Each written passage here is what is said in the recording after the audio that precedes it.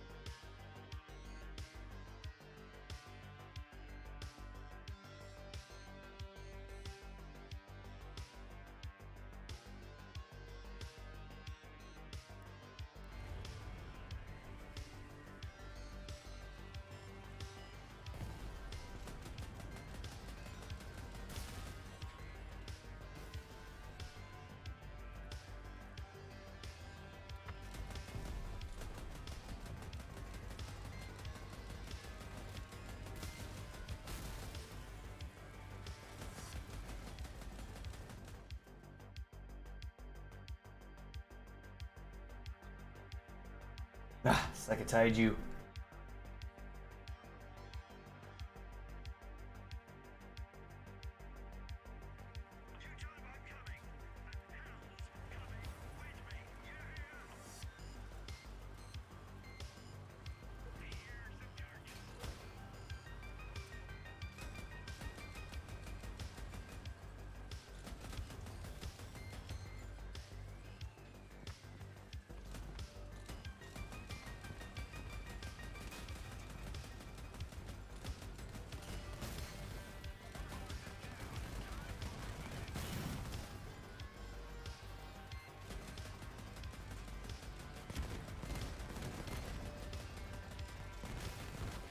Jesus Christ, man.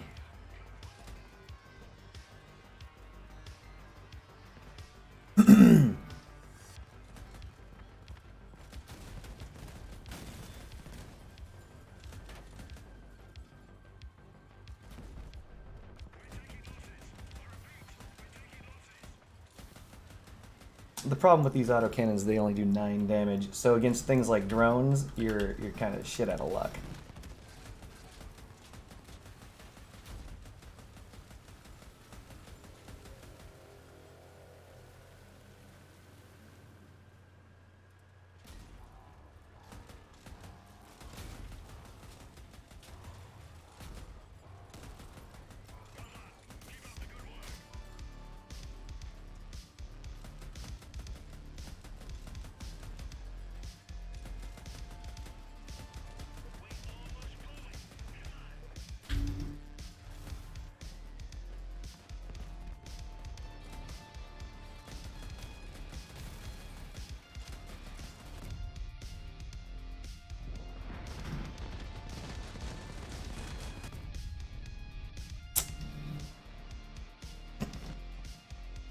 This guy was really weak, and I could have beat him. But, messed up. Could have turned around on him. He's going to not be... Yeah, we're fine. We're going to lose because this guy shotguns. Ruptures, baby! I'm on my way. Let's actually put a guy in here who matters. There we go.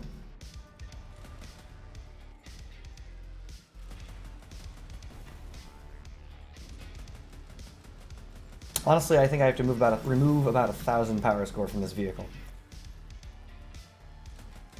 At which point, these guns will be in their operating range. I think 7k is the max. I'm currently at 7.9, so yeah, I have to lose 970 power score. And this thing will probably operate where it's supposed to. Doesn't sound like much, but 970 PS is actually putting me up in the 8Ks, and this thing doesn't have the firepower for that. 9 damage is not enough.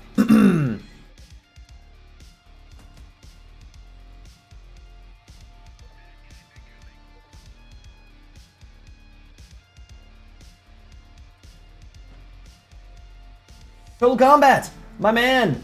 How are you? I hear everything is going well for Ukraine, to some degree.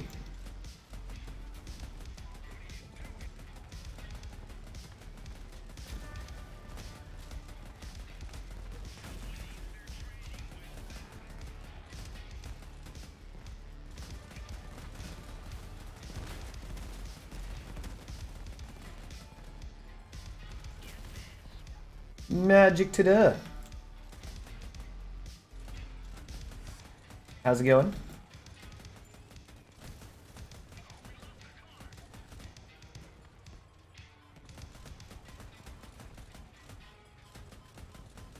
Can't wait for those missiles to wrap around and shoot me in the back no matter where I am.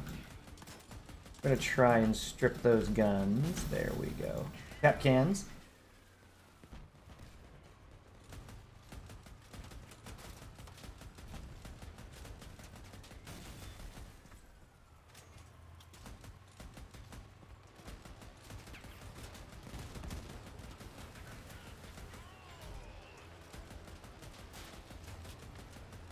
Guy's choosing to suicide on me. Okie dokie.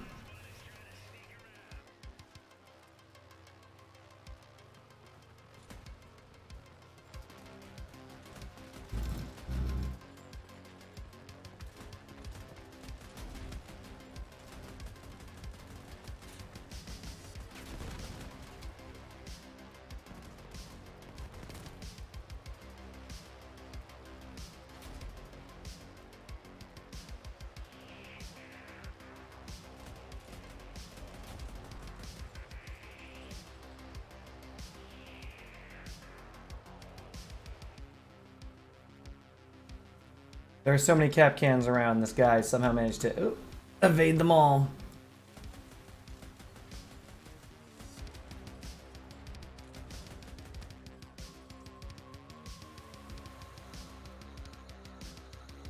Oh, you're physically at work? Nice, nice. Get him, Sekitaiju. Fucking drone.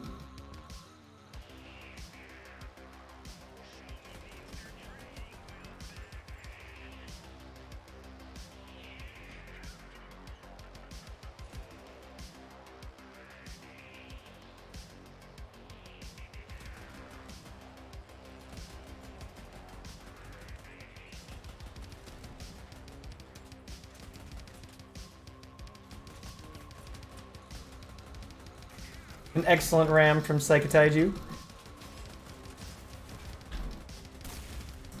We got him.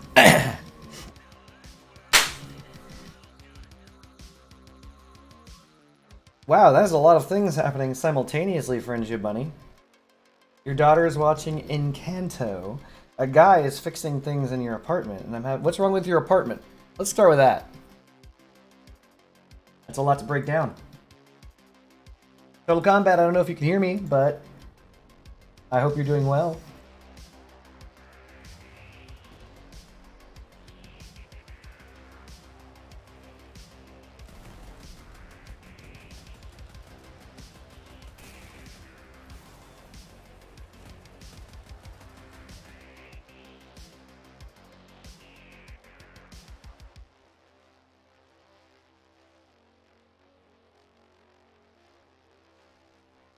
Black cat is hiding in the closet.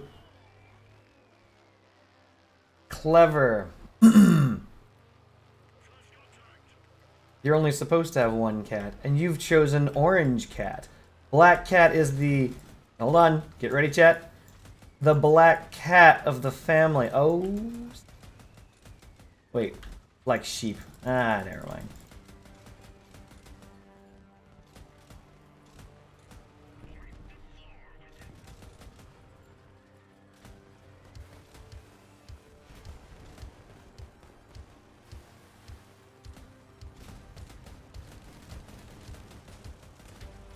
This is why I love autocannons.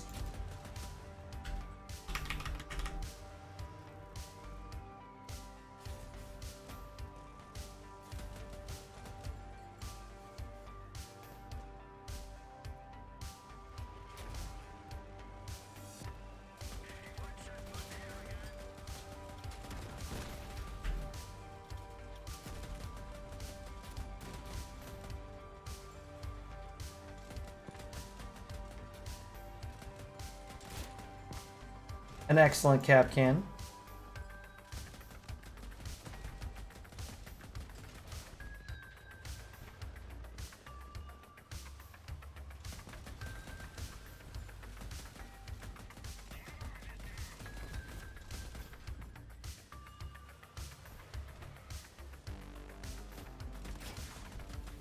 An excellent Kapkan.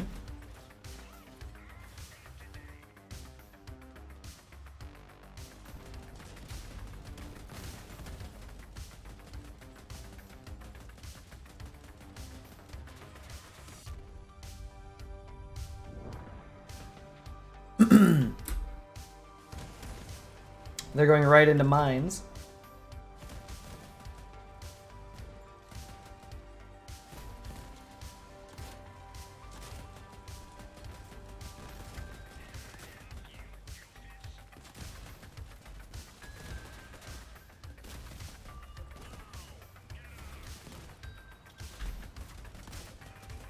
More Kapkans, not going anywhere.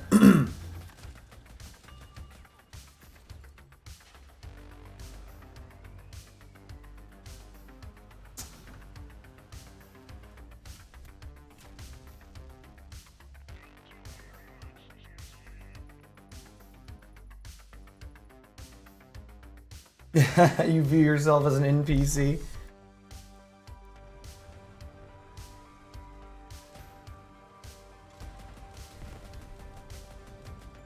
Wait, this shit is ass. You're gonna be far more specific. There's a lot of shit and a lot of ass out there.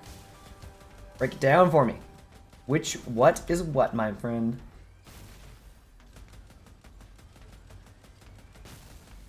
Me? Outstanding.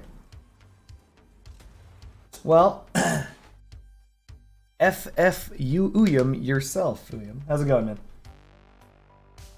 You're not happy with the hit point brick?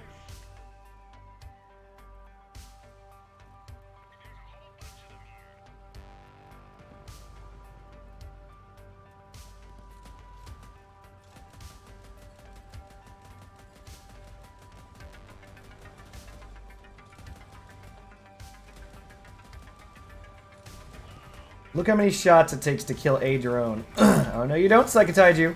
Oh yes you do, Psychotaiju. I'll catch you later. Goodbye, Psychotaiju. This is Crossout, chat. This is Crossout. Why is everyone doing this? Why is everyone coming over here? What are you doing, guys? Everyone's in on the chippy.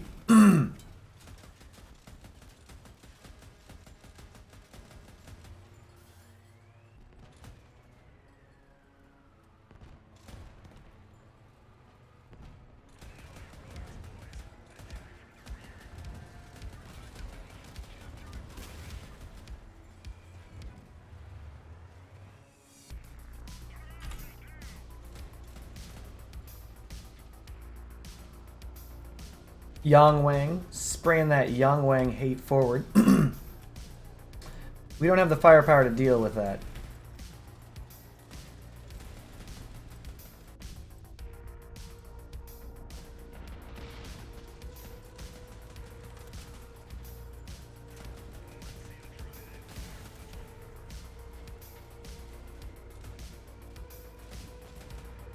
Gonna keep this wall between he and I, and I'm gonna spray down in that direction.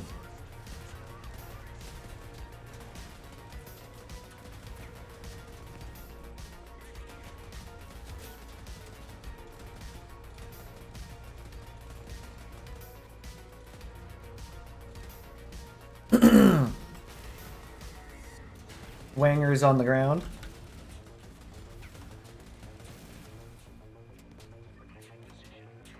My guns are overheating, so I can't return fire.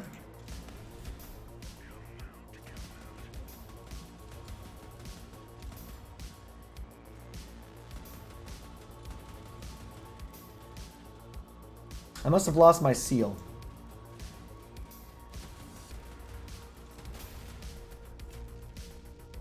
Total Combat, thank you for the wave.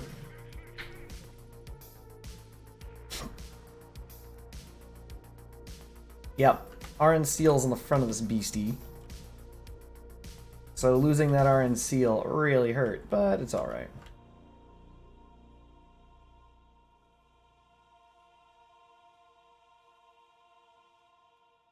That's why that guy didn't grind me to bits. I forgot, I put these things down here to prevent that.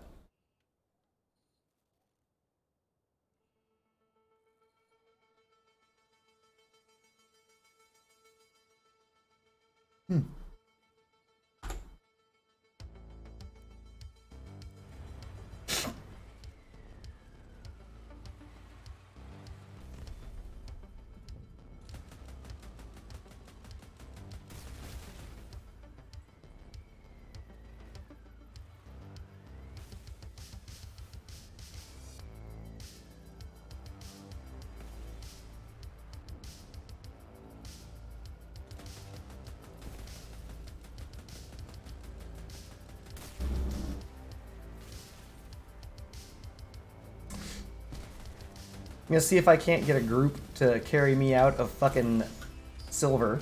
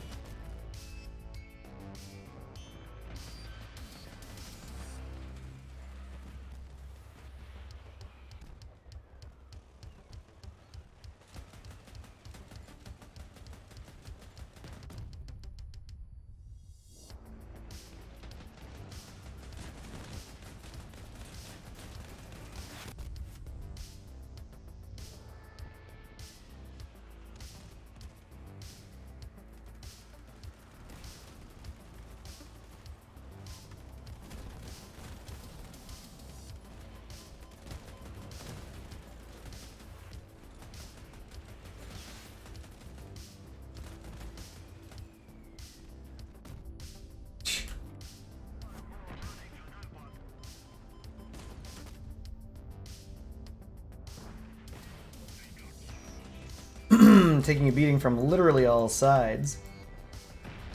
No idea where the rest of the team is. I think I might be the only one left. Based on the number of missiles flying into me.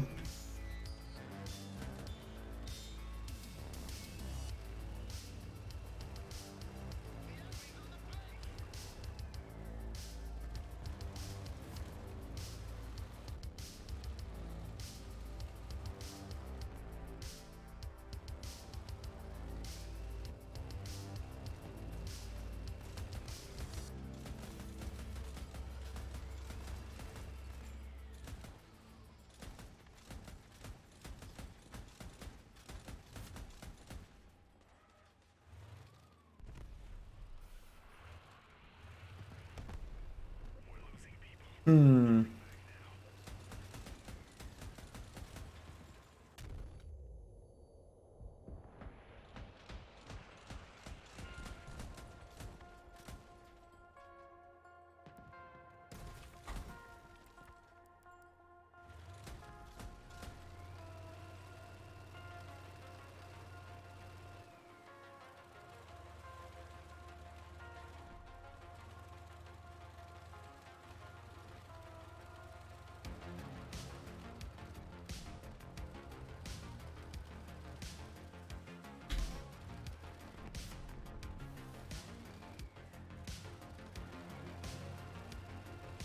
My car is broken.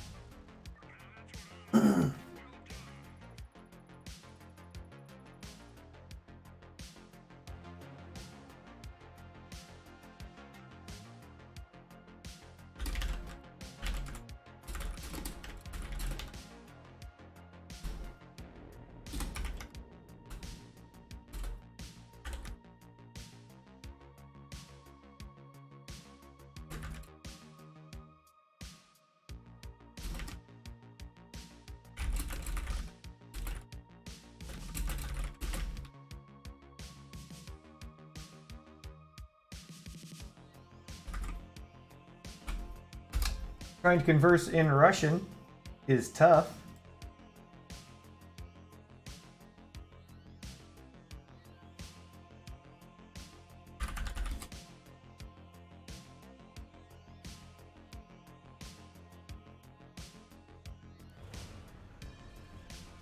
Right now we're attempting to use Google Translate to talk to each other.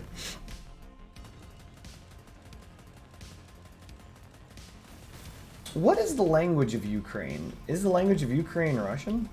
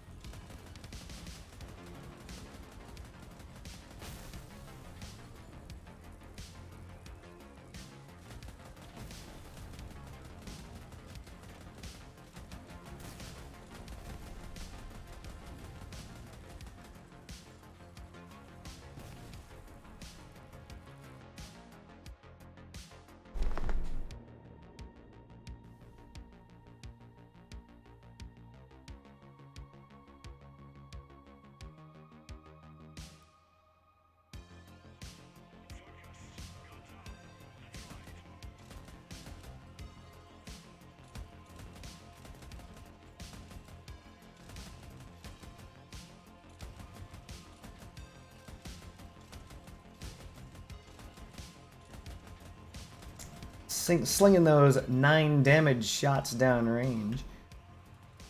If anybody takes that damage, they'll be like, was that damage? Right, 9 of it.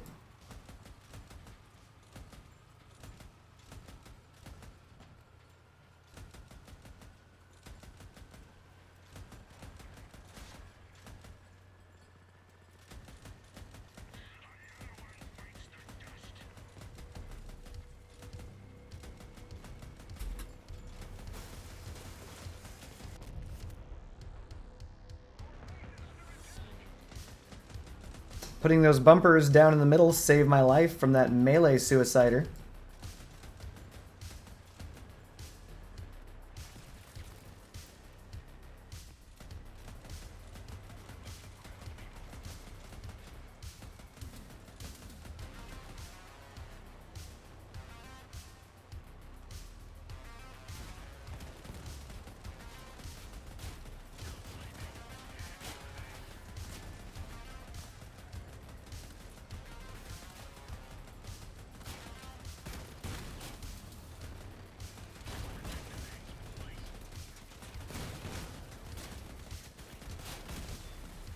Effing ow.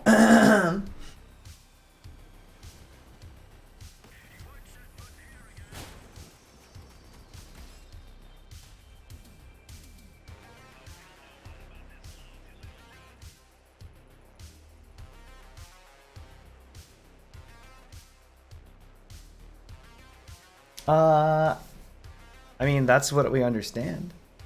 At least that's how I understand what's going on.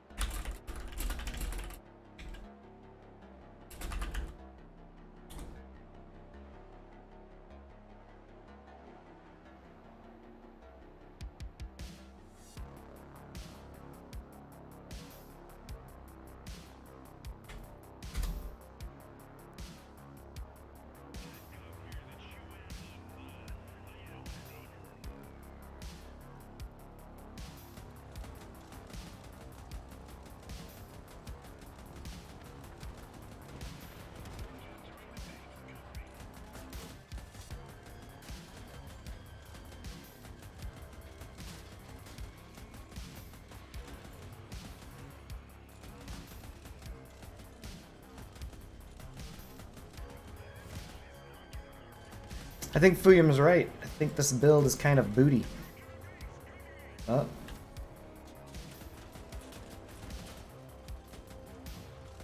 But I think the reason why it's booty is only because of the fact that the weapon is kind of ass.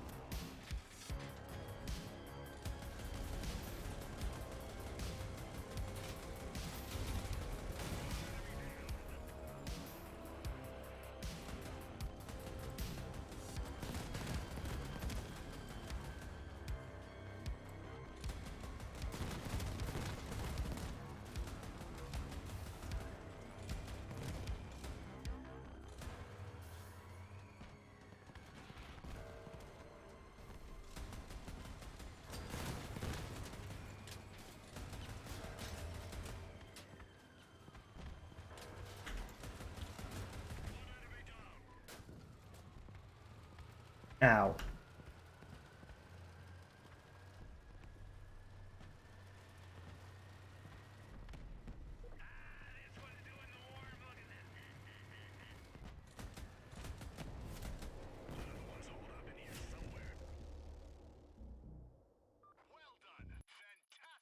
Oh, whoops. That was dumb.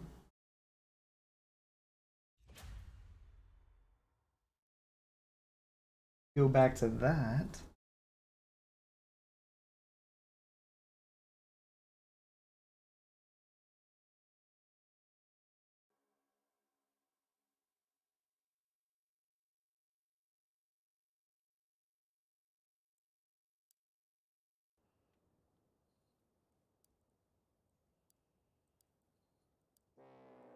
Let's see what we've got.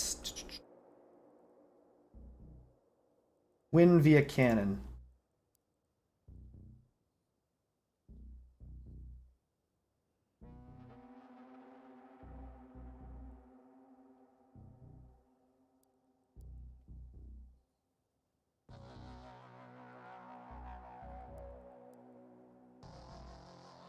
How do I rate the visual?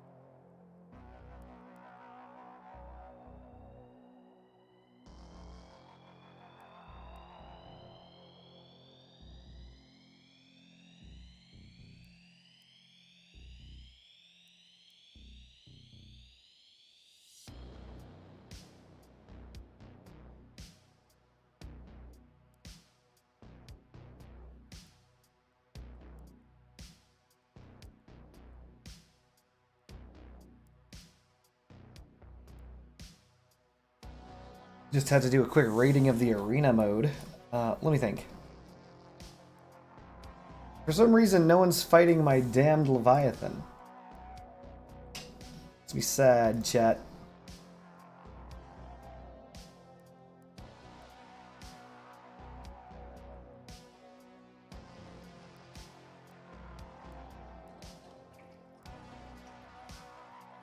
Crap.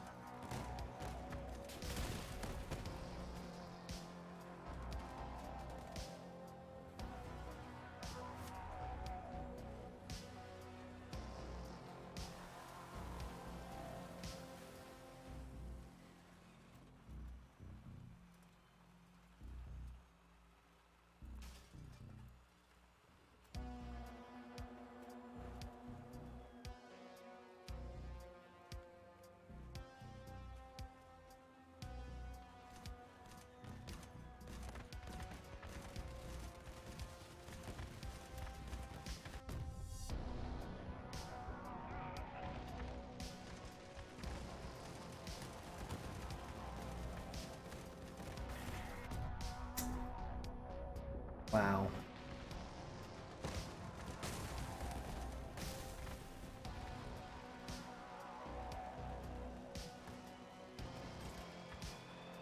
They're just letting him drive right across the battlefield directly at me. They don't care.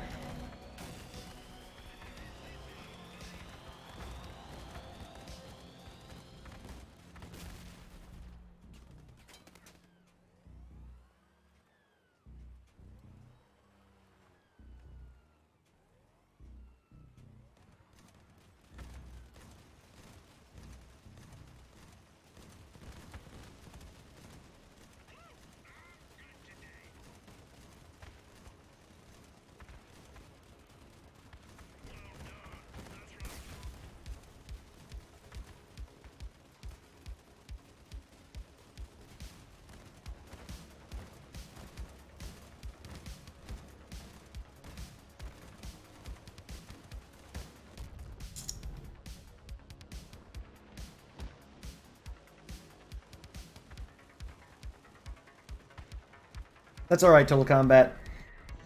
You do not need to talk about anything. That's my job. I'm supposed to be talking, and I will. I'm gonna talk about everything.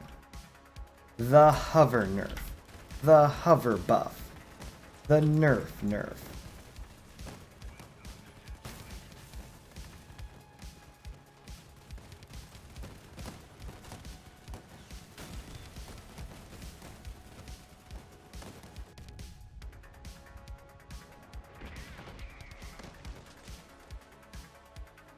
Thanks, Fuyum.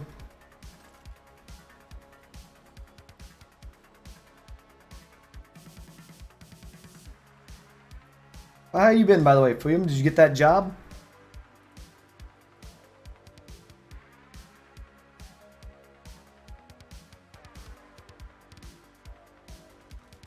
Always here. Always watching.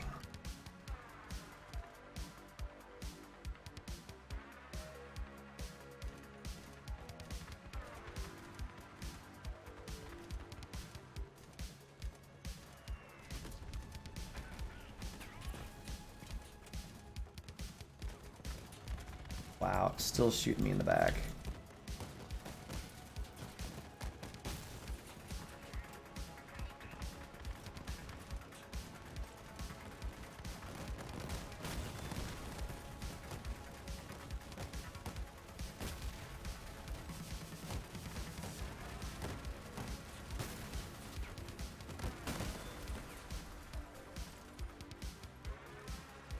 Apple Maps.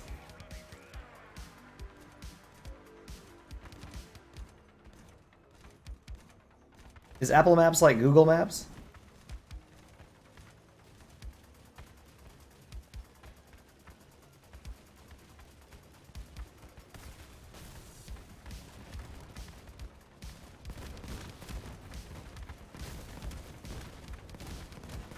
Well, I mean, I assume it's like Google Maps.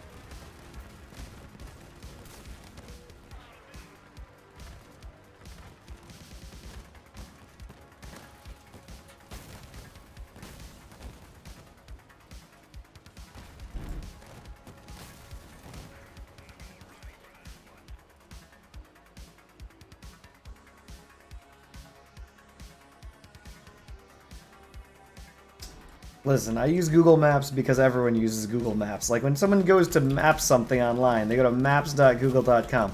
Nothing to do with Samsung. That's to do with the fact that it works and everyone uses it.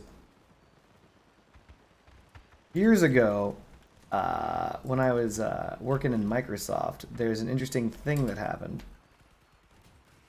Quite funny, actually.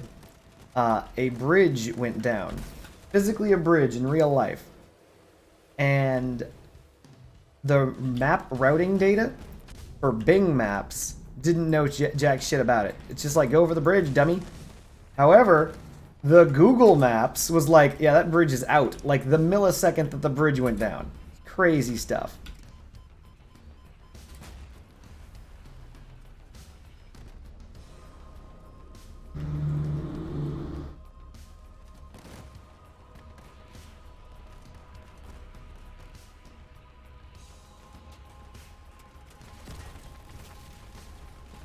Fuck Major. And fuck this team.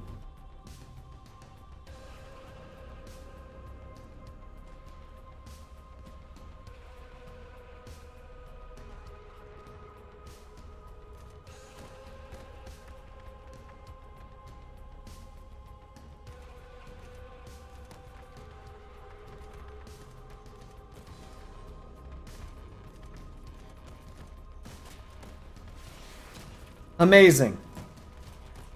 Bend it like Beckham AI ass motherfucking thing decides to bend the shot right into me.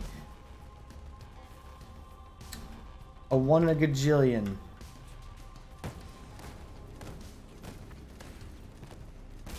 Cowardly McCoward over there being a coward. No, I understand that Apple Maps exists. Don't worry. You're going to tell me that there's a maps.apple.com now? Is that what you're telling me, Fuyum? Is there? I'm going to Google this. Maps.apple.com. What the? There's an Apple Maps. Look at this, chat. Not working. Not letting me do anything.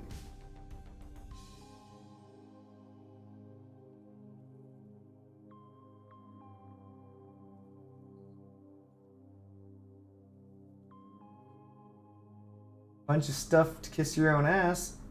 Neat. You type in maps.google.com, you can immediately type in stuff. What the? Fuyum, I thought you were trying to pass a drug test.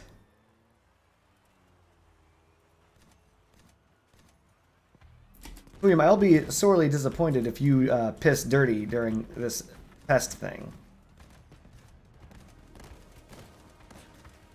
I'm sincerely rooting for you, and I hope that you are not your own worst enemy like John Jones. Don't John Jones this.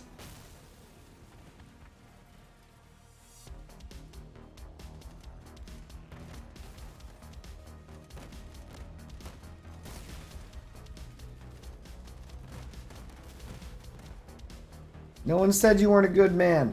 All I'm saying is don't John Jones yourself. Anyone who's familiar with John Jones knows what I'm talking about. If you're not familiar, let me know and I'll tell you what the problem is with him.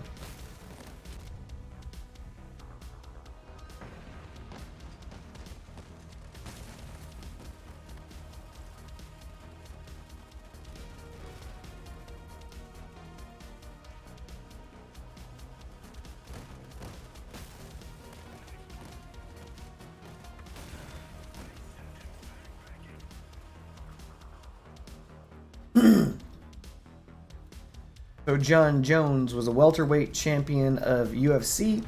He has the amazing record, has never been defeated in the octagon, which is the, you know, the ring, effectively, etc. But has been stripped of his title multiple times because his ass is a criminal. John Jones cannot stop cheating. He can't stop taking steroids. He can't stop cheating in the ring. He can't stop doing shit out of the ring.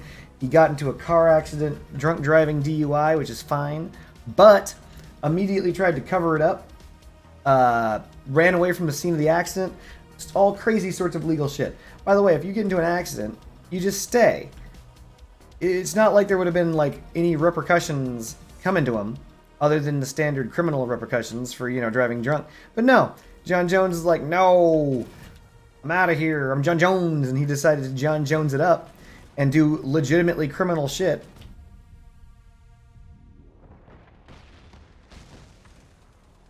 And what ended up happening is he was stripped of his title. The UFC got word of him being an exceeding criminal. And they're like, all right, fine, we got to take away your title. And so, long story short, he couldn't clean up.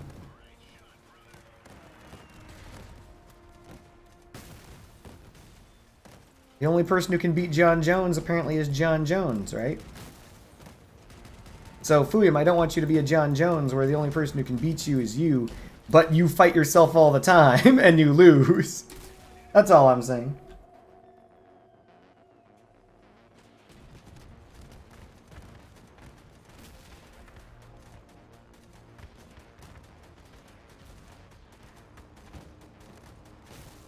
A friend of mine, a very long time ago, and this is real, and this is true, and this pisses me off to this very day. It was a job that was making not necessarily good money by today's standards, but was phenomenal money by that time standards, and also was far more than my friend was making. My man was making about like 12K a year, 12.5 tops. It doesn't really matter, because the place I was working was like, hey, if you have job referrals for people who know shit, refer them. And I'm like, you know what? Fuck it. This guy taught me computers. Like, I'm a computer tech. And the guy who taught me is this guy. And I'm like, hell yeah, this guy can do this job. He taught me. Hell yeah. So I went out of my way to get this guy a job referral. Did everything. Got him through all the interviews, everything. Got him to the final rung. You know what happened? He failed that piss test. I was pissed. This guy, when I approached him, I'm like, hey man, how much do you make a year? And you know how when most people, when you ask them that way back in the day, or even now, people are going to lie, right? They're going to be like, well, I make a lot of money. You know what? So he was trying to do that.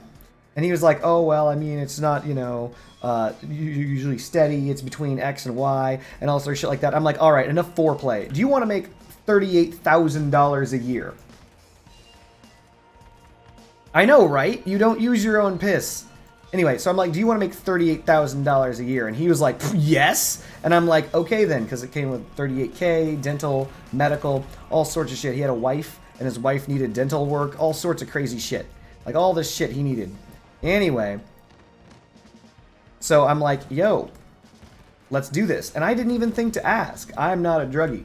I don't use any drugs. I've never in my life smoked marijuana. I've never in my life done any drug. Any.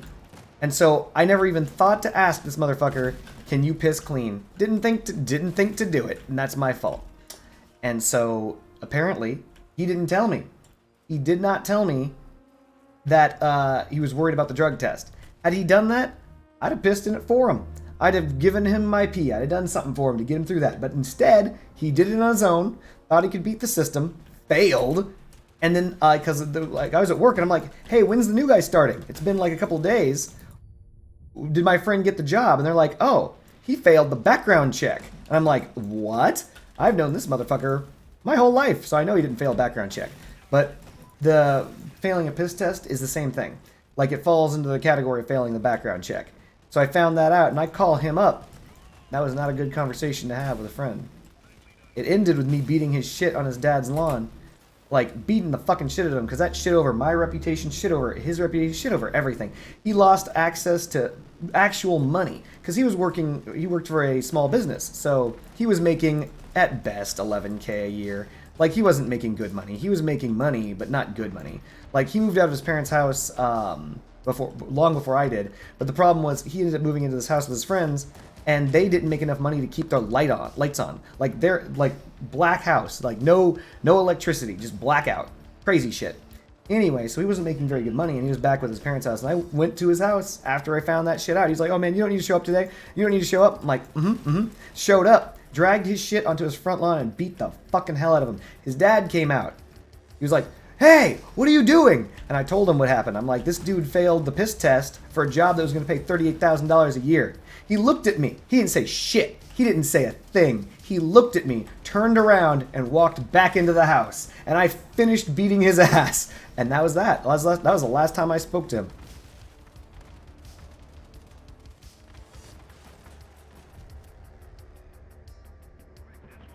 I was a younger man, Friendship Bunny. I was a younger man, more rash.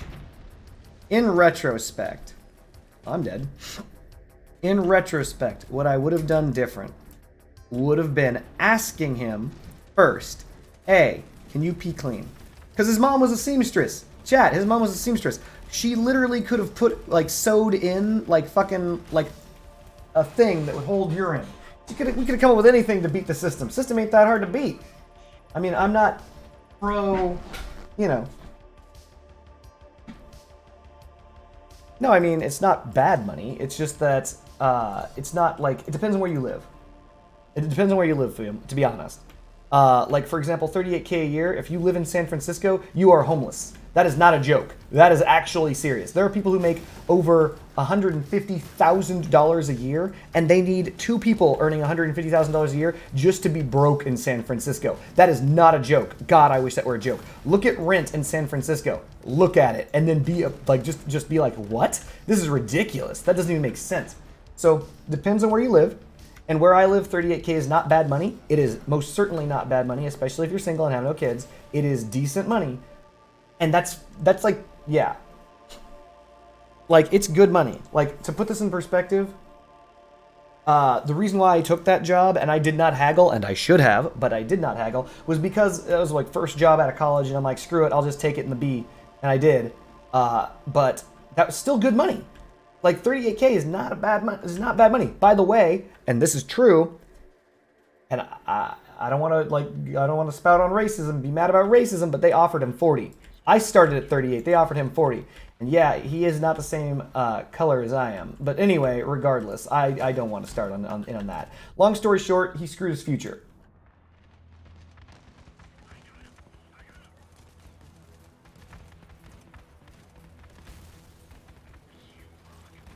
And I don't want you to be that guy, Fuyum.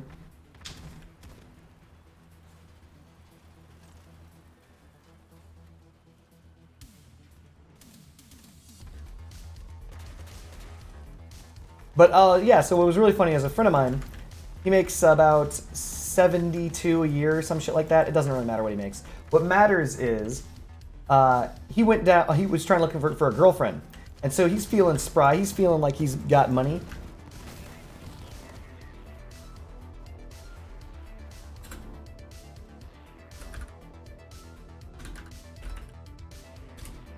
And so he's like, time to get a girl. By the way, that's not enough to get a girl, but whatever. So he's like, time to get a girl, I can do this. And so he goes down to California, and he's like, oh man, time to hit on chicks in Cali, because I want a California girl. And so he goes down to California, making his 72K a year. And he's hitting on chicks in bars, thinking that he's where it's at. And of course, conversation goes to paycheck, because as it do. And they're like, what? You make 72? I'm a fucking like receptionist, and I make 111.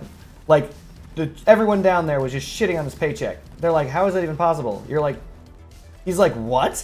And then he found out the difference in cost of living. Like, the cost of living in California is so ridiculous that even simple jobs, if you want to live in California, they pay mad money because your rent is not even close to what you're supposed to be getting for that amount of money. It's ridiculous. So yeah. Pretty insane.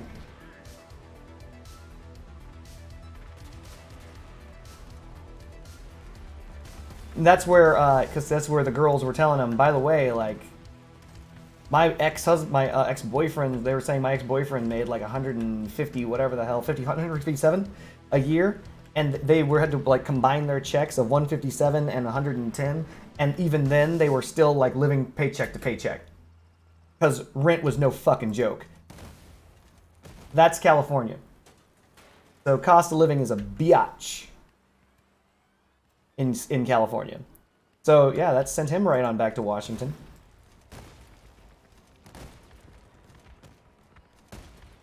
It's just pretty crazy how cost of living and what you get paid are just, they scale with each other.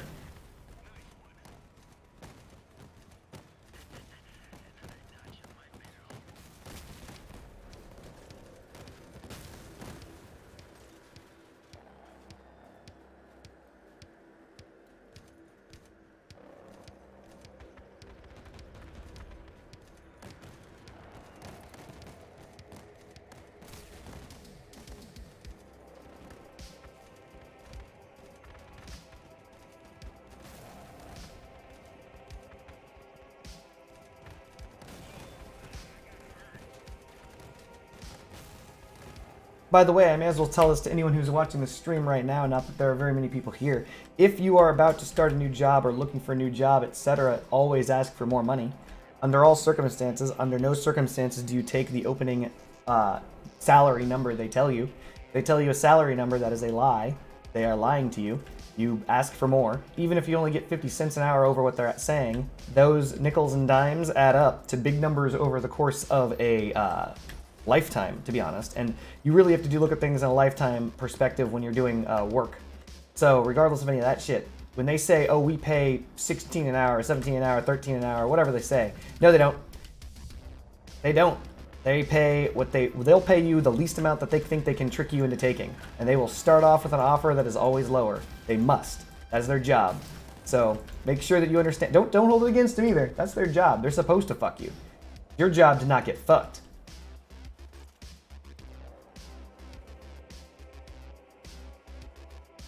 When I lived in San Jose, our 2-bedroom apartment was in this industrial area, and we were all excited because it was going to make $25K in 4 months, which is what my friend used to make a year. So we were all hyped up about all this money we bring back, etc. Nope, he ended up having to take out a credit card because Google did not pay enough. Oh, yep.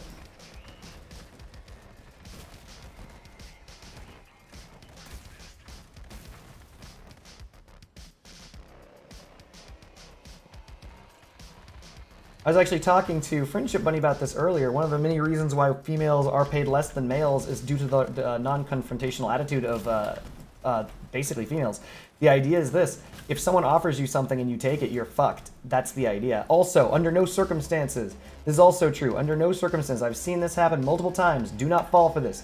Under no circumstances do you sign a contract that says you get paid less than what you expect, because they will say something to the tune of this: hey, you know what, we'll start you at this rate, but after a certain period of time, we'll up you to this other rate. That is a lie. They're lying to you. They are actively using their lying mouth and lying to you. The only thing that matters in work is the piece of paper that is signed. That is a contract. Words are not a contract. Words are words. Words mean nothing. So when they say they'll bump you up to another rate, that is a lie. They can lie to you. It's just like the police. You know how if you're talking to the police and you're like, the police can't lie to you? Yes, they can. They can absolutely lie to you. Nothing that they say matters. It's only what they do. So, very important that you remember that. Especially when it comes to contract negotiations and all that stuff like that in the future of your life. So when the police, not when the police, but whenever you're talking to, let's say, jobs and so on and so forth, they'll lie to you, to your face, and they'll say, don't you worry, we're going to start you off at a lower rate, and then we'll up you to a higher rate a few months in. Nope. Friend of mine, I was just literally telling Friendship Bunny about this exact story. Friend of mine, they started them off like that. They're like, you don't have the job requirements for this job, so what we're going to do is we're going to start you off at a nice low rate. Really, really low. Like, we're going to really fuck you to the wall. But don't worry.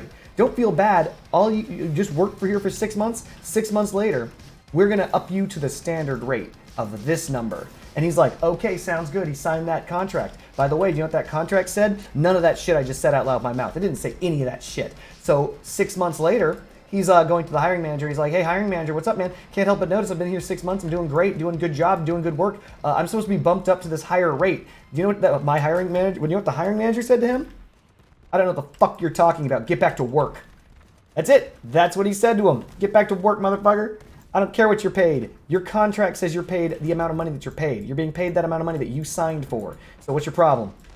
Yeah, that's how that works.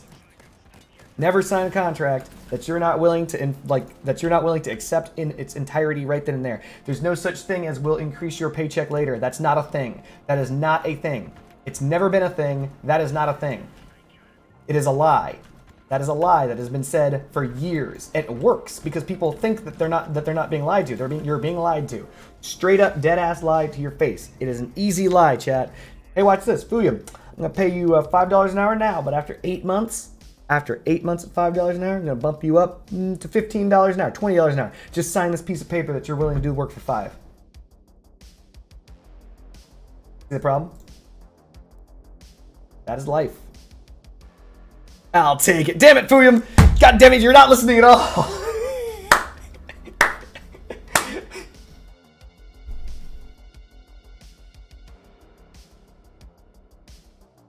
They keep saying it because it's an easy trick. They're tricking people. People are, unfortunately, easily conned. They easily are conned into believing stuff that they want to believe. And they don't understand contracts. Words do not ever overwrite contracts. You better not take that deal, Fuyum. God damn it. It's like you're not listening to a thing I'm saying. It's like the opposite of what I just said to do. Precisely. They take it because they hear money. And they're like, yeah, I'll do that. Don't do it. You're screwing only yourself.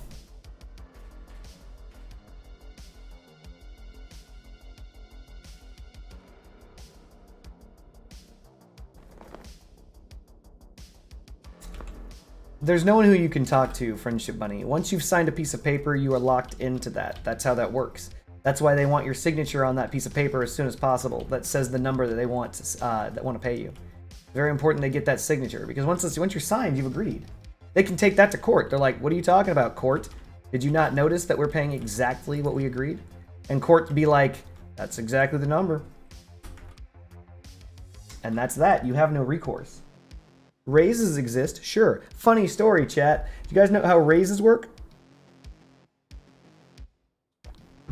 Raises are a percentage of what you earn. So when they start you off at a lower rate, they're like, well, hold on a second. You make, let's say, $10 an hour.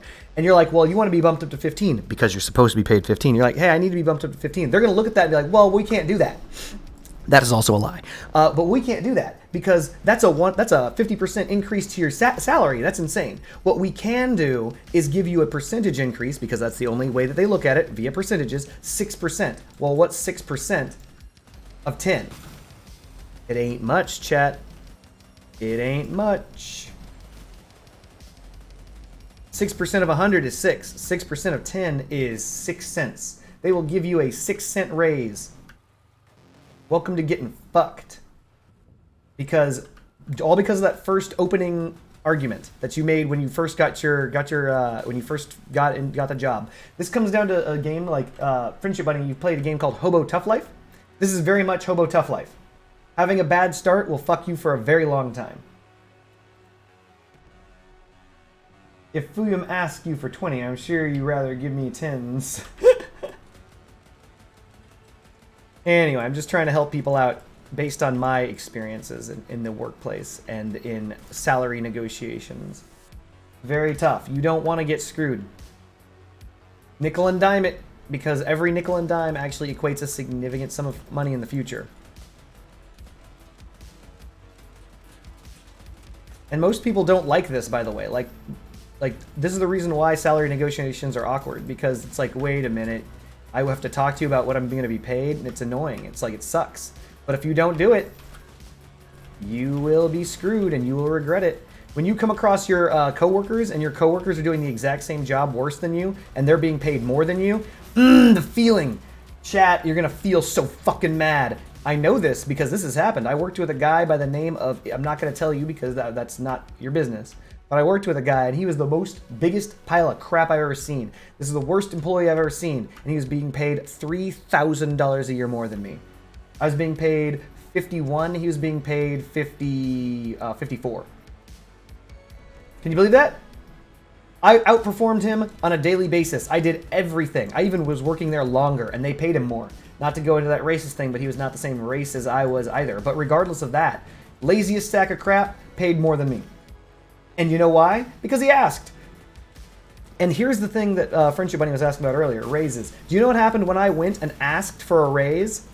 Oh man, do you know what the salary manager said to me? The greatest thing ever. He looked at me and said, Cardboard, this is not a charity. And told me to get back to fucking work. That's right. That was that. That was that, chat. This dude who was a pile of crap, who was like literally there less time than me, produced less work than I did substandard work. He was being paid more than me. And when I asked to be paid the same, this is not a charity. That's right. It all comes down to that opening negotiation. Do you know what I did? There's only one thing you can do in those situations, by the way, chat, in case you're interested. There is only one thing you can do, and that is leave. And I did leave. I left because I had to. They had already locked me in at that low-ass pay rate, and they were never going to come up. Ever. All of my raises were going to be based off of that initial pay rate that I started at, and I was fucked.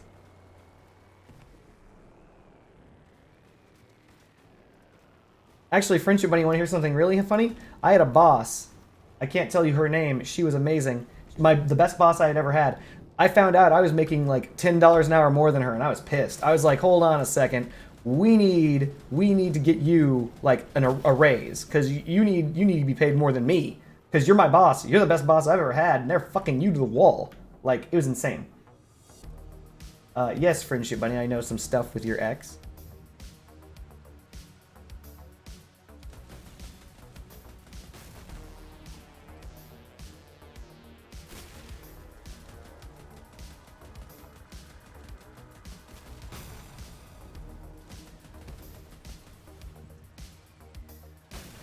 They're going to keep paying him as low as they can for as long as they can. That's their job. Of course, they're going to keep paying your ex as little as they can for the absolute maximum amount of time that they can. That is their job. It's how money works. For those of us who don't understand money, that's how money works. In order to get money, you have to have money. In order to have money, you have to make sure you don't pay it. Has anyone ever heard the old saying, a penny saved is a penny earned? That is a real statement. That's real. And do you know how businesses make money? They earn money by not giving it to you in the first place. A penny saved is a penny earned. That's how they're going to save their pennies. That's how they're going to make their money. They don't pay him, then that's money they pay themselves. The money didn't evaporate. The money didn't just disappear. The money's in someone's hands. Somebody has it.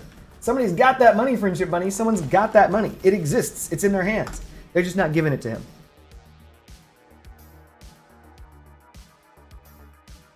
Just wait this month. That raise is coming in just a few more months. That's the carrot and the stick. They're using that carrot to get that work out of them. And as long as it works, right? Why am I talking about all this stuff to you guys? You guys aren't interested in this stuff.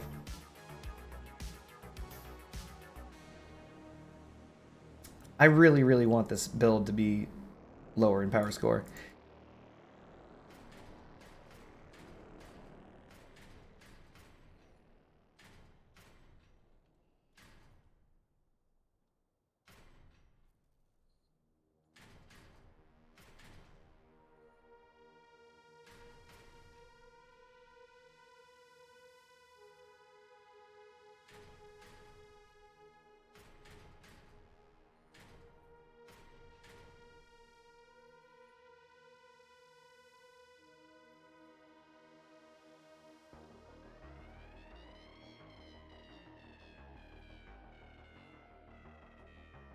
Well, once again, Friendship Bunny, in the case of your ex and all those things that you talk about, there's an interesting set of circumstances around that where they know what he's worth.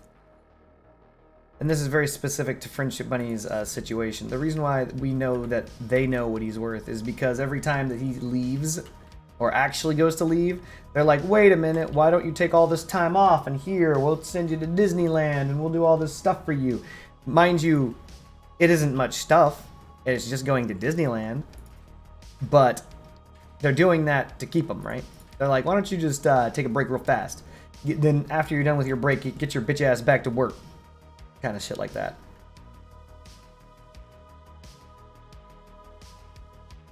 So, it is business. Business. Business sucks, chat. It's a terrible thing. Business is a terrible thing. I say that because merely just saying it's business is is like an excuse, you know?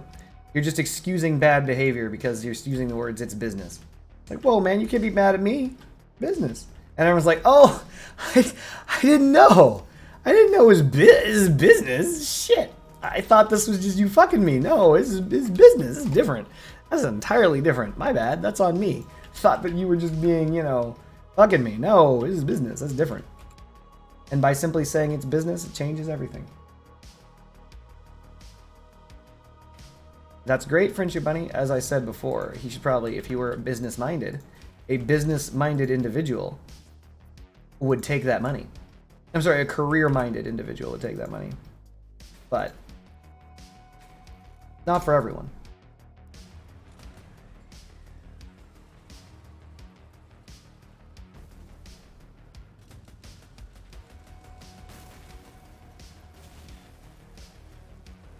Don't do it, Friendship Bunny. Don't you do it. That's not your business. That's his own. That's his own business.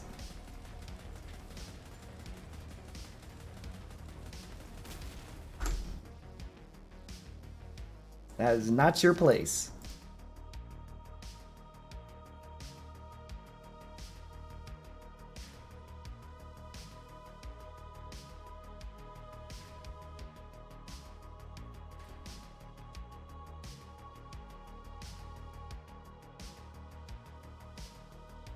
All this talk about work has gotten Friendship Bunny worked up. Cool off, Friendship Bunny. Cool off. Not worth it. Just not worth it.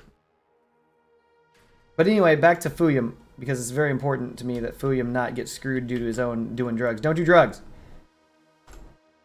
Can you do that for me, Fuyum? My man? Why was this not fitting in the middle? I know there's room. I can see it. I can see there's room. What are you doing?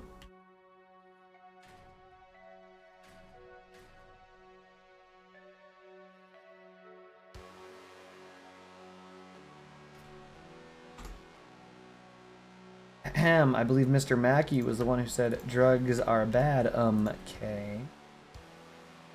Drugs are bad. Drugs are bad, okay. But believe it or not, whether or not that statement is a silly one or not, it's a true one. If you've seen Tropic Thunder, doesn't mean it's not true. That's a theme song from the Jeffersons. Doesn't mean that's true, it's not true.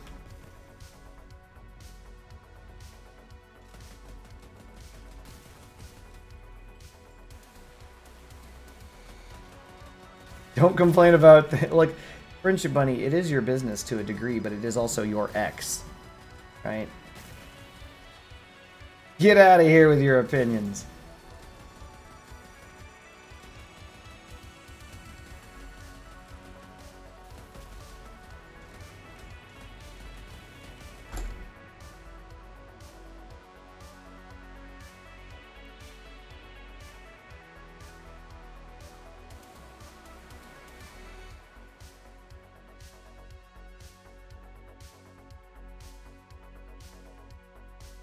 It does. Marijuana can stay in your system for quite a while.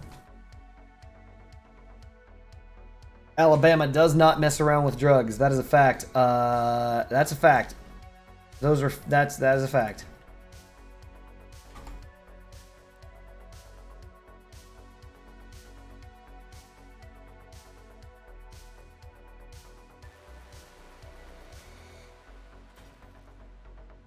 Seriously though, Alabama loves nothing more than putting drug charges on people. 100%. That's a lot of kratom, whatever that is.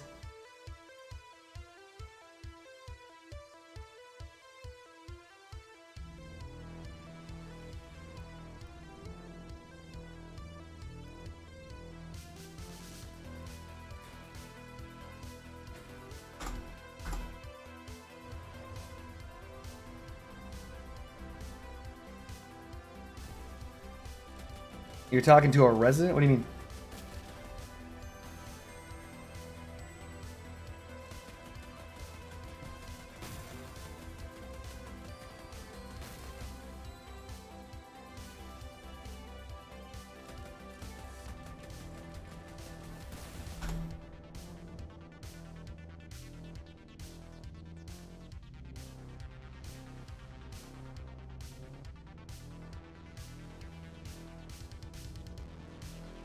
Oh, talking to a resident of Alabama, yep.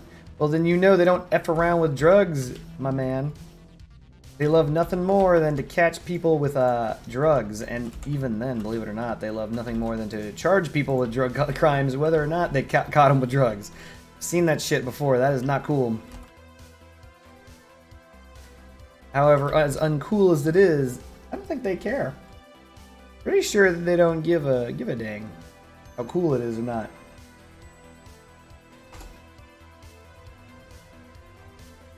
It's like no dangs given.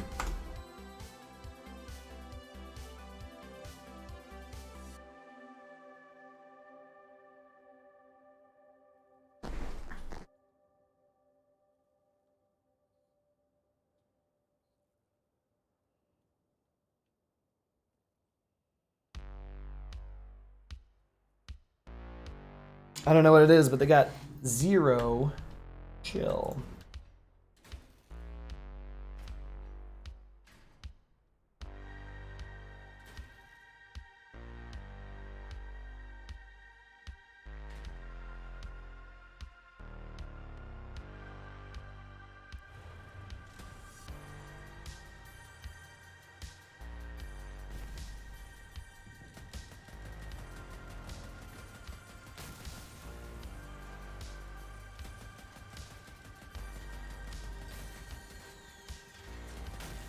Hey Fuyum, after this, I'm currently building ruptures, but when I'm done with that, I'm considering building whirls.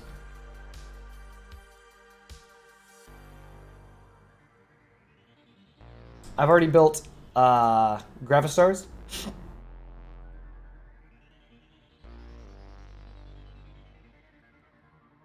You have a cat, Fuyum?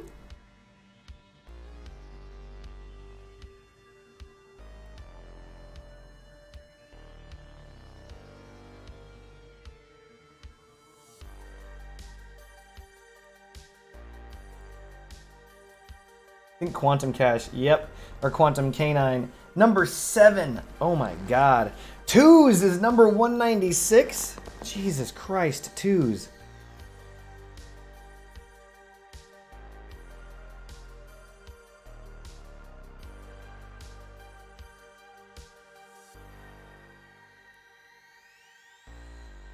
What? Twos is swapped to Retchers? Why?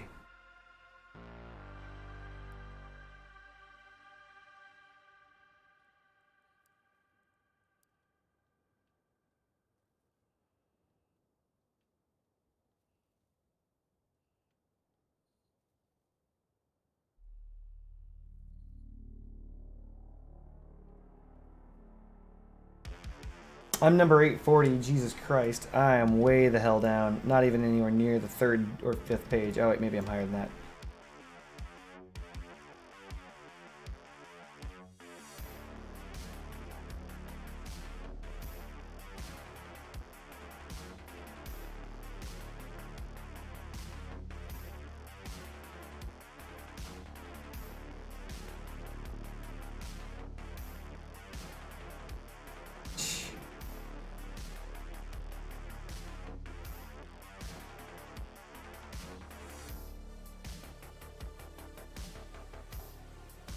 Number 7 in the world.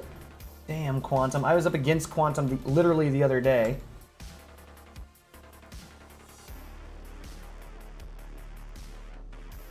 What I'm trying to do right now is modify this build so they can get under 7k. I only need 900 power score to cover this thing in what appears to be armor.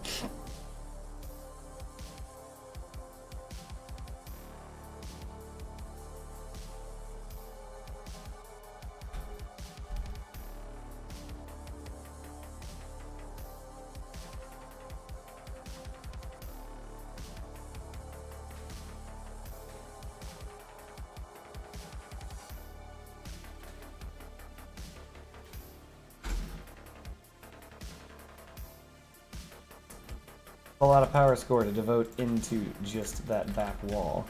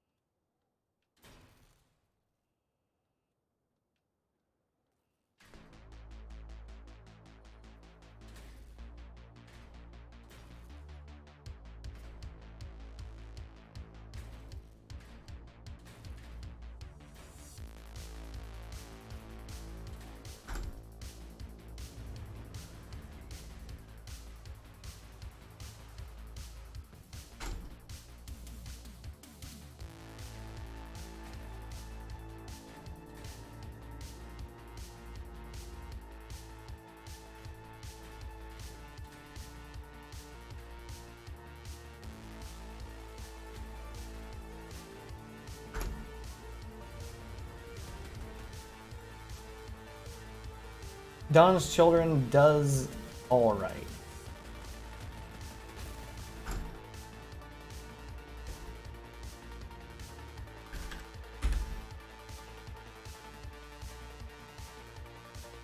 .44 power score is a lot of power score. 37 is a lot less.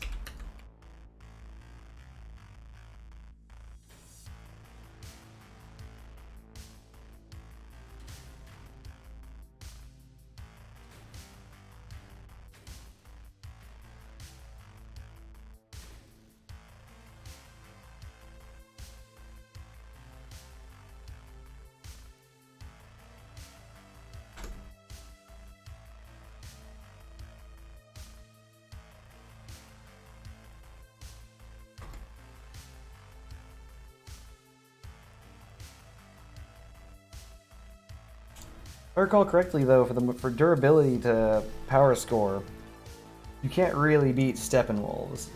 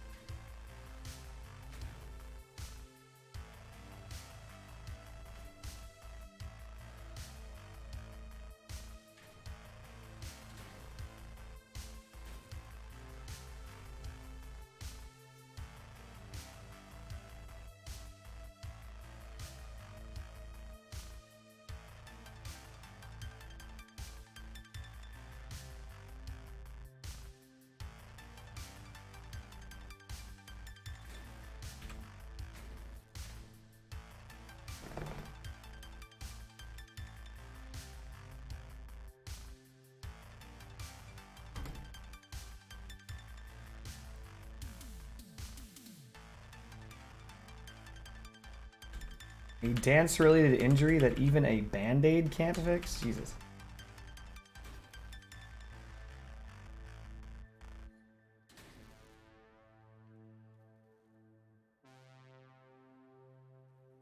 Not gonna lie, that sounds like a pretty hardcore dance-off.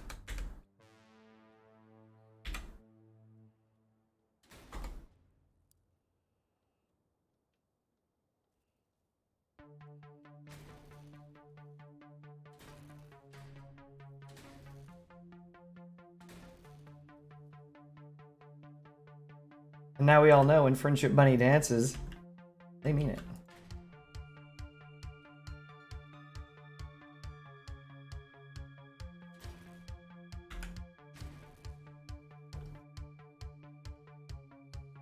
You weren't dancing.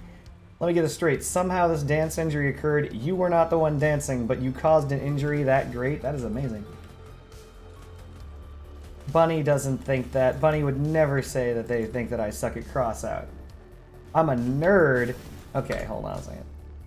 Hold on a second. Are you just saying stuff, Fulium? Sounds like you're just saying stuff.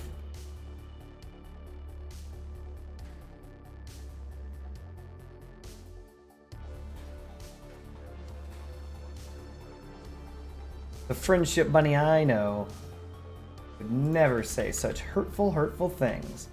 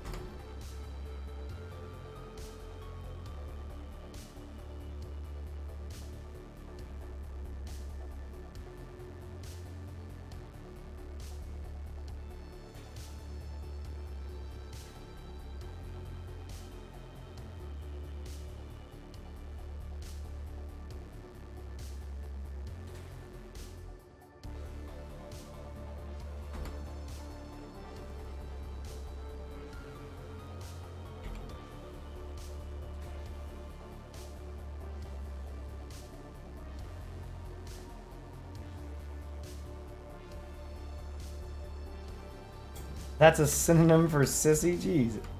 William. Who crawled in your dad this morning? Jesus. Not Steppenwolves.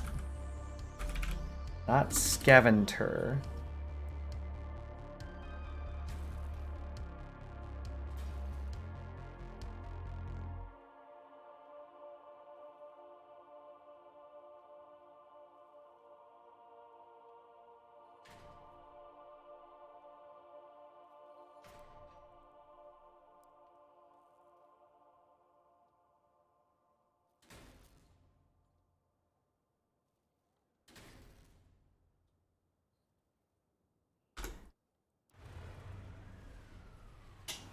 6-9.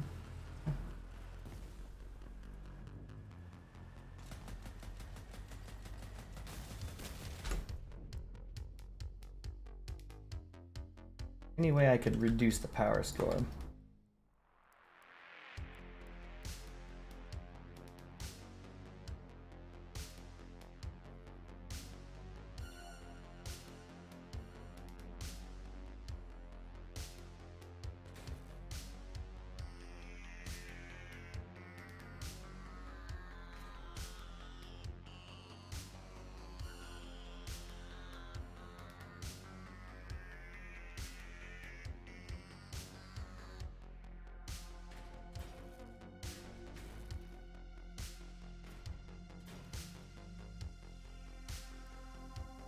Seven.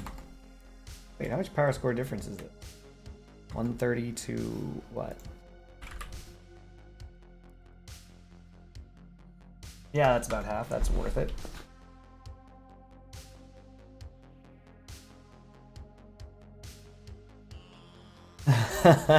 I told you these things in confidence. I'm sure you did, Frenchy buddy. Now here we are. Betrayed.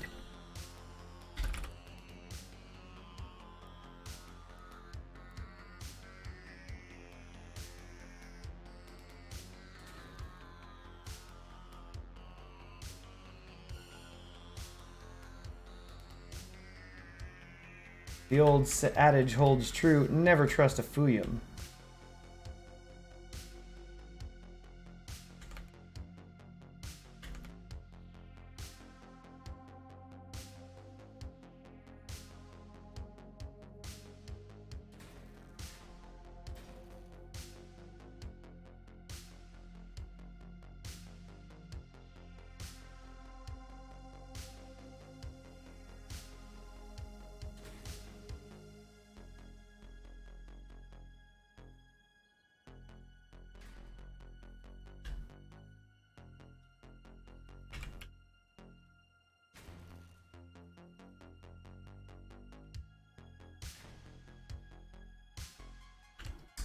Not help.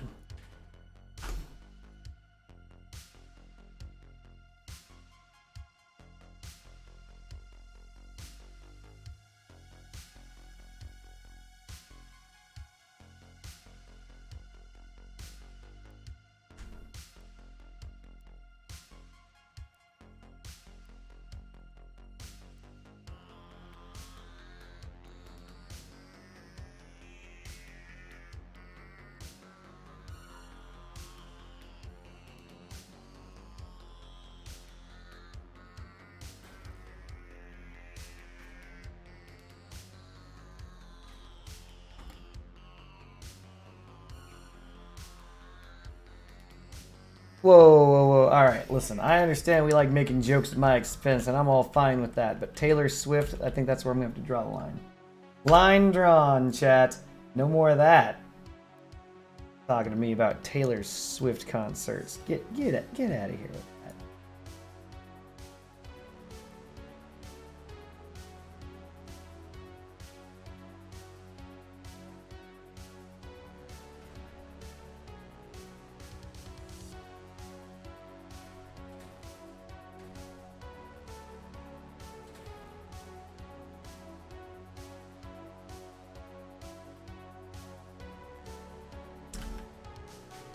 Why is everyone trying to test me today? Magic, get out of here.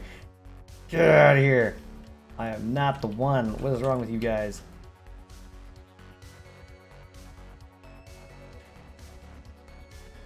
I will turn this stream around. I swear it to you, chat.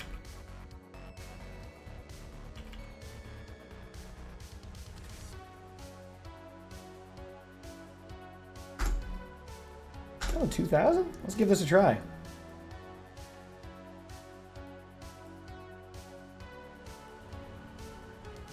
We cut a lot of fat off this thing to bring it down a lot of power score.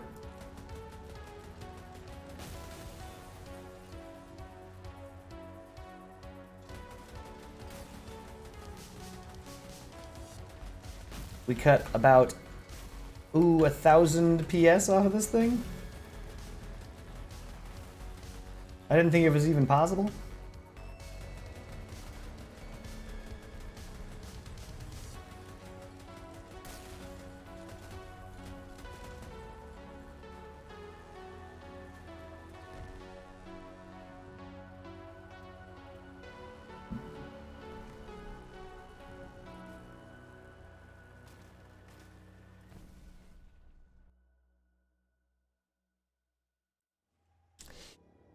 Oh, you.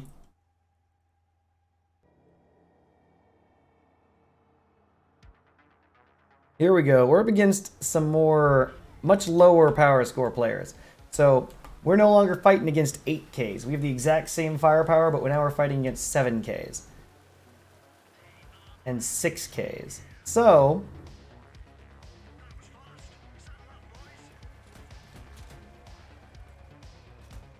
AI Jacob is holding still. He sees something.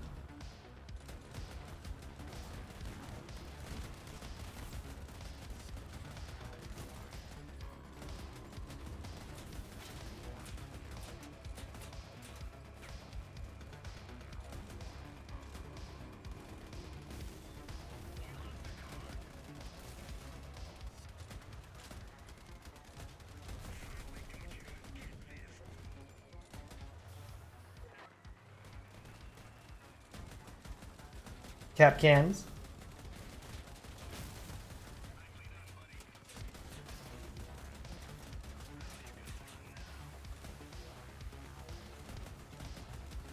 More cap cans.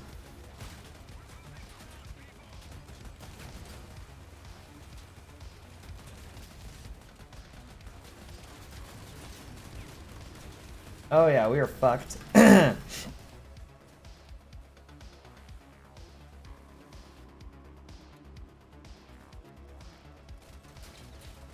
Guy's spamming for help, but there's nobody left to help him.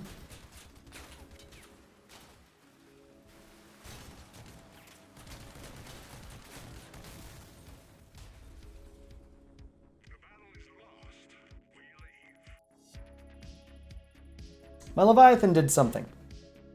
9 enemies destroyed. Did it win? Participated in 1 battle, destroyed 9 enemies, did 21,000 damage, did not win.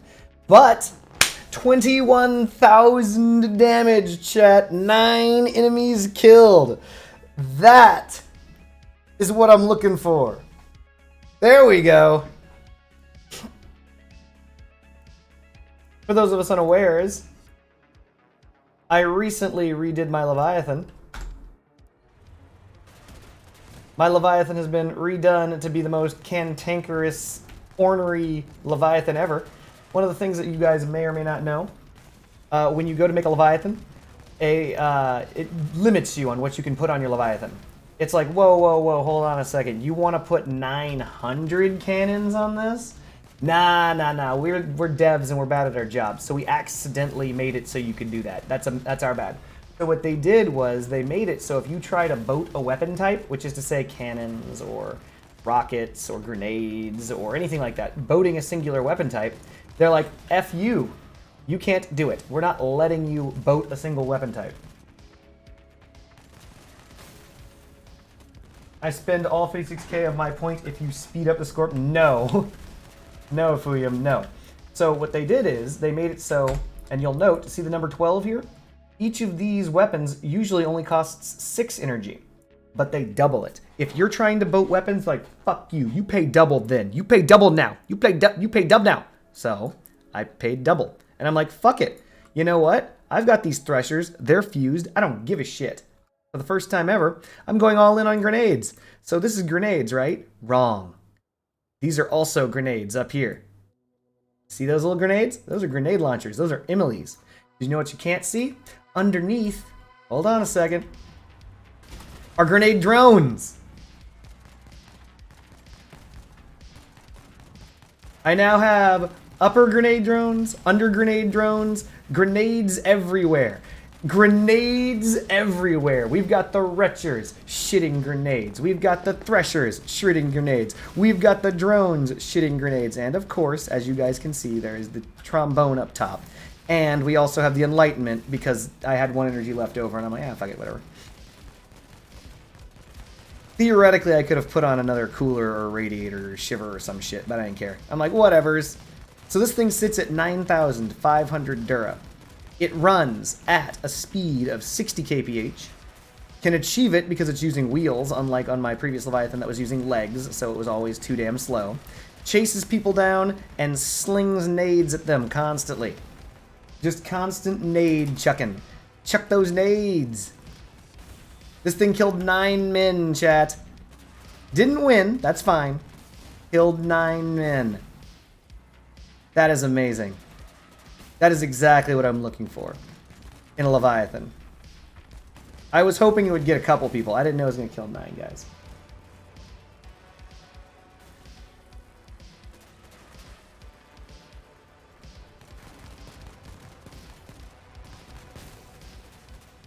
Also, there's another thing. Even if you pop the generator on this thing, it doesn't matter. Generator is placed on the very front, far away from any weapons or armor or anything, so the gen pop doesn't do anything. It's just, you can destroy it, it doesn't matter. Additionally, this thing uses staggered wheels. This thing's a crazy little Leviathan. I could strip those 2 threshers and put different guns on this thing, but I don't care. I don't give a shit. I like it the way it is. I imagined when I made this Leviathan, what is the most annoying garbage that I'd have to deal with? It would be grenades. And I'm like, but there's a limit on the number of grenades. And I'm like, fuck it. I'll pay the energy. I don't give a shit anymore. And it worked. I could probably make it even more difficult to kill. The tower that's in the back was initially being placed there for an entirely different reason. And now that I think about it, it's unnecessary and vestigial. I could actually remove that tower if I really wanted to. And place different stuff in different locations. But basically, the reload module's up there, the radar is up there, all sorts of stuff is up there.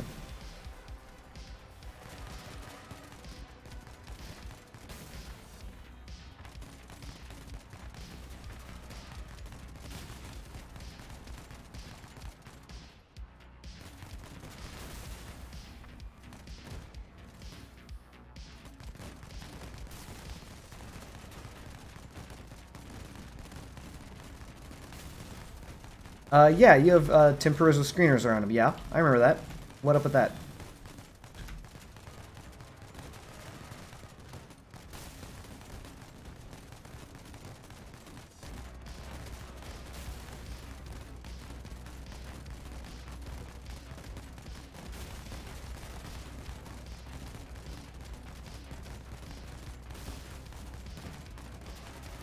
Oh, you put an averter on those now?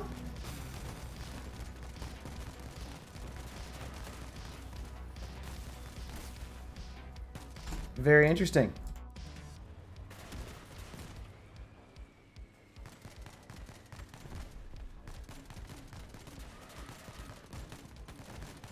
Well, I'm interested. How is that going?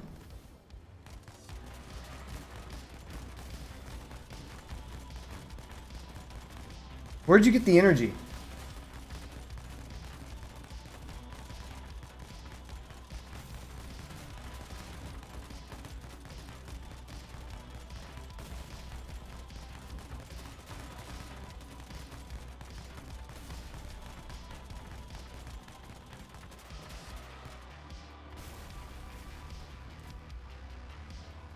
No, I understand you're just testing, but where did the energy come from to perform that test? I would have sworn you were obviously already at energy cap. Did you increase your generator to a bootstrap or gas gen? Ooh, took an interceptor off. I disagree. Put it back on.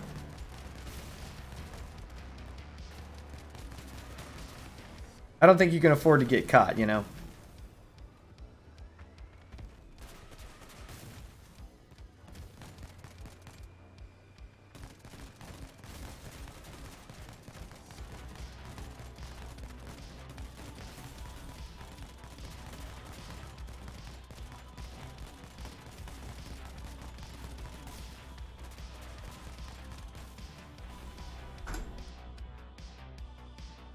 Fair enough.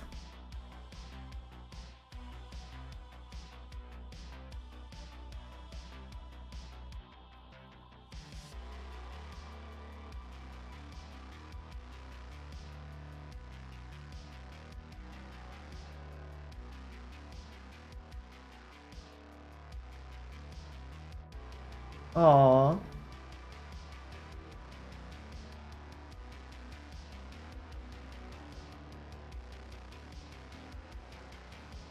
You do still have a bootstrap. The only thing is, it's like you're increasing your durability and but the power score increase would be insane. That's like this silly build.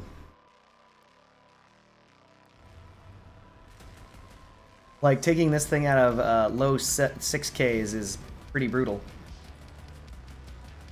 Wesley is just like me. Carrie Elways? What does Carrie Elways and I have in common? I don't think there's much that Carrie Elways and I have in common, to be honest. For those of us who don't know, Carrie Elways, is the actor who played Wesley in a movie called The Princess's Bride. He is a comedian. He's an actor who is also in a movie known as Liar Liar.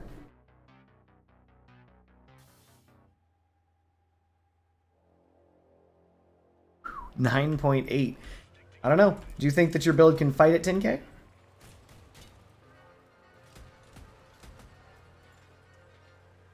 It might be able to. Oh no!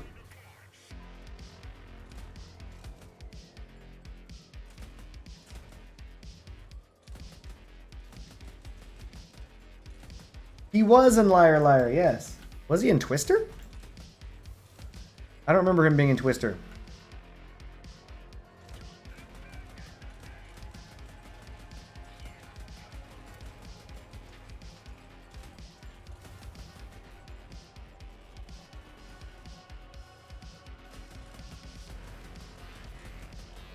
Wait, was he the tornado? Oh.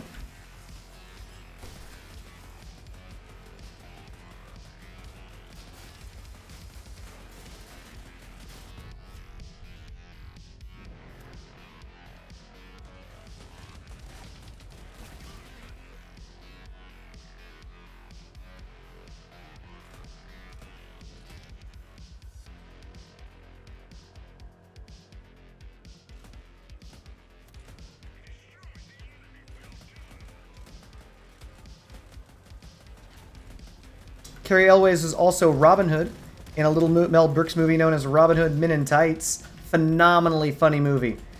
In case anyone's familiar with the workings of Mel Brooks, one of the funniest Mel Brooks movies ever made. By the way, Mel Brooks is a very funny man, so every one of his movies is arguably his funniest movie.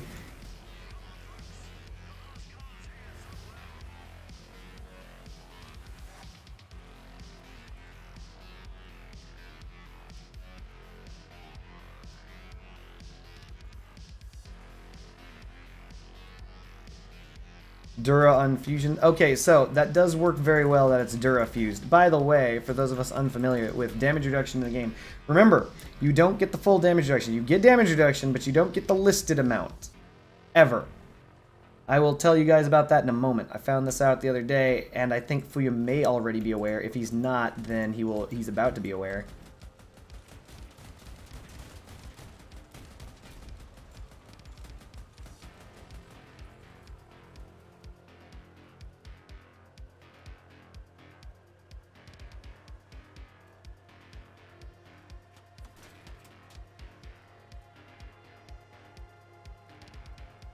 Beginning the very slow drive without my engine all the way across the freaking battlefield.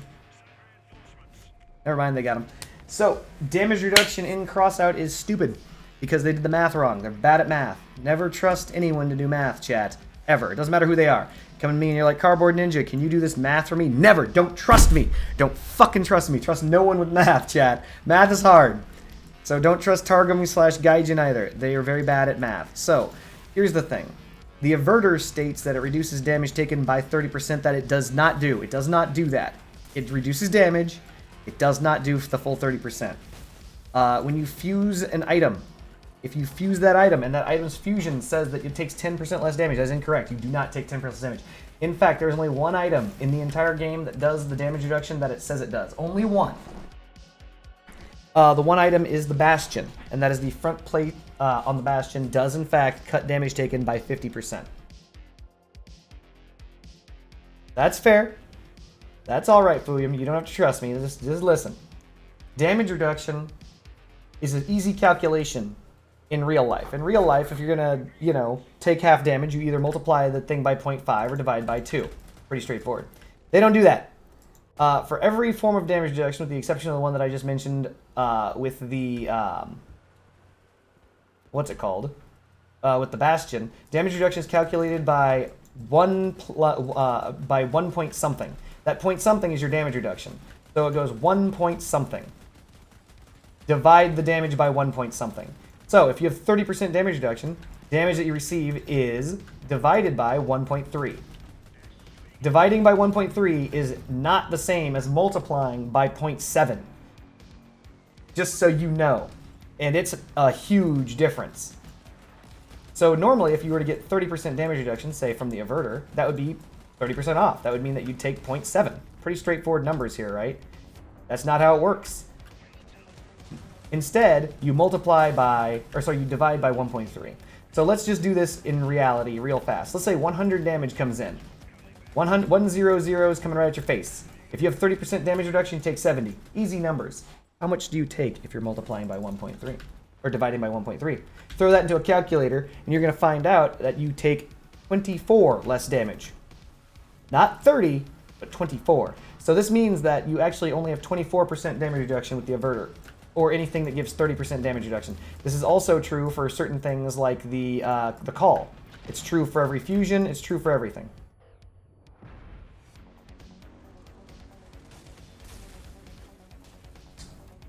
Yes, the Neverending Story was originally a book, yes.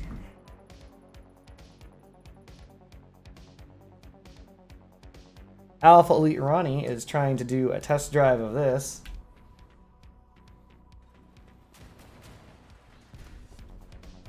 Not sure what this is supposed to be a test drive.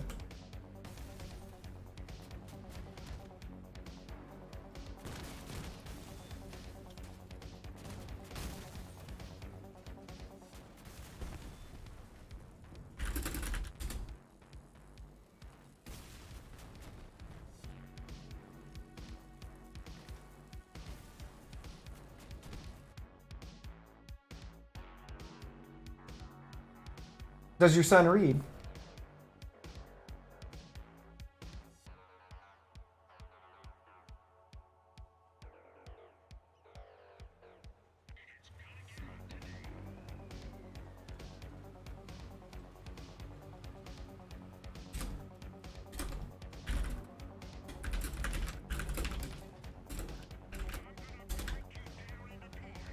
That's excellent. I'm glad that your son is such a good reader. You should laud him for his intellect.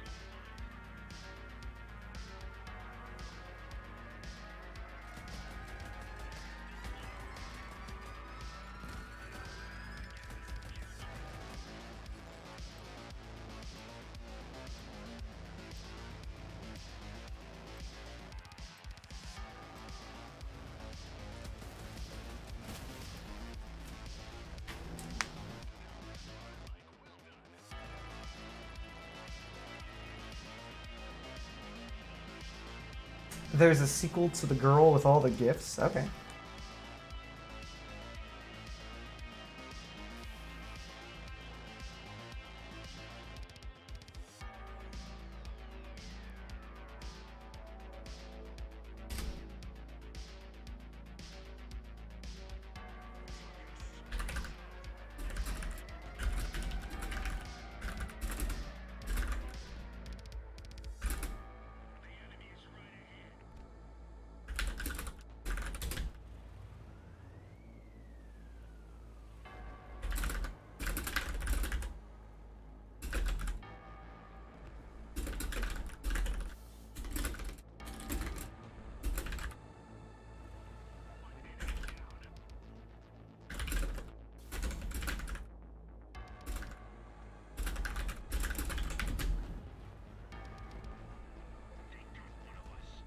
Jesus Christ, whoa, what happened to our team? Alright, we're done here. I'm not even going to engage. We just got totally annihilated for no reason. Like, our entire team was erased while I was typing a response to someone.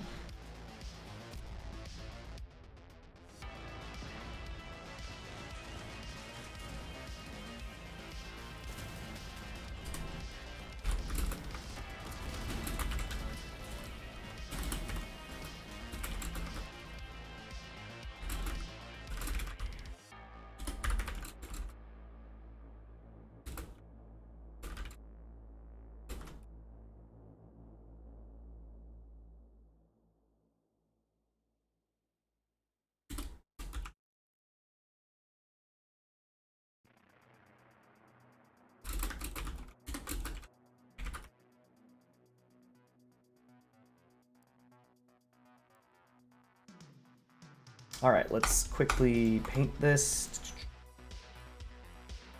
I think it was deterioration.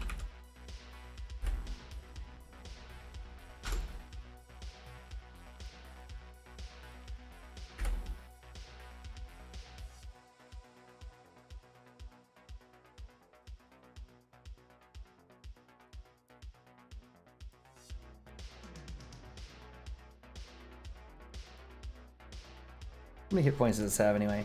2.8. How many hit points does this have? 2.1? Losing 800 durability is pretty rough. Exhibition, whatever.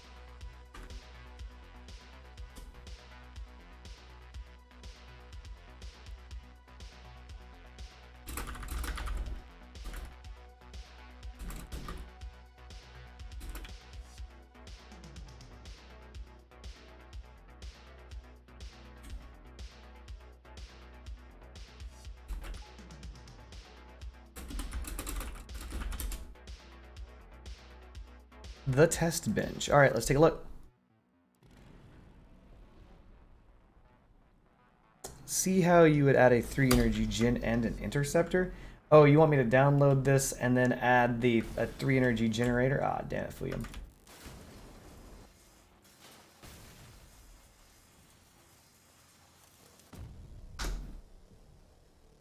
Alright.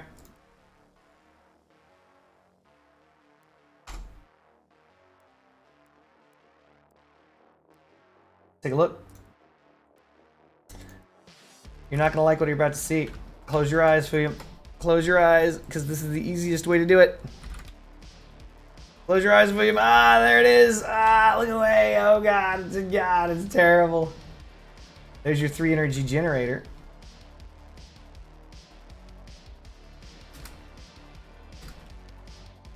And then I'd put the interceptor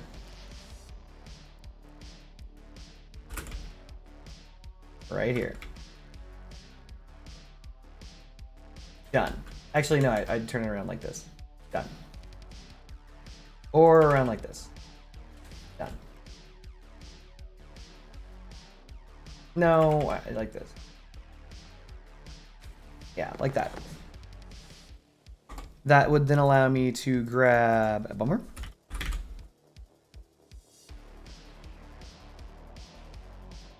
Grab the ye old Pioneers bumper. Shapoopy. And that's how it's done, Fuyum. Hold on.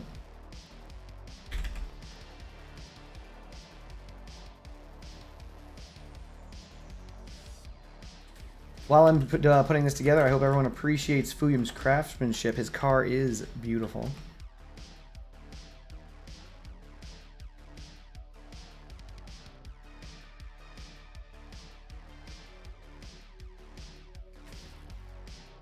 It's not like this, Fuyum. I don't need you telling me how it is or what it do. This is a reverse.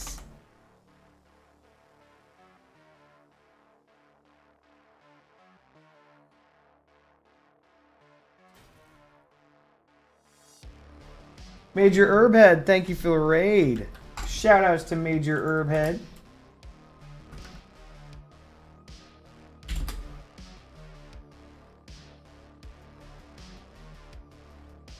Just helping Fuyum as you do yum.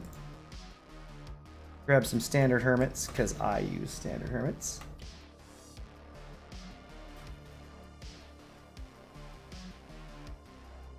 And array STs, because I still have yet to build 2 more ST terms. We're going to drop these as one do. We're going to grab the machinist parts, the small D sides.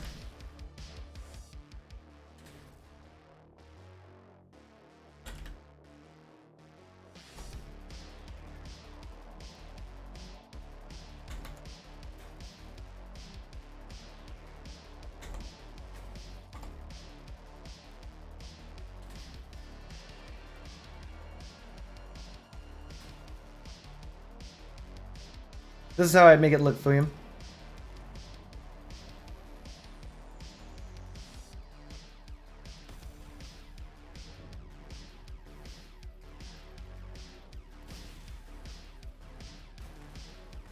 Wait, which gap? There's a gap? Hold on, Fuyum says there's a gap.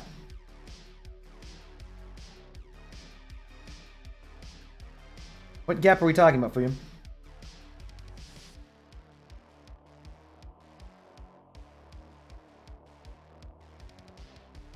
Oh, you're talking about this?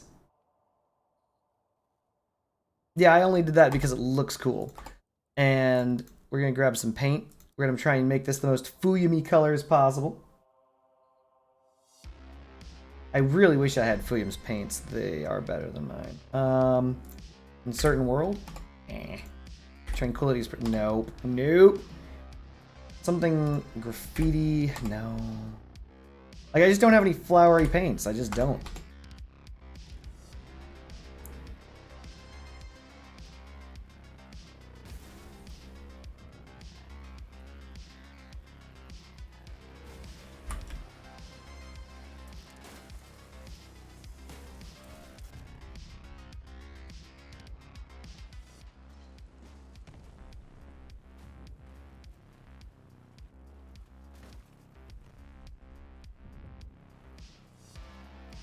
Power score currently sits at 9.9, but that's also because I'm using 2 arrays.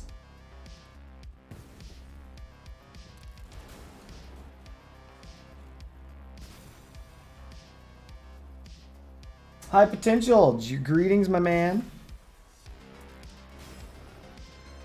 Huge shout out to Major Herbhead. Thank you very much for the raid. I am honored.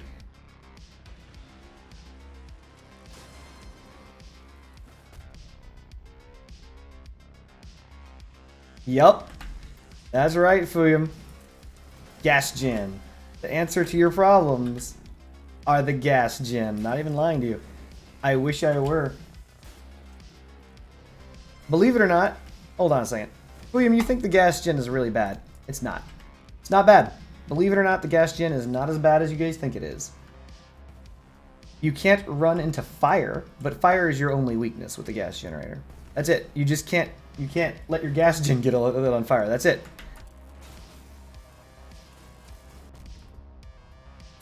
That's your only weakness.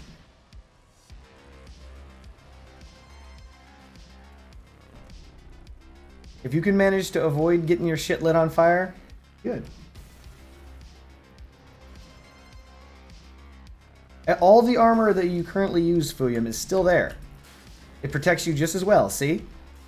And there's a gas gen on your build. Like, it doesn't change anything. The only thing that matters is that when they hit your gas gen, you're going up like a, you're going like the 4th of July. You're 110k. Uh-oh. Friendship Bunny is calling out her channel points. She's trying to tell me she's going to be canceling my channel soon. Those two people are the same build, so they're in a group together, trying to snipe with medians.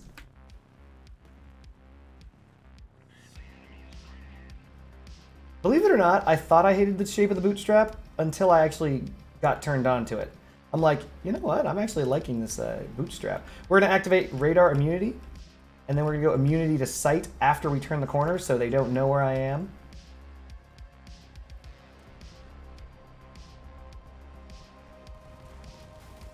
Oh, that's solid. Shh.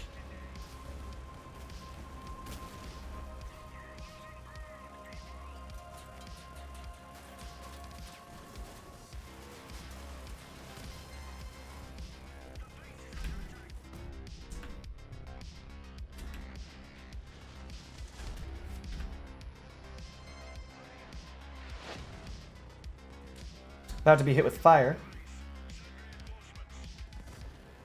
Turn on radar immunity again.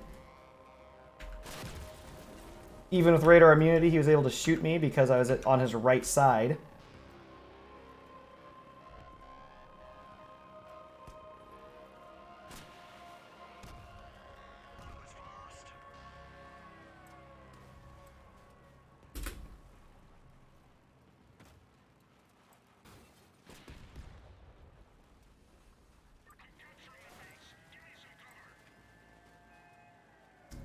We're going to turn on radar immunity right now.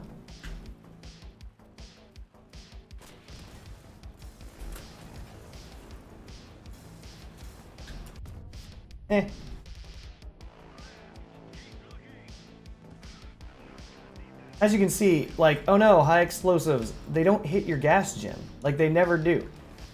See?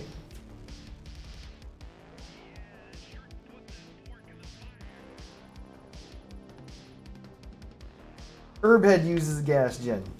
And Herbhead is very good at the video game. I highly suggest you use a gas gen. But I did fall in love with the shape of the bootstrap, to be honest, Herbhead. It's one of the most interesting generators in the game. As long as you keep it out of extremely high tier, it's just fine. It's like, the shape is perfect. If you get too high in the power score, its shape will kill you. But if you don't, like if you're not trying to push it to the limit, it's actually remarkably good. About 9-10k, you're good. So for those of us who do not know, this is Fuyum's test bed build, and I am running it through its paces, running a gas generator. So far, gen explosions are 0.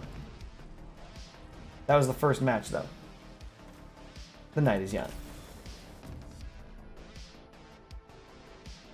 you're wondering, my goodness, how do I get a build that looks this good? You're going to have to ask Fuyum how he did it. When you turn on the lights, look at how freaking good this thing looks. Dagger! How's it going? I can't believe I forgot to turn on the lights for that last match. Like, if you think this build looks good, ignore the paint job, to be honest. These are with my crappy paints. Fuyum uses 2 of the better paints in the entire game to make it look insanely good. Mine just looks okay. Go min, go min.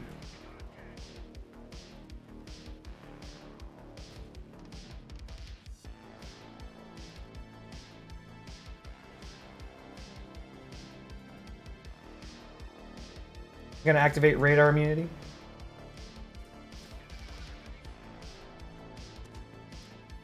Cloak it up.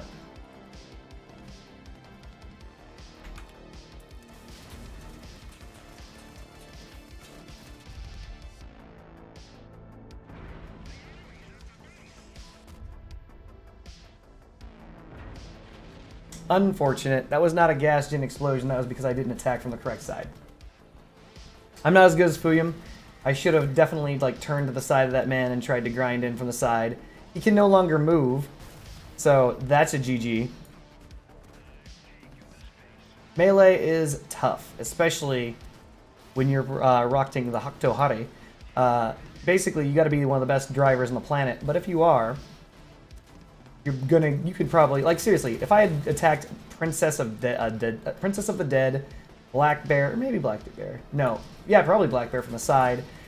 Probably any of those. I could have gotten far more kills than if I had gone into their brick and grinded away at the front, which was the mistake. Never do that.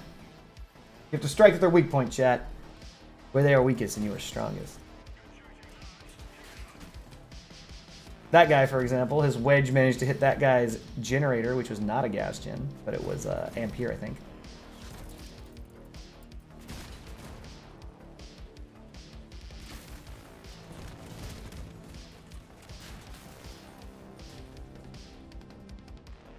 Alright, I gotta drive this thing better, but before I do that, let's change some buttons around because Fuyum's got a lot of buttons. Turret guy, not much. I'm currently test betting a build for Fuyum. Wait, did I just change? Chameleon was supposed to go to shift. The interceptor is going to be on right mouse button. The tempuras are left mouse button, which kept screwing me up. Griffin changes to group 5. Let's give it a go. So, changed all the buttons so that shift works the way that I want it to. Left mouse button. You have a question about flamethrowers? Hit me. What can I answer about flamethrowers for you, turret guy?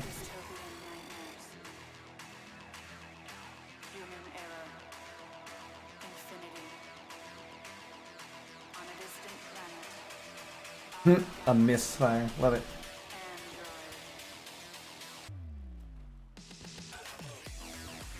We're going to activate radar immunity early because I don't want them knowing that I'm on my way. And we're going to cloak from here on out because I know I saw a guy coming over here. There he is.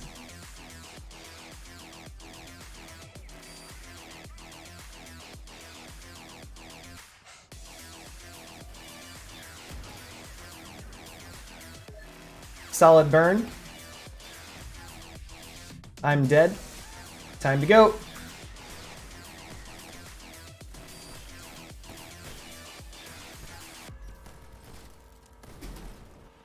Unfortunately, I got caught on that guy, but meh. We did well. I know that sounds dumb, but I got caught. Literally stuck on that man's build. I tried to escape. There was no getting off of that. So he just shot me in the head until I was dead. Unfortunate, but that is the life of Melee. The first guy went down exactly as I wanted it to. Second guy, his build was just so awkwardly shaped that he got stuck. I don't know how that's even possible. We literally got stuck together, by the way. This happens every now and again where your build can actually stick into another person's build. It's a bitch. Anyway, when you use them, do they heat only the closest part of their area effect, or do they heat all the parts in the form of a cone? Neither. Turret guy, when you use a flamethrower, flamethrowers are actually, and I'll show you this in a second, projectiles. Flamethrowers actually shoot out just like bullets.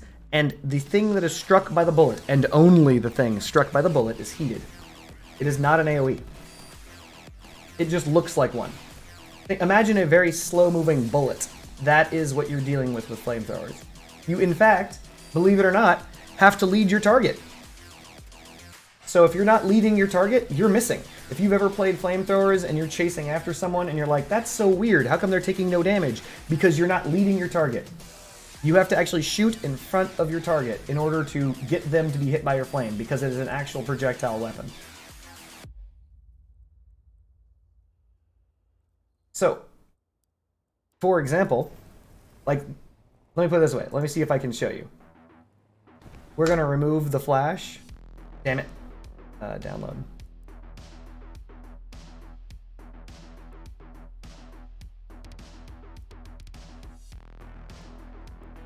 We're going to remove the flash, or the spark, so it's just fire.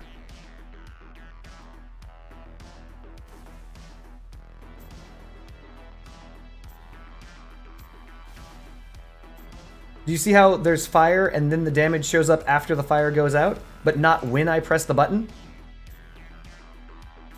The fire travels to the target. That is because it is a projectile. And you'll note, only the things that are being hit by the projectile heat up.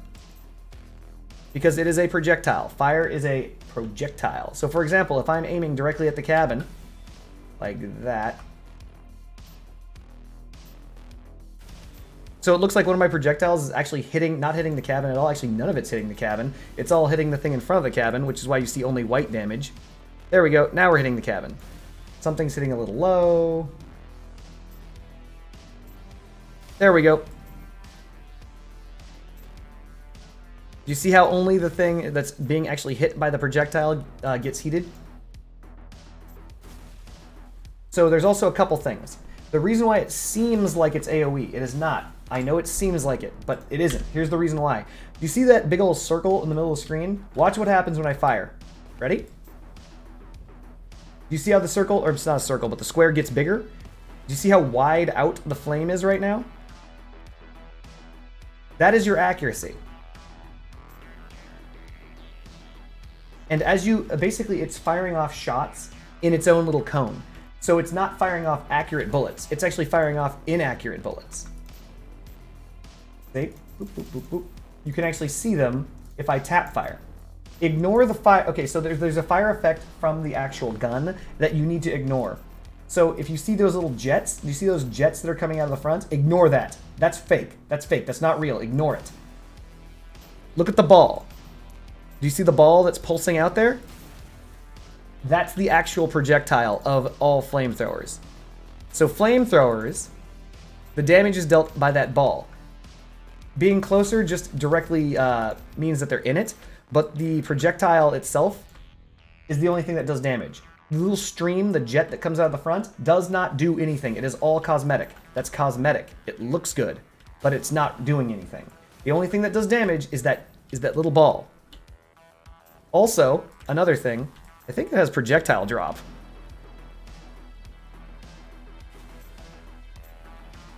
See?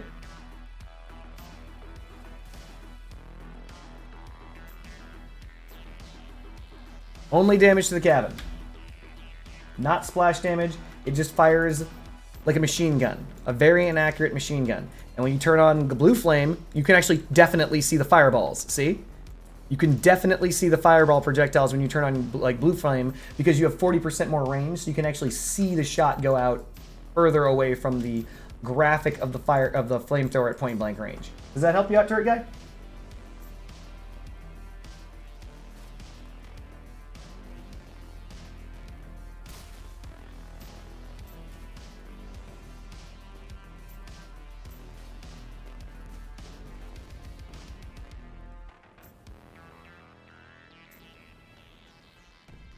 Excellent.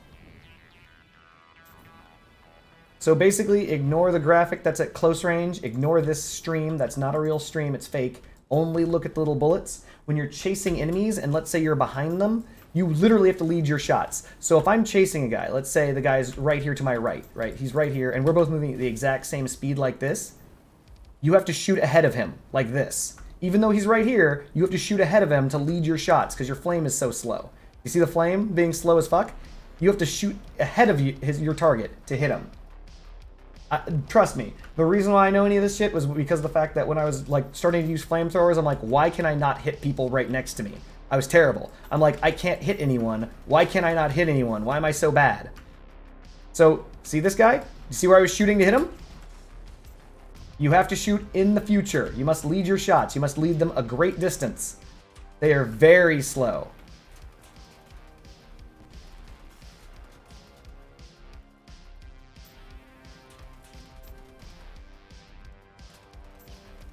Mind you, this is only with remedies. Not only, but all fire works that way. But it's a lot more difficult to lead your shot with Dracos because they're linear. They're like front mounted only. Firebugs, you have to lead your shot. But Dracos are interesting because of the fact that if you go to Ye Olde Exhibition and you look at what the Draco builds,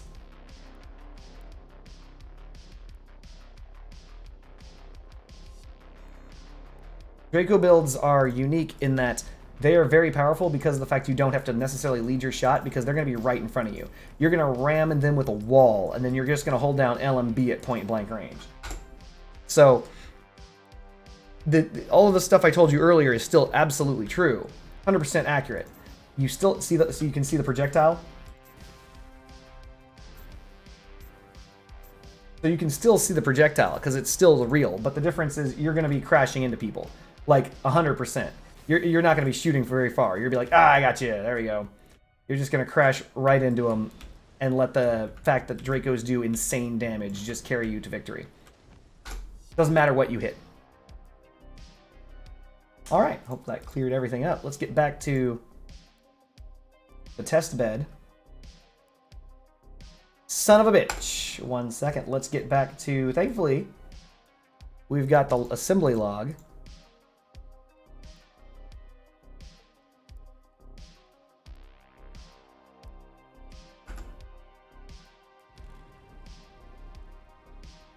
So Fuyum, do you want me to send you this, or are we good? I can put it up for a couple seconds. You can download it. You can have your build back with the way I would change it in order to get what you're looking for on this build.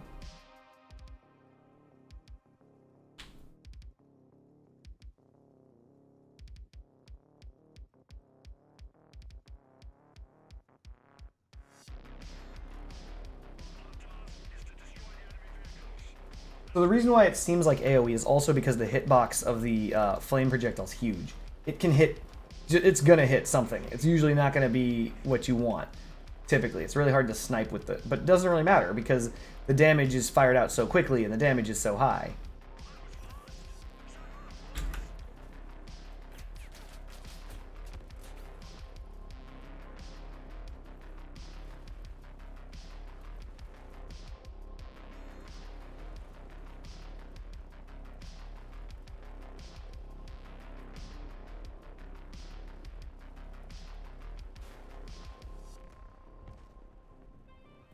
I don't think that this build does well against spiders. Fuyum, you're going to have to tell me whether or not that's accurate.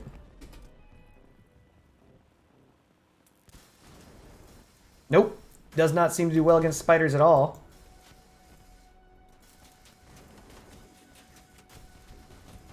We're going to try and disengage.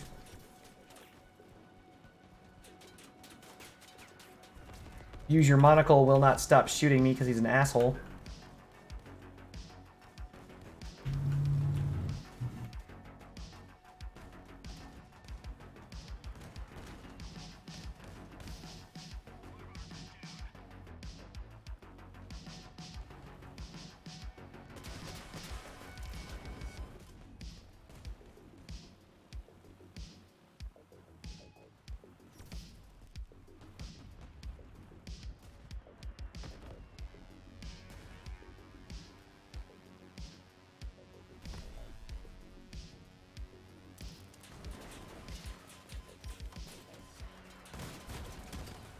Oh well, I'm not good enough to defeat all of these players.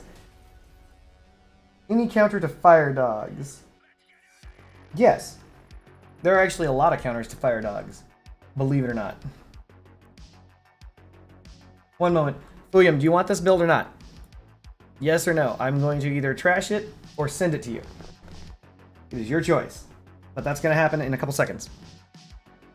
So the answer to Fire Dogs is one of several things. You can either A, have cap cans, and that will shit on a Fire Dog's life. You can B, have a Fire Dog on your own team, Fire Dog, Retro Dog, anything like that on your own team, because Fire Dogs, as dangerous as they seem, are actually very vulnerable. So if you go onto the Ye Olde Exhibition, as one do, and look at all these Fire Dogs, you're like, ooh man, they're so scary. This is a scary build. 667 hit points. Think about that for a minute. That's not a lot of hit points, right? That's not a serious Fire Dog build either, but it's still only 667 hit points, right? This is a serious Fire Dog, right? 3,000 hit points, you're fucked, right? Well, this isn't a Fire Dog. This is actually a Fire Brick. Gotcha. Fire Dogs use the Blight.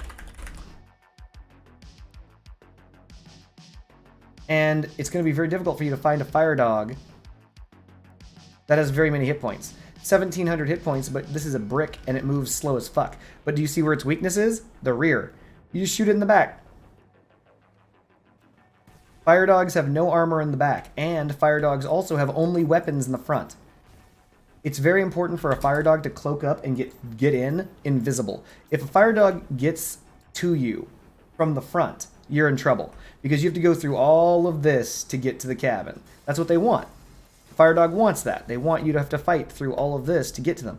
But if you attack a Fire Dog from any side or the rear, they're completely helpless. It is amazing how rapidly a dog, any dog, doesn't even have to be a Fire Dog, any dog dies when attacked from any direction other than the front. The dog mentality is all of your shit is in front of you so that they have to go through all of the shit to get to you, and you want to be the one to engage. If you take away their engagement, as in you're the one who engages on them, they're fucked. Dogs do not live very long. Like an example would be Blockbuster.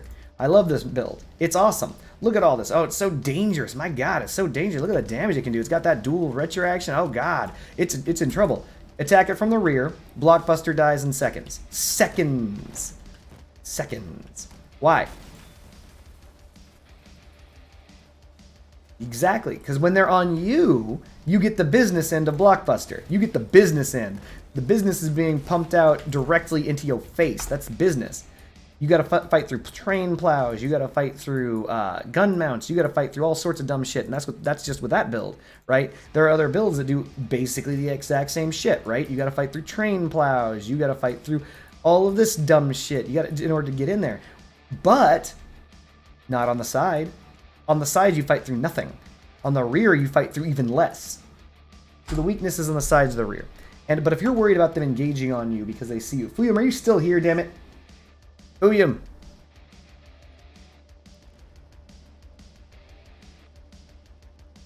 You know what? I think I'll just delete this anyway because I don't want to risk anyone getting your build.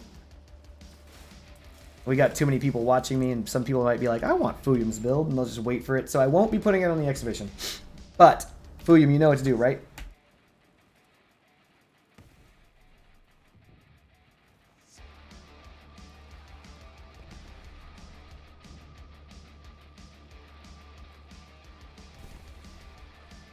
I'm going to take Fuyum's silence as a yes.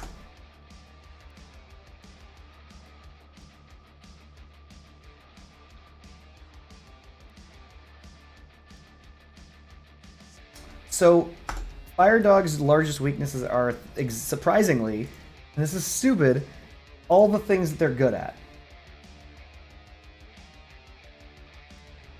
That's fair. So everything that they're good at is their weakness. And that's the silliest thing. So for example, this is not a Fire Dog, but it is a dog that does use fire.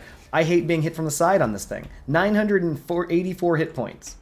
This thing only has 984 hit points. How does it work? How can it work at 984 hit points? Well, believe it or not, it works out unbelievably well. Because I put all the weapons and all the stuff in the front, and they gotta fight through that to get to me. It's all about engagements. There's two items that you want to get a hold of. One is the cap can. And the second, which is the Fire Dog's nightmare, and everyone hates it more than anything, the Verifier. All true Fire Dogs use the Blight. They don't use the Griffin. So because a Fire Dog uses the Blight and not the Griffin, they are not immune to the Verifier. The Verifier can decloak them. Whenever you hear the thing go beep, you're good. You hear the Verifier go beep, slap that button. GG. You're going to hear rage flow from the enemy team. They're going to be pissed because they're going to be like, oh, man, I did all this work. I had to position myself to get good. I had to do all this stuff to get in. And now all of a sudden, all of that is wasted, gone, just thrown away because of a touch of a button.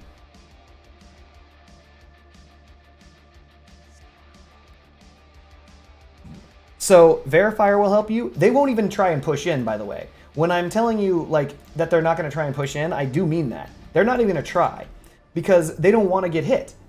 Because again, they don't. That's not their deal. Their deal is to get in and hit you, right? They can't afford to be counter-engaged upon. Felt great, Fuya. I deleted it because I was asking you whether or not you wanted it, but I realized that with this many people watching, they could just see me place it on the exhibition and download it, and I don't want you to lose your build. So I deleted it, but felt great. Never died once to the explosion of the gas gen. Once again, people who fear the gas gen explosion, it's not as bad as you think. I ran the gas gen for literally a year and a half in this game. I can count on one hand and my dick the number of times my gas gen killed me. It doesn't usually kill you.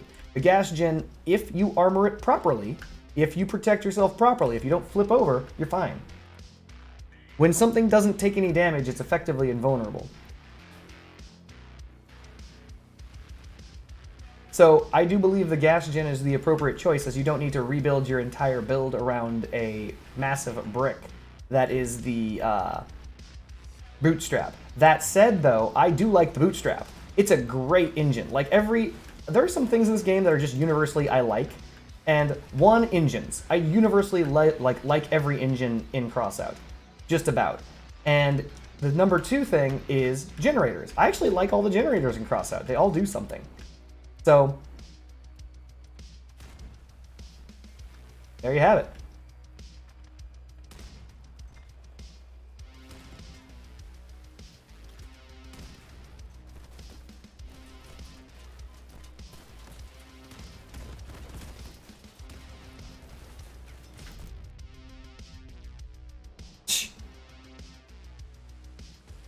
Unfortunately, I decided to get caught out like a dumb fuck.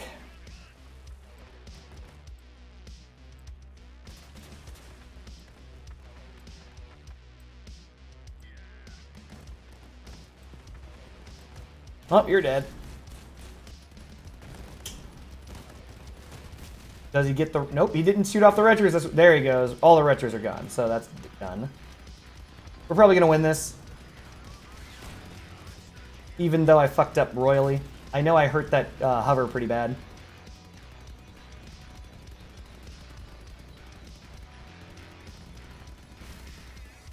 There he is. There's the hover I hurt. That was pretty badly hurt.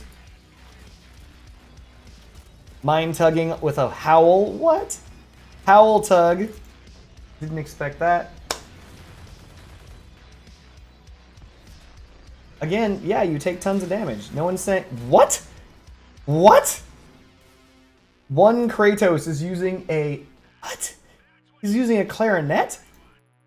But yeah, no, fool you. You take tons of damage either way. You're going to take damage. And nobody knows you have a gas gen, so... And they'd have to aim just specifically at it. And you use the strongest wheels. And that protects it as well. Like, it's also 6 away. So it's very difficult to snipe with a Scorpion. I mean, to be fair though, your build is highly vulnerable to Scorpions. That is just a thing. That will always be a thing. You build very dense, so Scorpions will always hurt you, but it doesn't matter. You play in a low enough, an interestingly enough power score that Scorpions typically tend not to exist there, so it doesn't matter.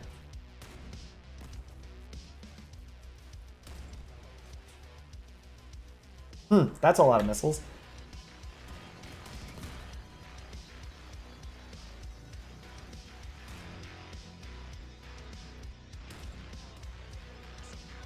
Please, Oliver. Please, what are you doing? Oliver bot. What are you doing, bruh? Oliver bot. What are you doing?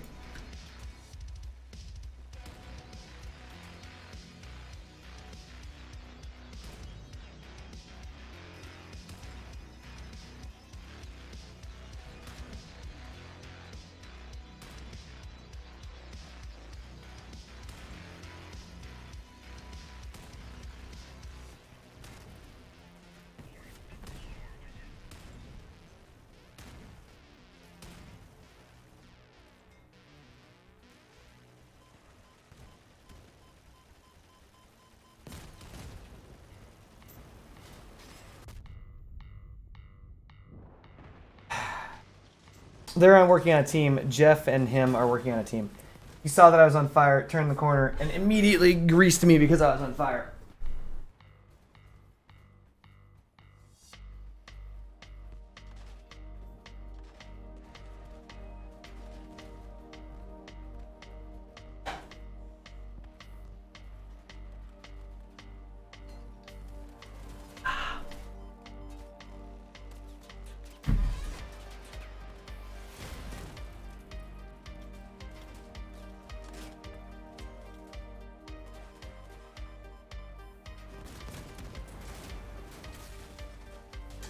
The power of the Draco.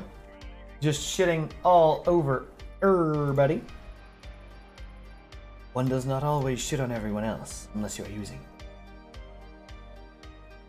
We just got Draconed.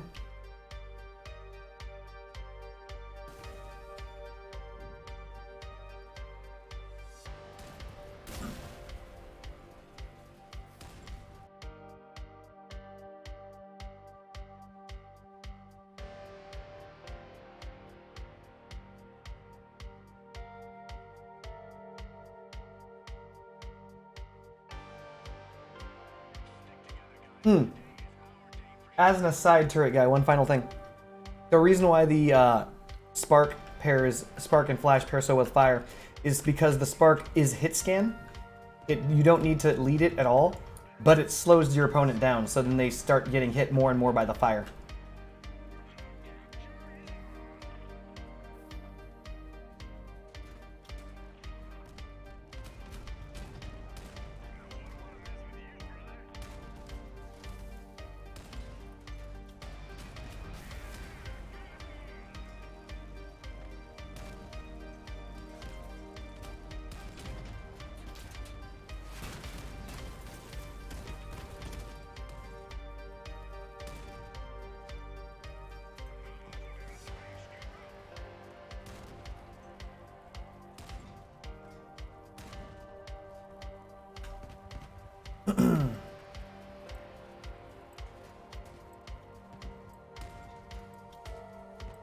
I don't like the Spark that much. I'm just letting him know.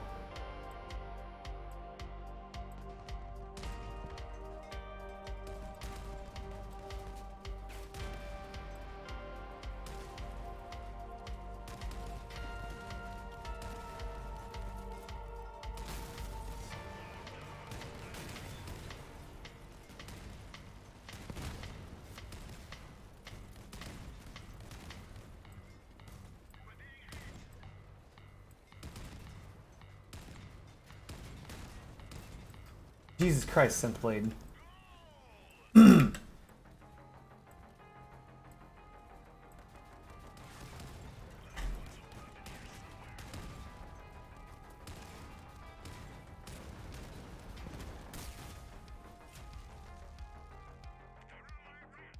No, I understand. I was just mentioning that. Wait, what? So I'm assuming you're using remedies then, yes?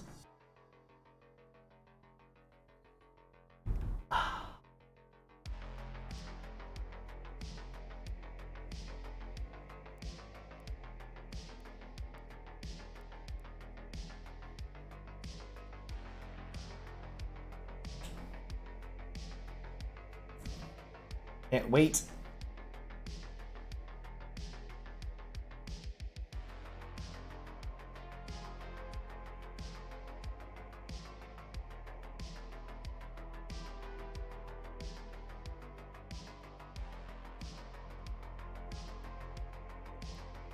Two days and some odd hours, chat.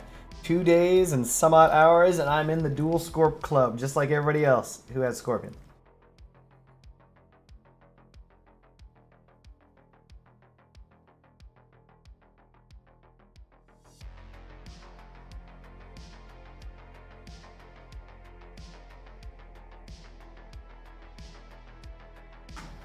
Makes sense. Just remember, remedies don't do good damage. Just so we're clear. What is wrong with you, dude?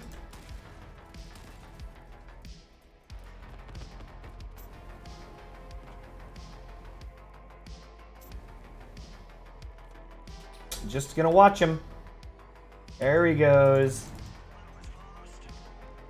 You wanted me to stand still for some reason, so I did.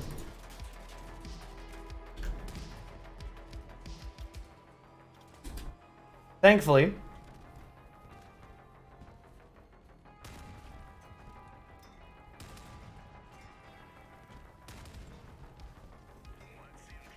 I dropped a landmine.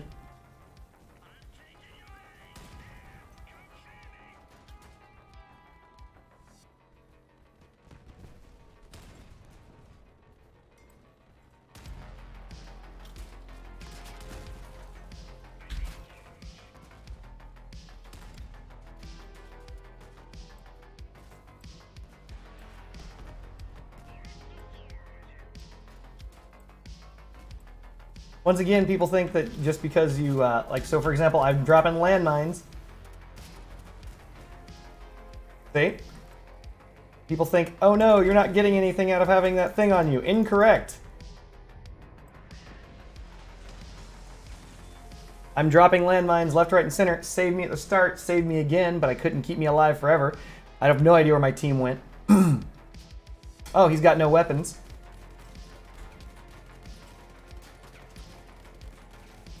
This guy's using the overpowered balloon strategy.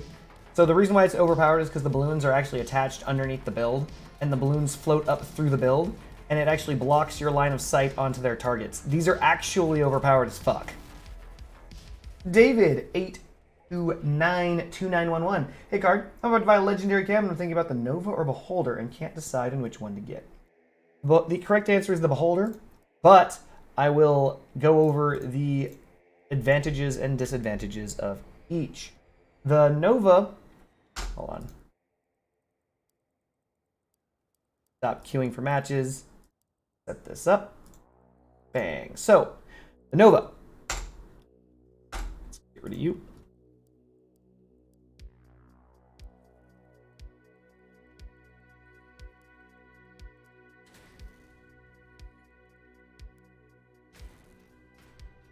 So, the Nova. The Nova cabin. By and far and away, when it was released, I figured it was going to be one of my favorite cabins, and it is. Just reading what it does, how it does it, is insane. This will be nerfed in an upcoming patch, reducing its maximum cabin speed by from 75 to 70 kilometers an hour. It is another one of the great nerfenings that's happening, but we're going to set that aside for right now. Looking at the cabin as it stands, it has among the highest, that's not true, the highest maximum mass for any medium cabin. This borders on heavy cabin levels of mass, which means that you can get a nice heavy chonkers build with it. The Nova itself comes with an internal perk, and that perk is it creates a shield, and that shield you can see when you go into the build menu to show a massive wall as to where that shield will appear.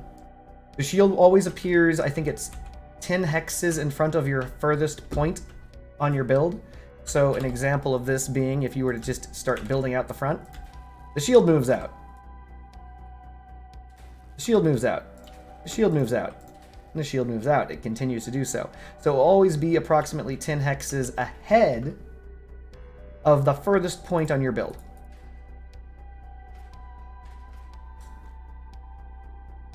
So, the shield itself absorbs somewhere in the neighborhood of 600-ish damage. However, it follows the same principles as all shields, even though it does say it. It says creates a protective field at the front, absorbing any damage from fast-moving objects and energy streams for 3 seconds. It's saying that, but what it means to say it's standard energy shields. And it follows all energy shield logic, meaning that mines can come through it, drones can walk through it, etc., but their projectiles typically cannot, though rolling mines like cap cans will go right through the shield. And so will remedies. Fortunes. It states the field has a reduced resistance to explosive damage. What it's trying to say is explosive damage does extreme damage to the shield. That usually is somewhere in the neighborhood of 5x damage. So basically, energy shields get popped by blast damage. Blast damage will strip through an energy shield instantly. This is a good thing, though, because as you continue reading, it says the field, the field has a reduced resistance to explosive damage and is not concealed by invisibility generators, meaning if it's on and you're invisible, you can see it, but in addition to that is a cooldown of 20 seconds. But If the field is destroyed, which you want when you activate the shield, the cooldown is reduced to 6 seconds, taking 14 seconds off a 20-second cooldown. That's insanely good. So you actually want to be taking enough damage on your shield that it breaks so that you can hide, like sidestep behind a wall and then sidestep back out and re-engage. The Nova is phenomenal for spiders. It is literally all due to this, basically loaned by itself due to the Nova and how powerful its perk is. It gave birth to and basically has maintained the Spider Walker meta. If you plan on making a Spider Walker and you want to grab machine guns and you want to whittle people down, that's a Nova. The Nova will protect you as you pop in and out, ducking back and forth, and so on and so forth. Very popular in this regards because of how good it is at that. Once again, when I say legs, I only am talking about big rams. No one gives a shit about ML200s, neither should you. Other than that, the Nova does something that no other cabin can do in the game, and that is make viable front-facing hovers. Every hover that is not front-facing every hover that is front-facing is not viable. And just so we're clear, just to be fair, I liked ML200s too. That number is not a typo. I have 8 of them. I liked ML200s. I wanted them to be good until they buff the cabin that supports these legs and also buff these legs. Don't even bother. They really need to be buffed. Straight up, to be honest, ML200s need a major buff to be to be viable in this game. But we weren't going to go into that. What we're going to go into is what we can go into. So if we go into the ye old exhibition and we mosey on over to Nova cabins and we mosey on over to hovers,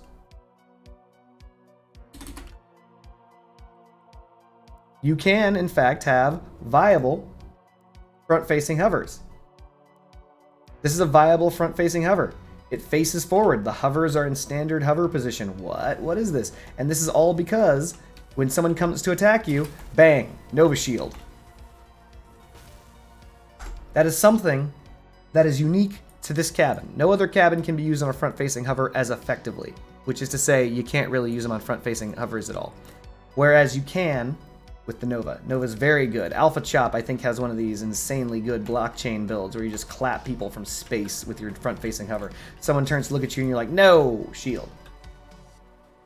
So, the Nova requires precise timing. You have to know when your opponent is going to shoot you. You have to predict that, and then you need to activate your shield so that it absorbs the shot and then is destroyed in exchange.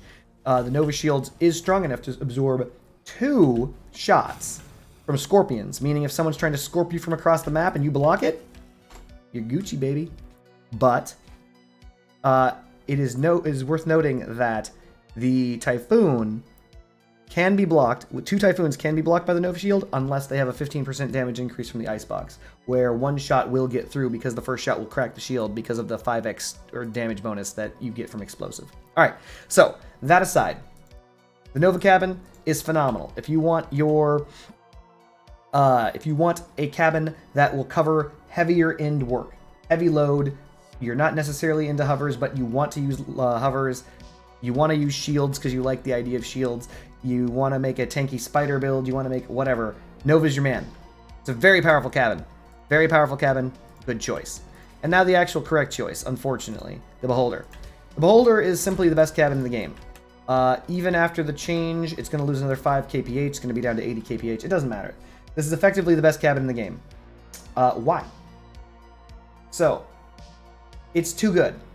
It doesn't have the highest mass limit, but it's got a great mass limit. It doesn't have the best power, but it has great power. In addition to having great power, great mass limit, it's got a great top speed. This thing can be used on sideways hovers effectively. It can be used on dogs effectively. Retcher dogs, fire dogs, shotgun dogs, any of those things. It's perfect. It's only 4 pins high. In addition to that, the perk, of which it has 2, does 2 things. 1, if you have no invisibility module and you just have this, you get a cloak. Neat. 6-second cloak. I think it's a 21-second cooldown. That's it.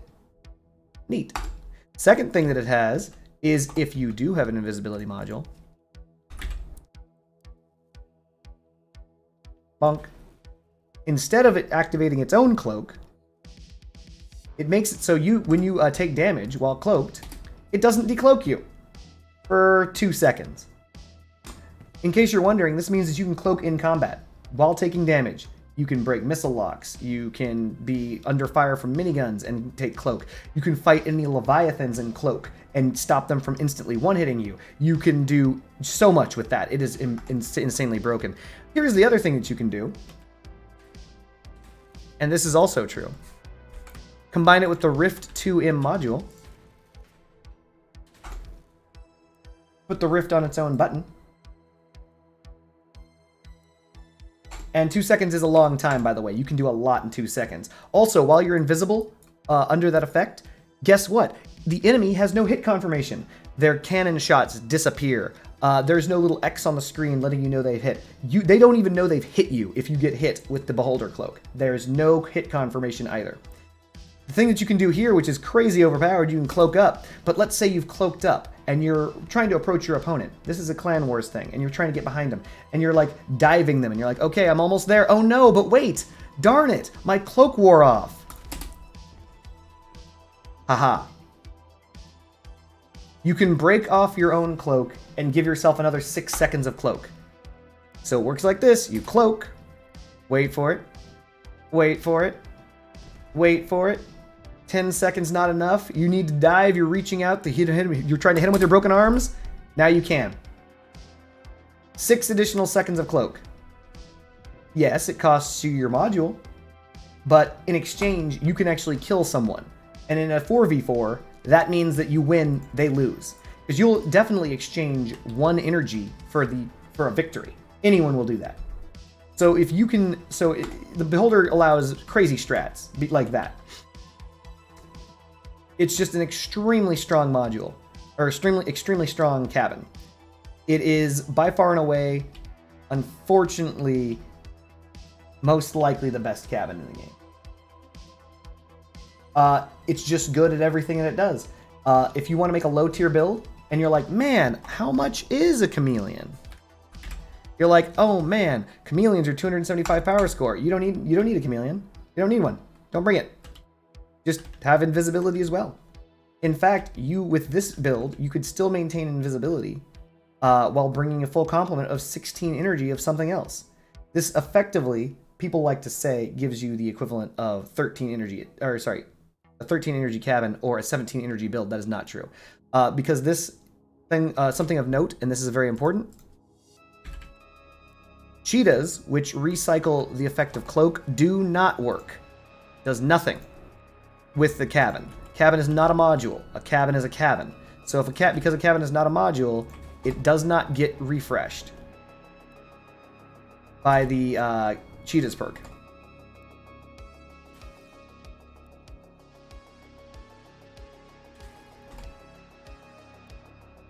So if you're driving along and you're like, oh man, I'm gonna cloak up, and I hope that cheetah perk helps me out. Wait for it.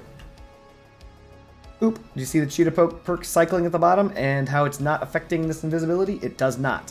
Because the cabin is not a module, so it does not affect that. For those of us who are wondering, yes, obviously, it of course affects the chameleon.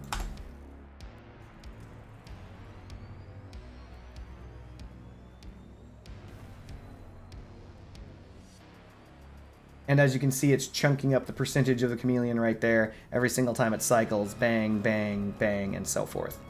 Bang, and we're good. See? The cheetah does not work on the blight.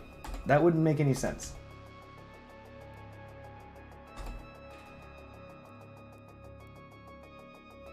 The blight cabin, this is an aside, this is nothing to do with you, David, says when activated increases blah, blah, blah, blah, blah, blah. Charges while moving. Cheetah has nothing to do with that. Bigfoots do. I think. I'm pretty sure. Unless this is just charges while moving and it doesn't matter what wheels you use. If I'm right, this will break This will finish charging the second that I break through that thing, regardless of the time it takes me to get there, right?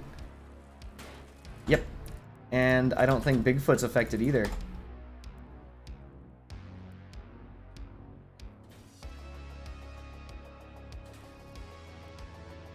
I don't think anything affects the Blight's charge speed other than actual distance travel, or not even distance traveled.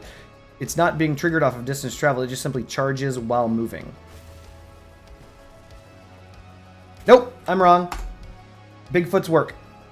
So yeah, Blight and Bigfoot combine into faster Blight. There we go, confirmed.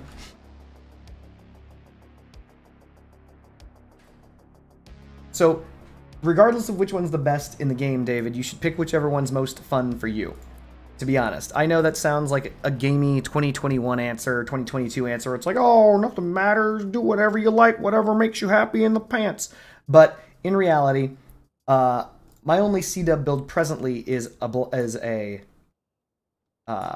Beholder build. And I don't even make use of those tactics. I just use this specifically to absorb hits when I cloak up to save my life. I used to have several Nova builds, but I don't have them anymore because I've been busy. But the Nova is a phenomenal cabin. Either the best or the second best cabin in the game, depending on who you ask, depending on the situation you put it in. Both of them will extend your lifespan by a very, very, very significant margin.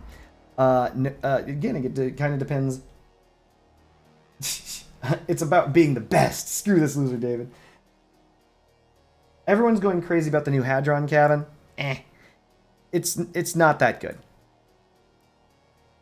The Hadron, however you want to pronounce it, it's okay. So again, if you want to have fun and you think that the Nova is more fun, then go ahead and have more fun with the Nova. They're both great cabins. They will both serve you extremely well in this video game. And if you think that you're going to have more fun raising a shield, then do it. So even though the Nova doesn't have invisibility, it's a phenomenal cabin. It can do everything in the game except for, I don't know, maybe be a dog? I don't think you make a Nova dog. No, you can. I actually no. Originally my C-dub builds are Nova dogs. It can do Nova, or Nova can do dogs. I don't know about that. About the Hadron being a great Leviathan, Hugo, because that means that it has to boat reload guns. So, I don't know. Maybe.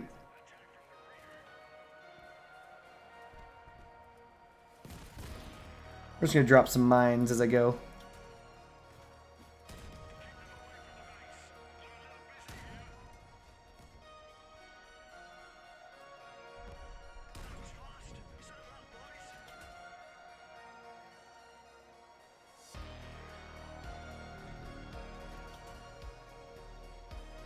The hell? I'm dragging parts. Tullik is a dead man. Bull Design is blocking me. It's all you, buddies. I'm not even going to try to fight him. Don't worry, we got this. You got it, dude. You got it. Wow! Just making sure no one can help you. That guy's build was insane. The guy that was being destroyed. Did you see how long it took for those fire dogs to kill him?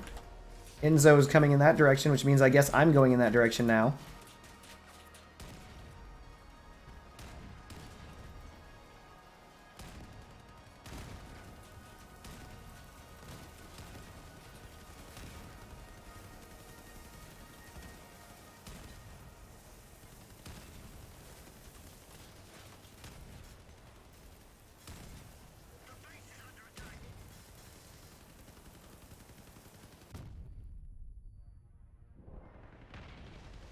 Well, Enzo, that was your decision. Enzo's like, help me. I'm like, I don't know what you want from me, man.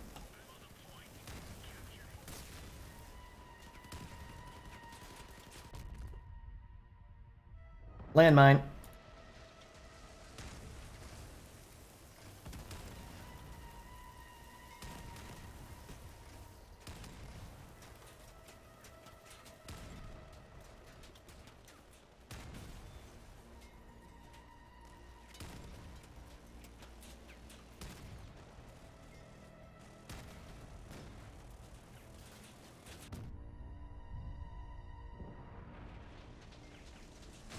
Unfortunate. Does the Hadron work together with Plasma Booster? No. I don't think Plasmas have reload. Mastodons, Kaiju, Waltz, Destructor, Parser, Barriers.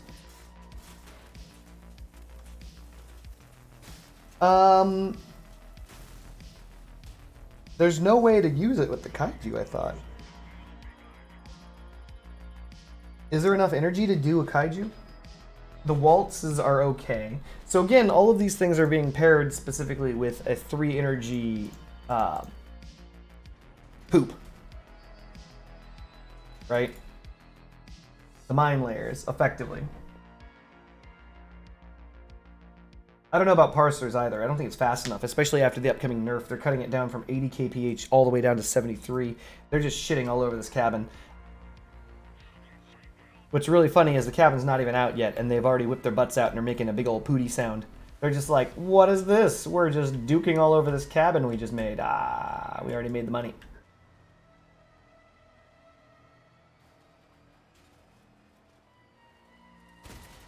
Nice.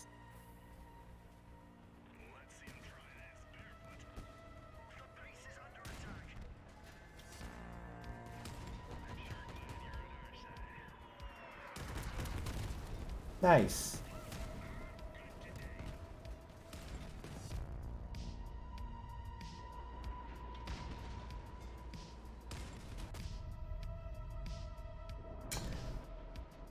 Good old cannons, ignoring the guy attacking him, just targeting me, whatever.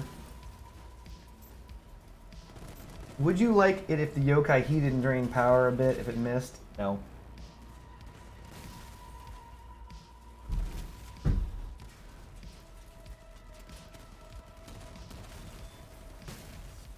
Wow.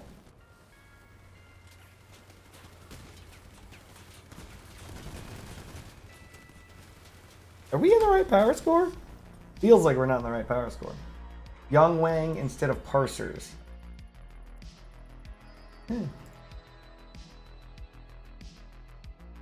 don't know. Everyone seems to be getting off on the Yang Wang reload. They're like, Yang Wang reload fast. Yeah. It's like, yeah.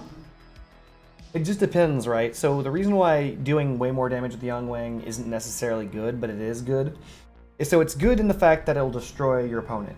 But the idea is that parts only have so many hit points, right? So if a Yang Wang ball hits a part and blows up and destroys the part, then it doesn't matter if it does that much damage or a billion damage, because it destroyed the part in one hit anyway, right? So that's the reason why Yang Wang reload boosters are right now kind of a thing. Because the Yang Wang does so much damage just in general.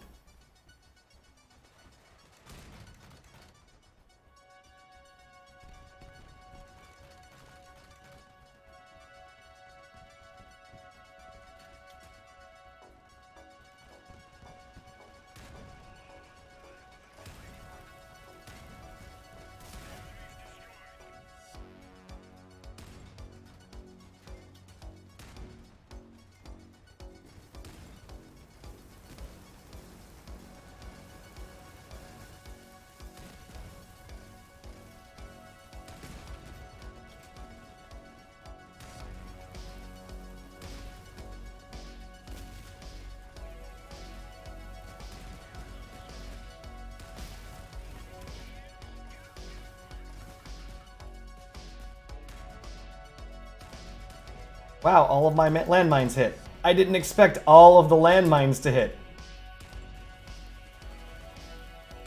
But that's the reason why you place landmines, chat. You never know when some idiot's gonna run across your landmine for no reason.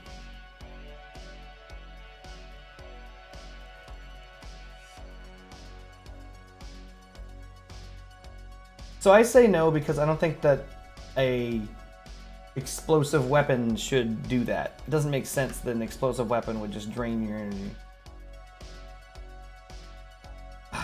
Fine, I'll go after top shots.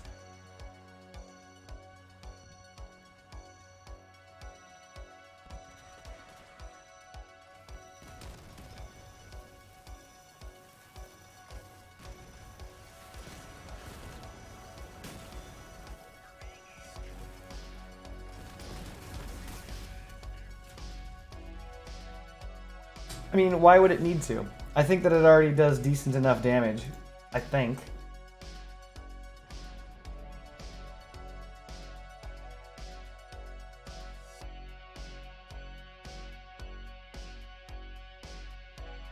The real problem with the yokai is that it's actually very difficult for you to shoot the ground. In many situations, like right now we're elevated and looking down, so it's easy, but when you reach the flat terrain, like this, it's actually somewhat difficult to land your shots right next to your opponent. So that's a problem. Also, trying to miss in perfect locations is difficult. It's just difficult based on a whole bunch of factors that you can't necessarily control. Terrain is usually the deciding factor in almost all of this for you. I'm dead. Amazing.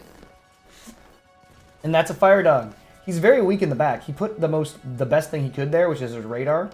And the radar there will protect him from a lot of damage, but, you know. Oh, there he is again. Fire dog to the front. Nobody's helping, so he's dead too. And this is the thing about fire dogs. If nobody helps you, you're dead. Becky Lee's... What the fuck?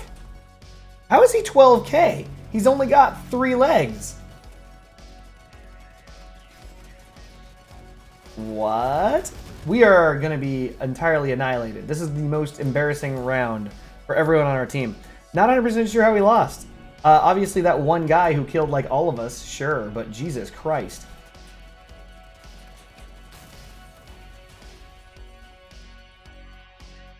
It's not true, Turret Guy. You can beat them. Not on this build. This build is a very specific build that I'm just using for fun. This is just a fun build that is supposedly fun.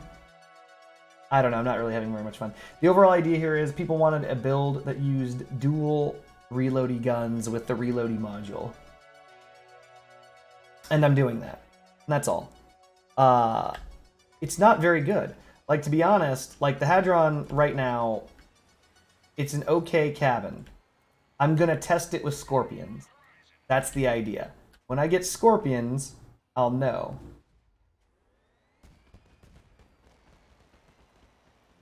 But for right now, not using Scorps.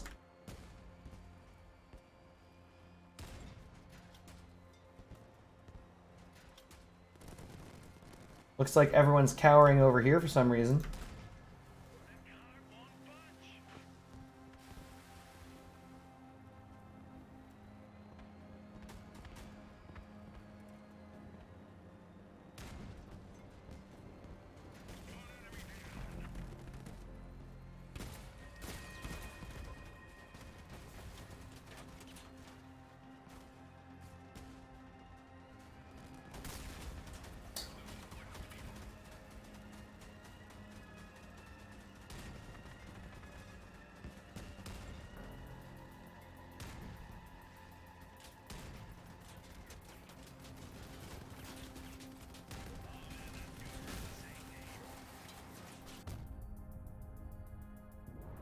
Unfortunate. We had no chance. They just keep coming from behind. I don't know what it is about our team. Fascist Daddy's rocking triple Punisher. God damn. But yeah, no, right now I'm bringing some really weak guns, really too high in power score. And that's the downside of this cabin, right? This cabin is high in power score. And the things you need to get it to a power score, or to get these guns running, is actually a lot of power score dedicated to the reload. So I'm actually fighting well outside of the strength of the Fat Man. Fat Man is not that good of a weapon. I'm not going to lie to you. You can start using the Fat Man in 5k. We are at 13k. It is not a good gun. I want it to be good. It isn't. Projectile velocity is slow. Damage is low. Ammunition is not enough. It's got poor turret traversal. Not a good gun. See, 100 damage or so, 165 on a direct hit. Not a lot of damage, chat.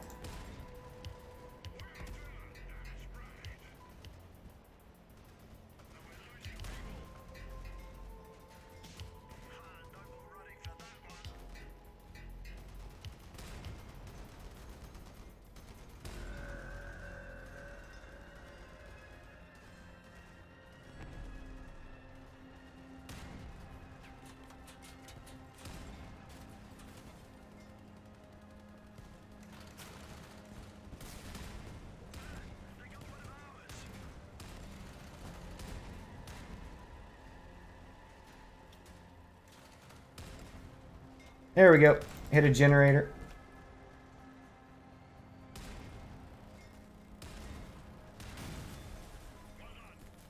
Somehow Officer Farva managed to slip right past all of those mines I laid down. I really wish this guy wouldn't be here right now. This is not the best place for him.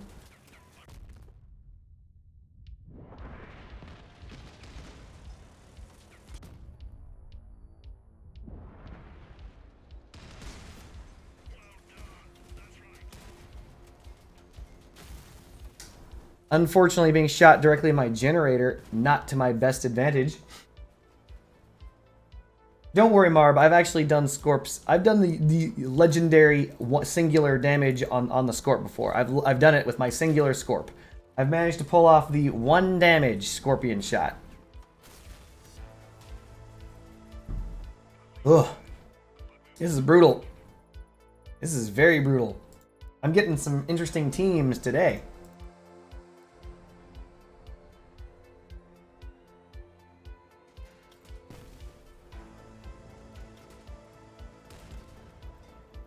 So yeah, I don't know. Fat Man, or the Fat Man weapon, not very good.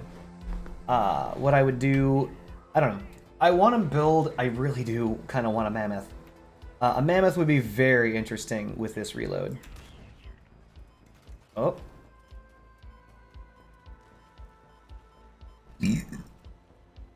Time to go home. Show's over, chat.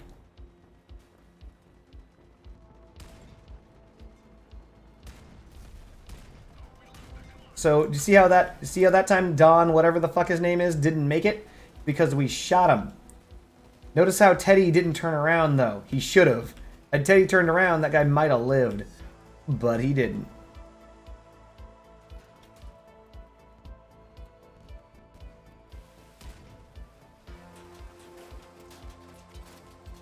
Punishers. Scorpions. Teddy being bad. Hey Teddy, how's it going, man?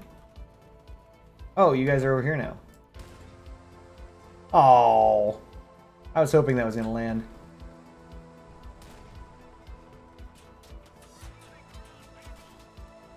Taking damage, and I do not know where from.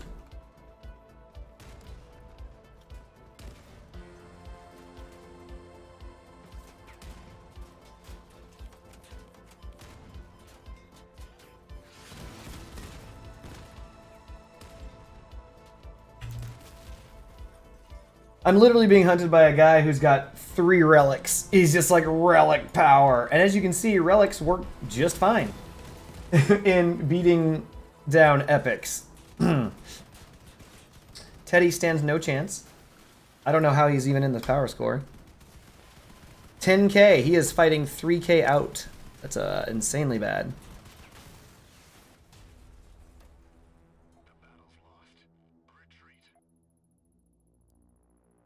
The only reason I'm even using this build, chat, is because I'm trying to complete daily quests that I didn't complete last week. This is an example of hilariousness. So here's the thing about mammoths. Sorry, mastodons. Mastodons do get the benefit of the Hadron reload, but they have a charge-up period, and nothing negates that charge-up period. Yes, they will reload faster, which does cut down on in-between time in the shots, but nothing negates the charge-up period. So, believe it or not, mammoths end up better off than mastodons, because mammoths are just pure damage. You just pew-pew. Lamau, lamau. We're gonna drop a couple drone, or mines.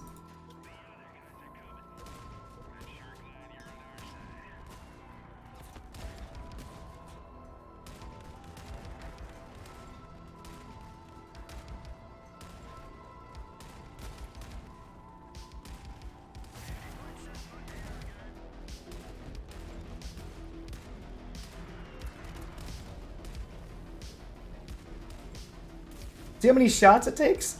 You have to take so many shots, chat. Typhoons or mastodons? What's the question?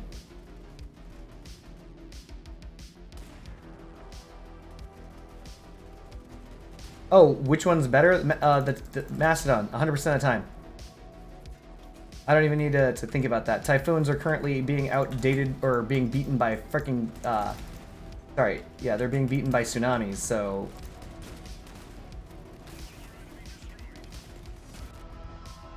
Hooray! The dogs are in my butt.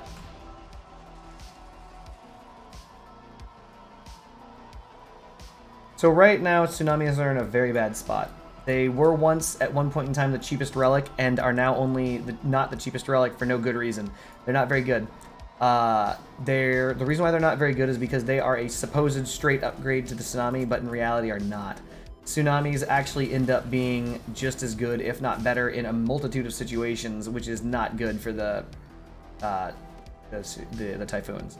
So, David, what you may or may not know is they recently released a patch that said, hey, by the way, if you're using tsunamis, if your shots destroy the part, so let's say you fire your 2 tsunamis off and they go pew pew, if they destroy the part that you're firing at, then what ends up happening is the explosive component of the tsunamis are going to move closer to the build, meaning that your damage will be greater. The penetrative power of your build will be much greater. And that was just decided. They just decided to do that. They're like, ah, man, tsunamis are underperforming as fuck. We're just going to make it stronger. They did not give that to the Typhoon. For some reason, they didn't do that. I don't know why. The Typhoon's bullet damage, the actual physical shot damage that the Typhoon does, is greater than that of the tsunami, but not by a lot. Not a lot. Not enough. So in reality, and I've proven this, unfortunately, tsunamis do more practical damage than Typhoons do damage.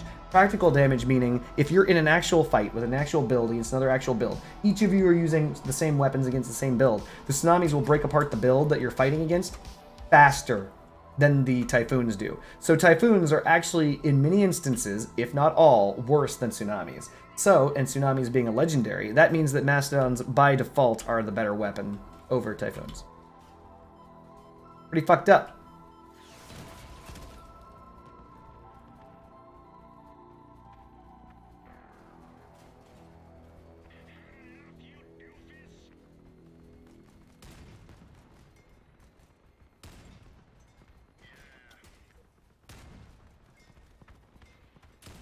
Man, that's annoying. This is equally annoying.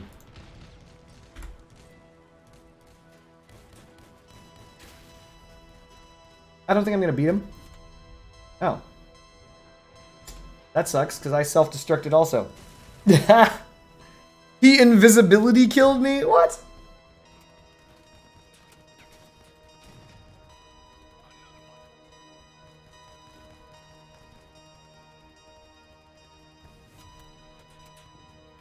Yeah, they love me. I don't really care one or the other. As long as I get the wins, I will then be done with this build. This isn't a serious build, by the way. Like, I know I have to keep, like, saying that because the fact it sincerely is not a serious build. It's just a build. I don't like it. I think that there have to be better builds out there that use Fatman. But the overall idea is that the Fatman is supposed to reload quickly, and you're combining reload perks on reload perks for the build. And while it is doing that, honestly, I'm shrugging because it doesn't really matter. Like, the damage is just not there. Like, the damage of Fatman is just too damn low. Like, that's the real problem that cannons have. Their damage is just abysmal. Oh. 12 wins with the batteries. Am I done? Nope. Here. Also, I should be using Stone Deaf. Not that it's going to change anything. Like, cannon damage is just abysmal. So, you're comparing this against, like, certain weapons that can do infinitely more damage. Again, and that's what I'm fighting against. People are rolling in fortunes. Each fortune does as much damage. Each fortune ball, does as much damage as the cannon that I'm firing. But it fires them 3 at a time off of 3 fortunes. So, I'm getting hit in the face with 9 balls. Each ball does more damage per hit than any singular shot that I can do. And that's fair, kind of. Kind of. The only reason why it's kind of fair... 3, 2, 1. That should be where he is. Nope. The reason why it's kind of... See, there they are. All of those little balls that you see on the ground.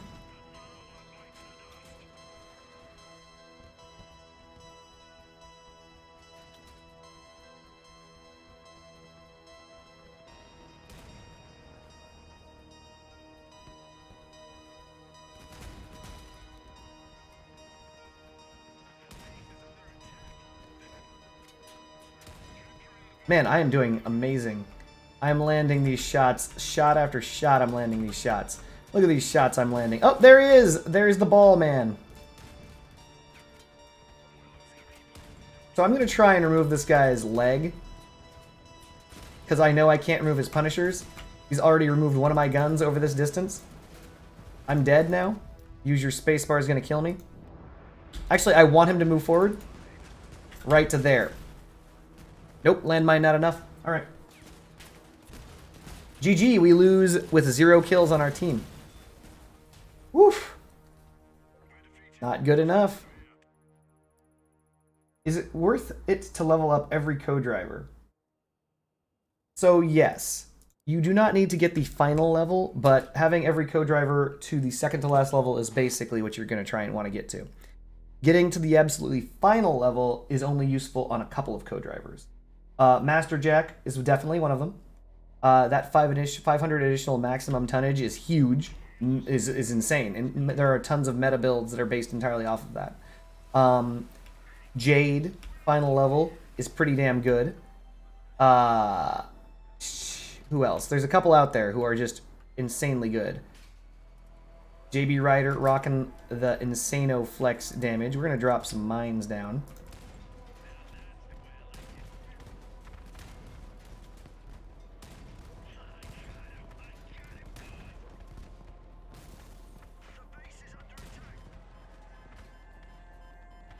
I'm sure those missiles are coming from space, yeah.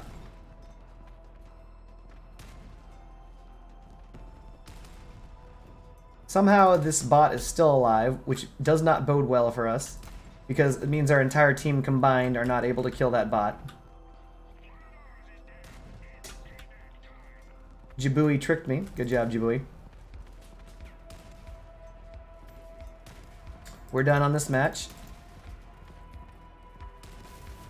There we go. JB Rider's in our game. For those of us who do not know, JB Rider, popular YouTuber.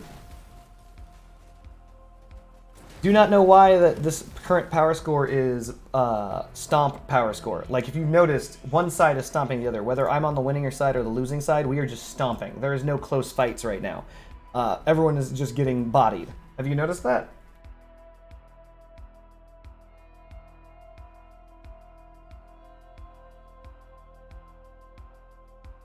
I have no idea why it is being so hyper-competitive right here on this power score.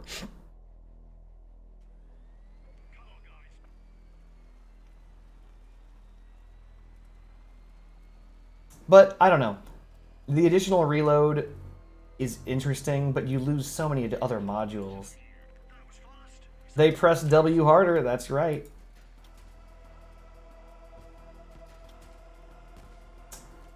Rigger is taking balls to the face, so it's time to go. Oh. I'm going to push this guy off, hopefully. If he stops driving forward, he gets to go free. But Potato Master doesn't know what he's doing. There he goes.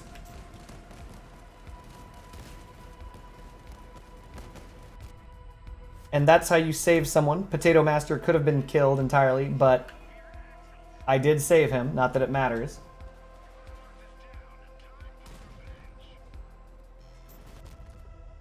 He's coming right for me.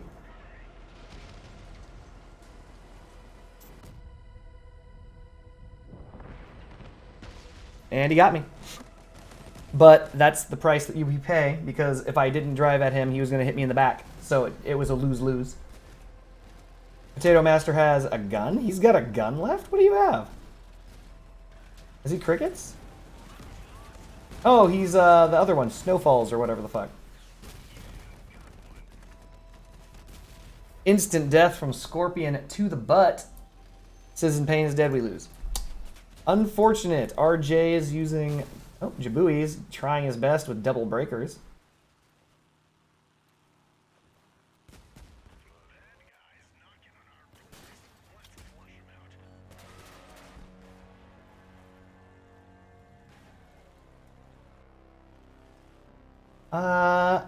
I don't know. We're not working together, which is fine because Rigger can't really, RJ can't really work with the other guy. He's using drones. Shotgun's strong. He might be able to strip him of his gun and then his life because he is using breakers. Breakers win again. Jabui. Oh no, RJ slapped in the dick with Scorpoons. So now Joe, hold on.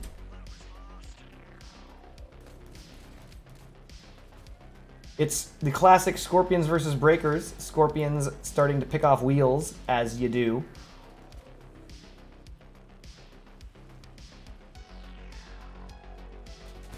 Unfortunate. Taking off that wheel was a huge, huge problem.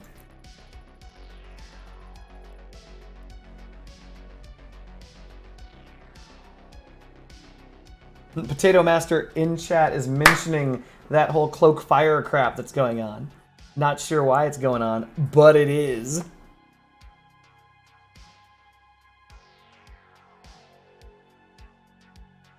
If it weren't for the, I think this has fuel on it.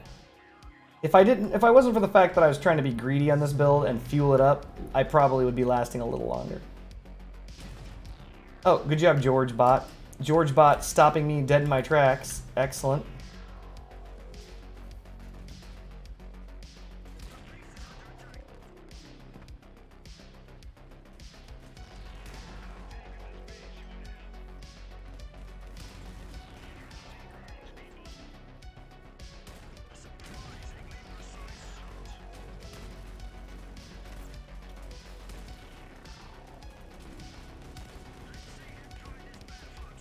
Alright, I know there's a guy behind me. I saw him on radar.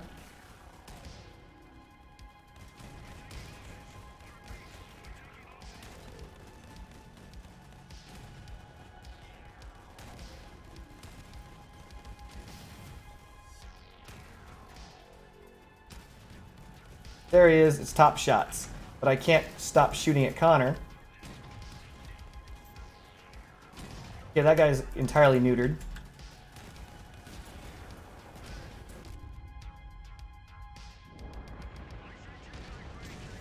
Hit my goddamn fuel.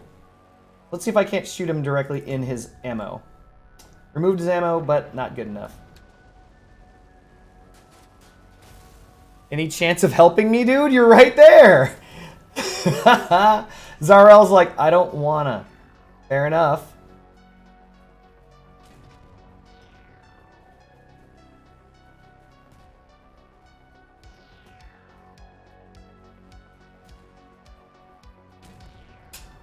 Close. This is Triple Executioner. Believe it or not, Top Shots is not safe.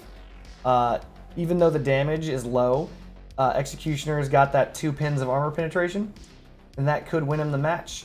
Just all he's got to do is hit him anywhere. There you go. One more of those, and he's dead. There's no protecting his guns. There's nothing he can do.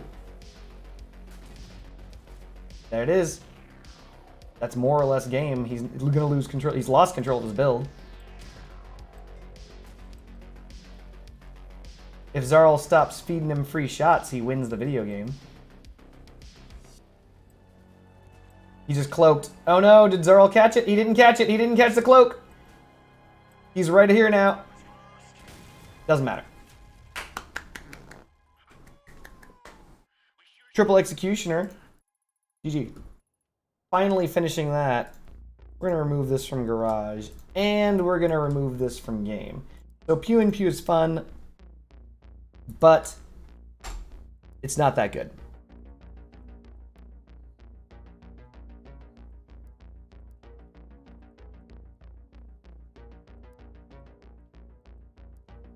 By the way, for those of us who don't know, my Leviathan actually did kill 9 dudes in 1 round. That was good. I like it. Let's see what else we have to do. Buy and sell, blah and blah, urgent delivery, blah, blah, blah, blah, blah, blah. All right, guess this is back to the arena.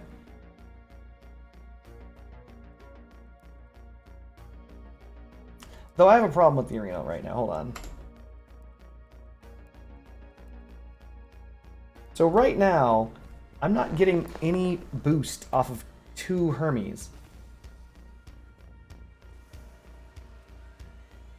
Like, I'm not exceeding 95 kph. I thought that I'd be able to. So this means I'm too heavy.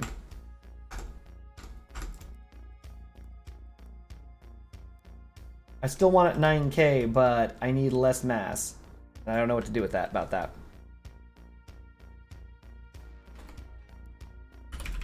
We're gonna try it with a cheetah.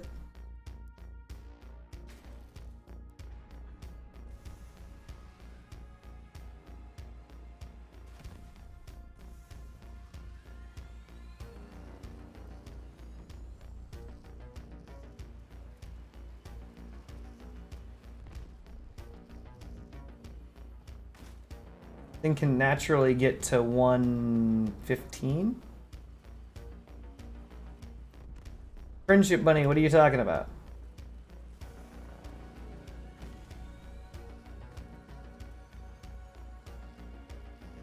No, it feels as though the boosters aren't helping. Still, we need more boost.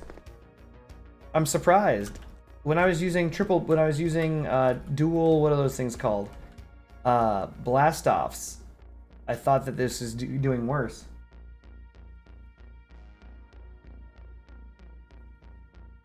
But maybe I'm wrong. We're going to lower the mass dramatically by doing something really stupid. We're going to remove the PU1 charge. We're going to put on something else. Are you having a stroke, Friendship Bunny?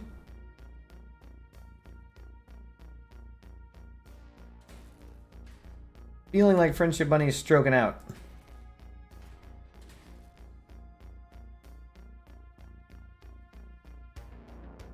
Let's see if that's enough mass.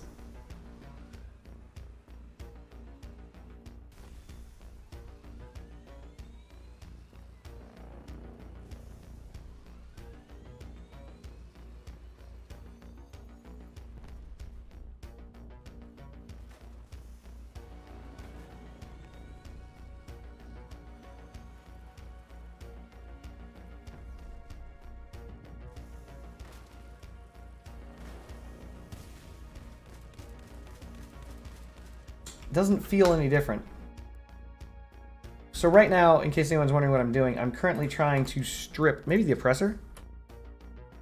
I know this doesn't sound like it makes sense, but the oppressor might be the right engine.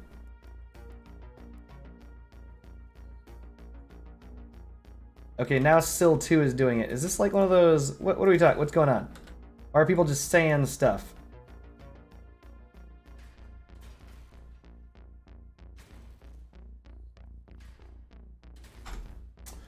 Oppressor has the top speed of the cheetah as well as other stuff, but also gives far more power. This thing can naturally, without boosters, get up to 96, 99, 100, 103, 104. Okay. PBS Kids, what's going on, Friendship Bunny? We're looking at 113 without boost.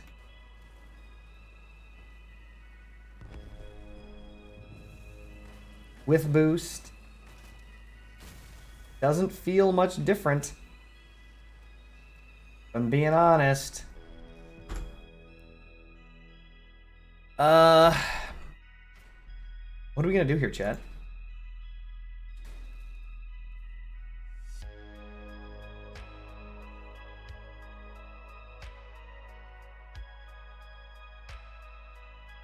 Wait, why are we also only at 13 of 14 energy?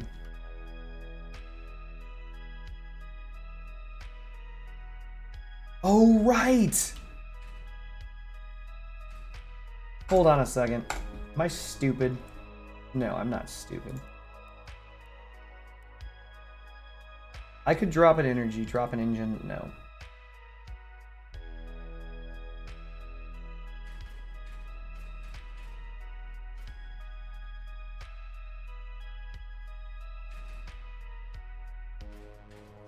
We're going to lower the weight by as much necessary to identify what speed or how much weight we need to lose in order to attain actual booster velocities. Because right now the boosters aren't affecting the build, and that's not good.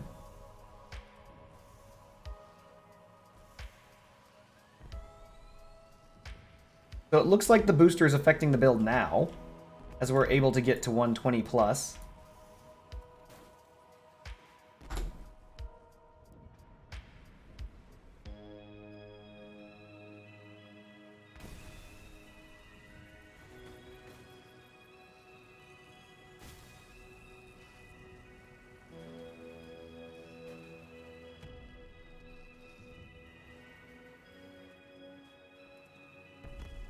So without it, we're not anywhere near 120.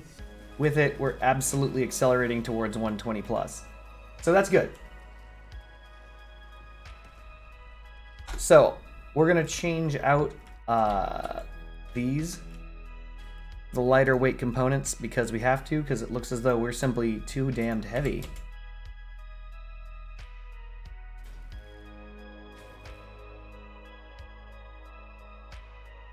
Which is annoying. What else do we need to do? What can we change down here? Anything? I don't think so.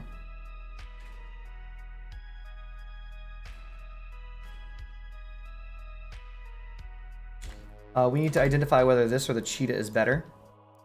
Because we're going to take whichever engine gets us that speed.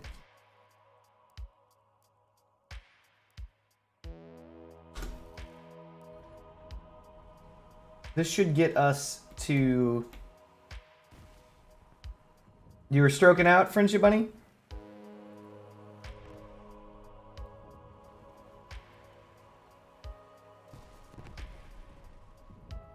You can mod the engine. In which way? Sil 2. So it looks like we can get to 117, 118 after our own set of time. With boosters, 120, 130, 140. But the amount of power is lower. I see, Friendship Bunny, said the blind man. Okay, so we want to keep this at fairly low tonnage. As low tonnage as possible. Does it not go any lower?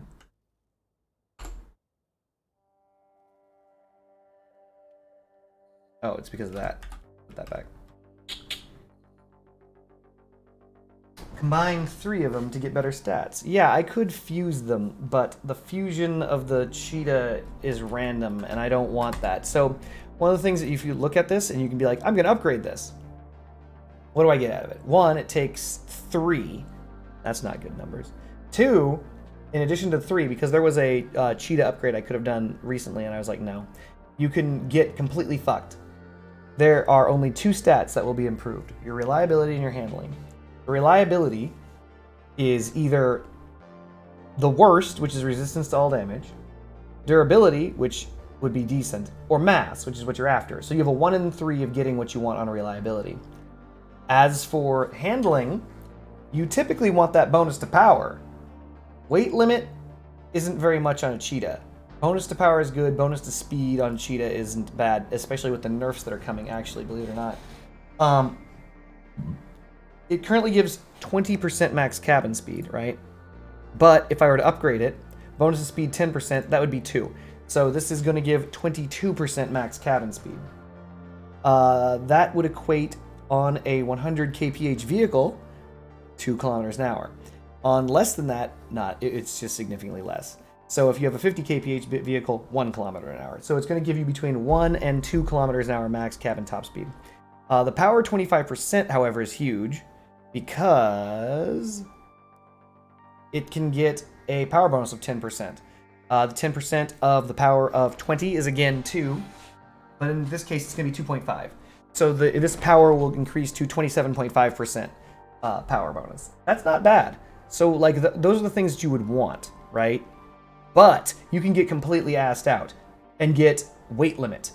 Weight limit, that's not good. That would be your mass limit of 1,000 kilograms would be upgraded to 1,100 kilograms. Not necessarily that useful. I mean, in this instance and in many instances. So that's the reason why I don't do it. I'm waiting for a fusion event. When a fusion event moseys on by, that is when I will be upgrading the engine. Unlike the previous fusion event. I want one that tells me what I'm going to get. I know that's greedy, but that's what I'm going for. My apologies if it's too greedy. We want...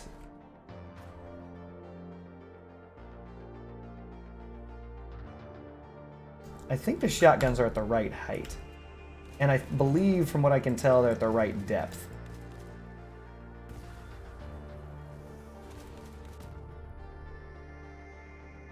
The problem that I'm having is I don't want to use the Ampere at all because it's too freaking high explosive.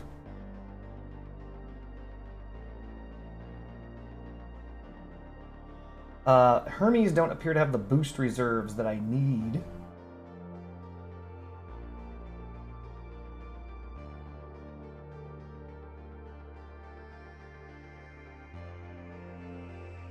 Maybe if I lower it.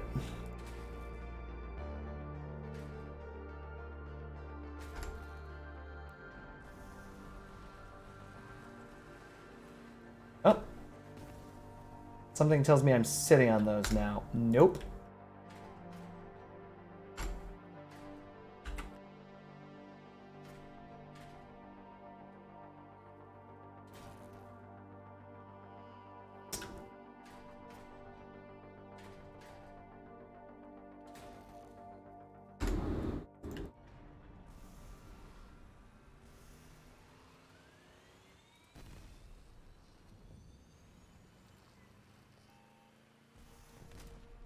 So I think this is giving me the speed that I'm looking for, but at the cost of any durability whatsoever.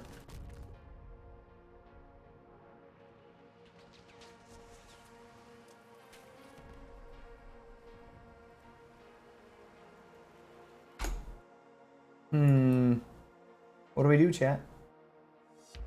What do we do?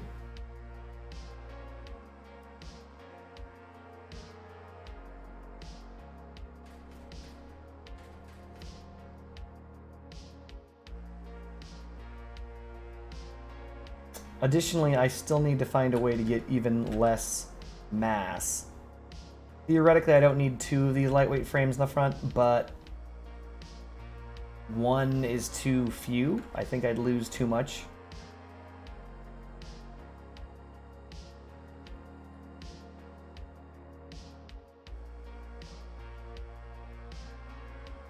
Also, I gotta do something about this Ampere.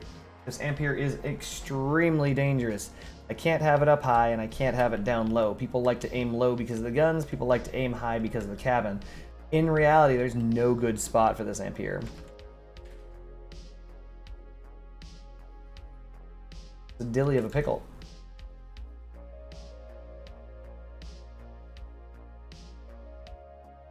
Uh, 1x8s? Where, Immaterial H? Where would I put the 1x8s?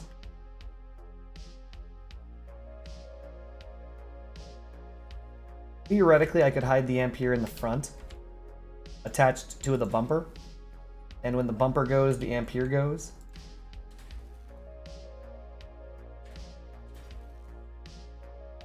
You want me to replace these by 1x8s? I could. So, hold on, before I do that, there's a reason why these are 8x4s. It's because they have 56 durability. I know that sounds silly, but that's 560 hit points. So when people, these are my broken arms, as it were. They push out and they prevent the enemy from getting too close. So this is a hat build, right? So your typical hat build sits on your opponent.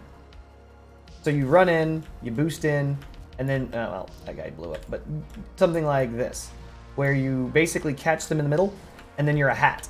You're just like, haha, I'm your hat. And they're like, what? And they can't get out because your builds are effectively stuck together. And then in addition to that, as you can see, the shotguns shoot them in the face at the same time. So they're stuck getting shotgunned. If I could do 1x8s, but that would mean that these would have much less durability. This is an arena build, by the way, so 24 durability is only 240 dura. Much less than the previous build, or previous arm. It's harder to destroy, or harder to target, but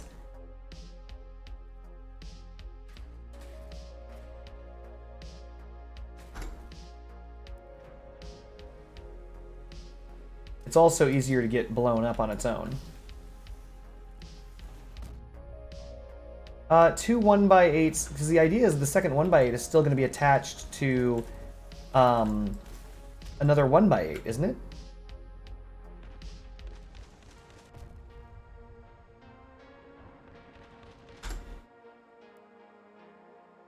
I suppose it could be a 1x8 attached to like a 1x4 or something like that. Like,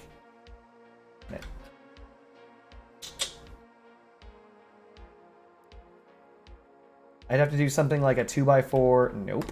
I don't think it's possible.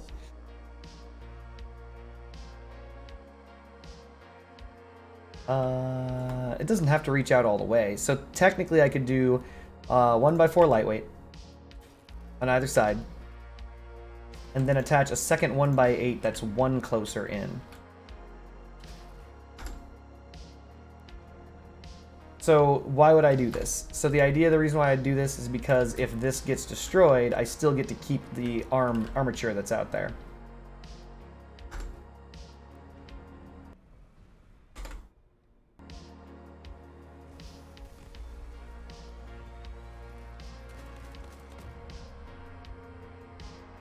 This could work.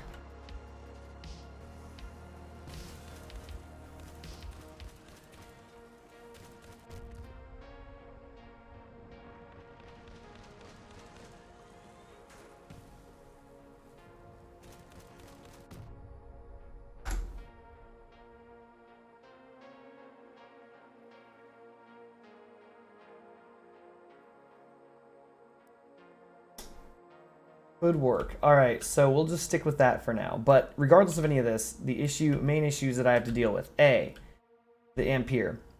B, which engine am I bringing? I was bringing the Colossus before.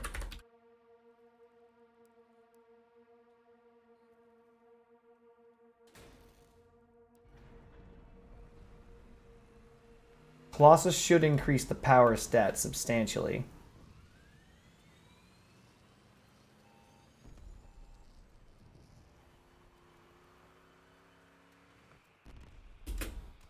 It might.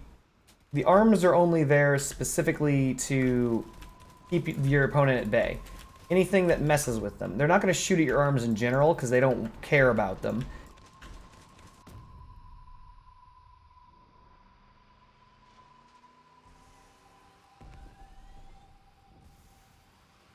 I do want something else down here as well. Also, this is just dangerous. They'll shoot that and I'll explode from the butt. So that's a problem. I don't want to lose my cloak either. There's a lot of stuff I don't want to lose. Technically, above frame height is probably good enough that they wouldn't hit it. But if I'm doing that, I would be doing something like this to try and protect it with the Colossus. But even then, like, this feels very permeable.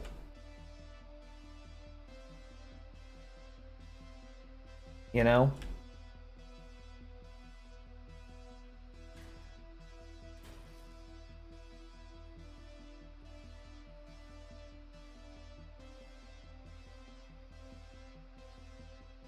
And I don't really want to lose my cloak immediately, but that might end up happening. I could put the cloak on the side, which could work.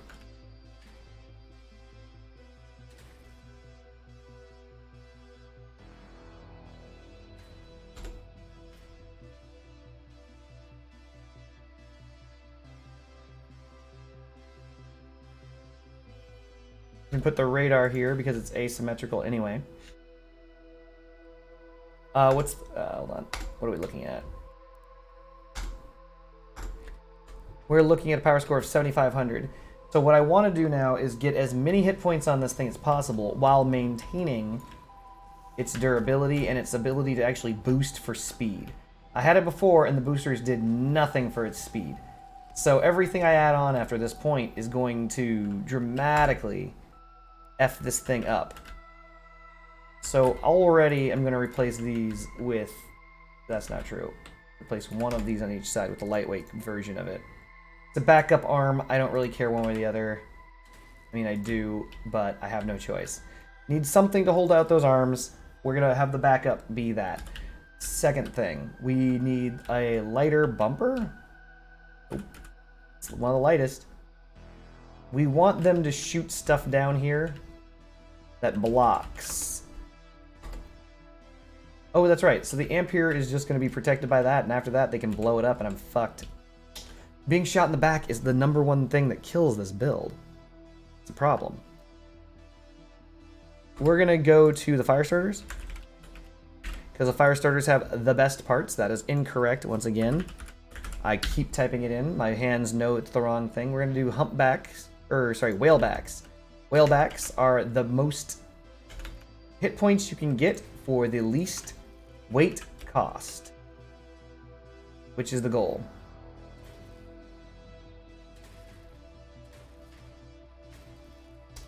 This is 3 away.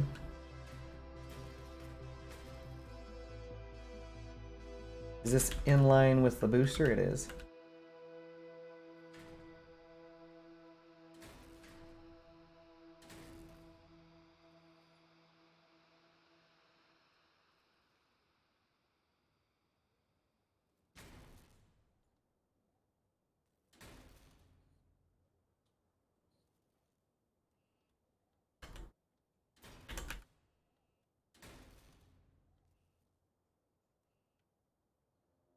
Okay, so whalebacks are on. Those are not all the whalebacks. We were going to shove more on there. The booster has to get us to at least... Oh, that's not good. Just that tiny bit of mass has already removed the boosting potential of this build, like outright. We were going 130 before.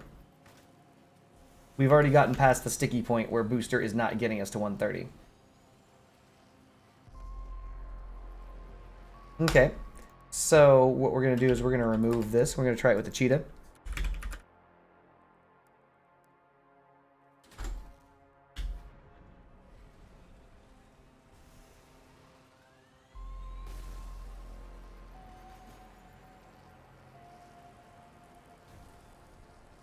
Somehow the cheetah does better, so then we're going to remove the cheetah and we're going to try it with the oppressor. The oppressor is like a between the two.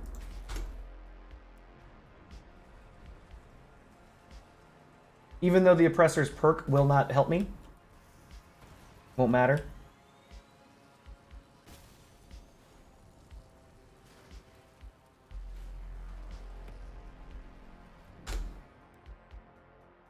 It's a power bonus on this. 30% power bonus. Cheetah's like 25. Yeah. Colossus is 50. I don't think there's anything that comes close to that I have.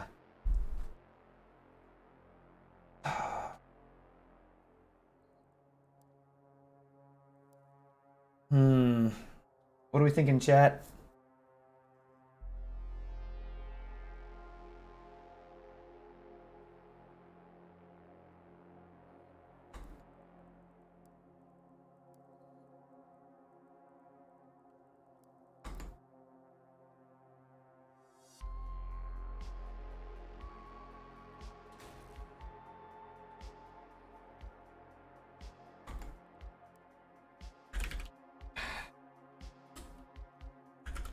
Using nothing but lunatic parts, I'm still not going to be able to do this.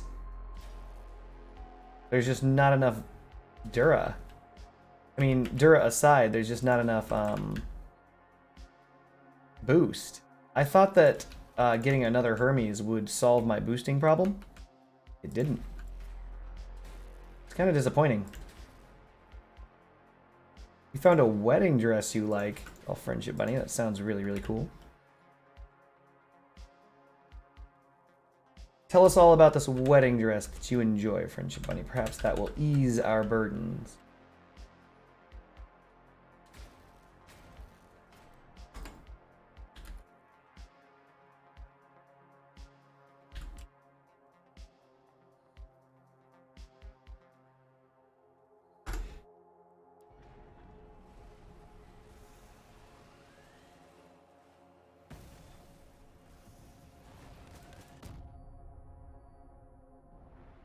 Things getting up to 105, and with boosters 115.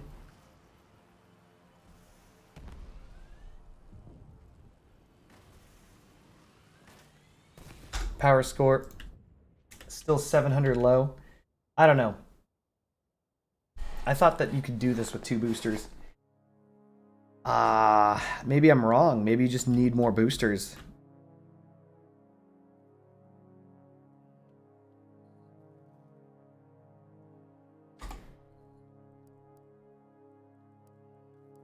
What if I swap it up to a gas gin? Grab a blast off. This is not the final location for this chat. I'm just placing it.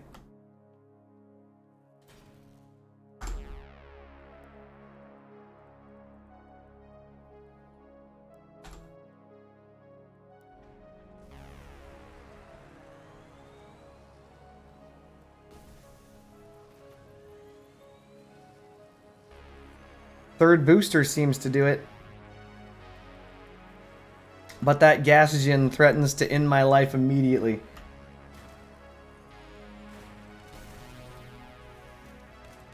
It looks like I'm just on the cusp of what 2 boosters can give me. This gives me to 8-9.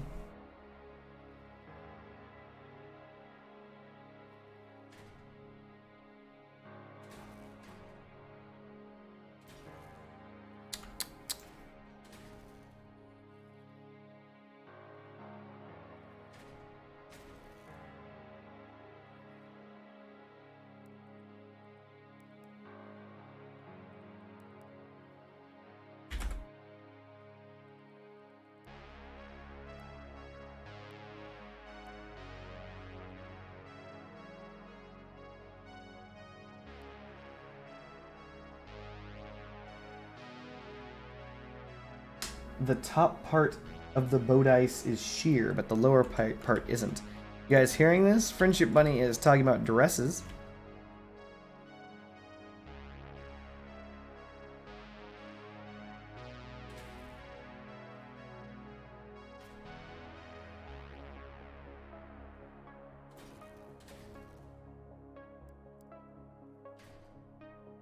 Can't afford either of those. We have 30 power score. We're going to swap it up to mass, and we're going to go to step in wolves. We only have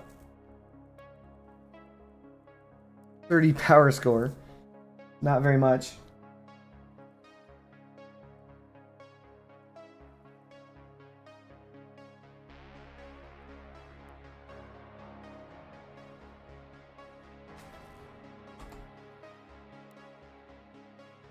Eight power score.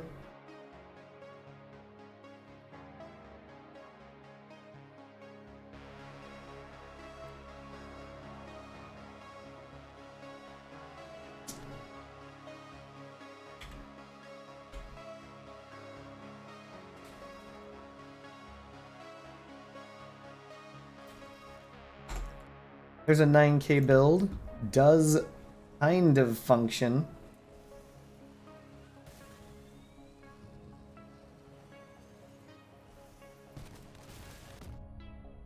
It's fast.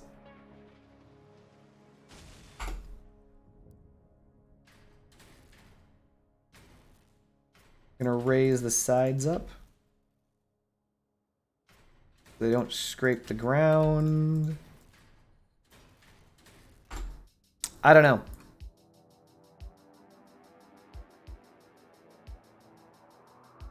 I don't like it. But I haven't played it yet.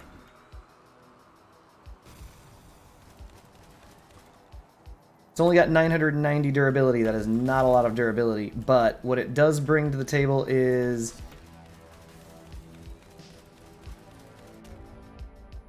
it's got the bang bang, the pew pew. It does have the boost, so it can get in quickly. We're gonna give it a try, chat. I don't know.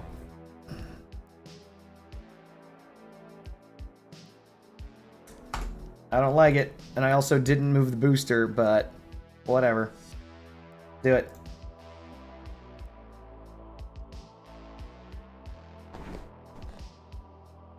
You'd wear a petticoat, Friendship Bunny? Good.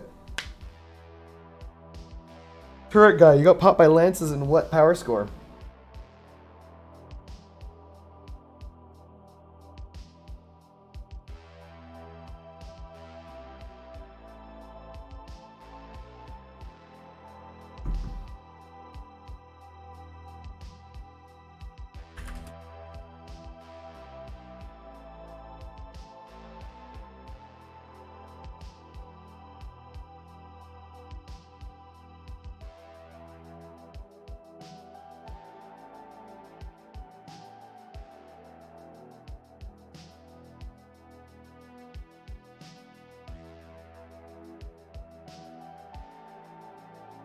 Hmm.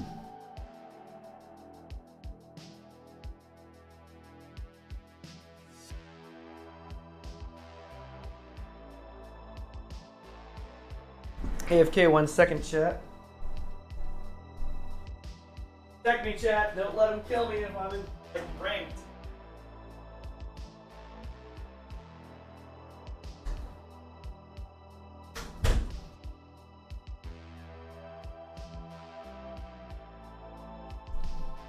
Alright, I'm back, chat. Ugh. Thank you for protecting me.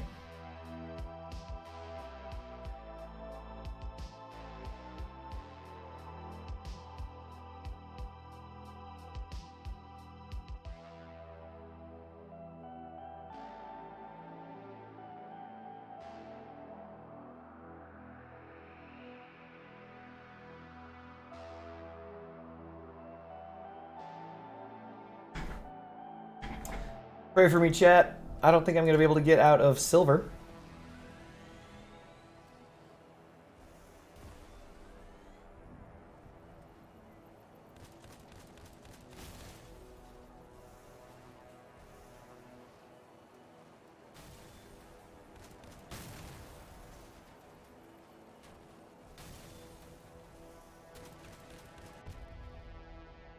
So weird.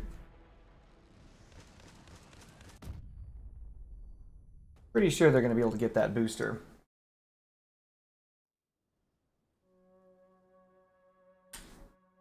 We've got some guy who is going to be using threshers no matter what. A guy who's using, what, drones? Fortunes? Well, let's give it a try. We're going to immediately go to the head crab. That's right. We're trying it. Ranked. First try. We've got some low-tier garbage on our team. Not to be rude to them. My apologies. We've got some low-tier players who are brand new to Arena. And they expect me to carry them, as one normally would expect.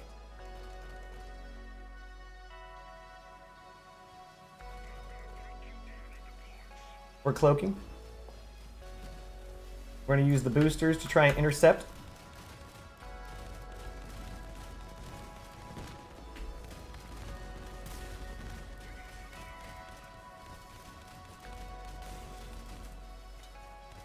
I'm the last one alive on my team, surprising no one. Let's take this guy away. That's what the boosters are for.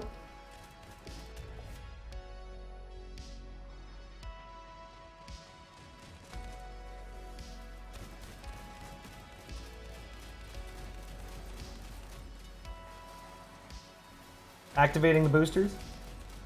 Darn. Do you see what happened? I lit that dude up, exploded the other guy, and killed another guy. So this works. It works like gangbusters, believe it or not. The only problem was bad connection on the third guy.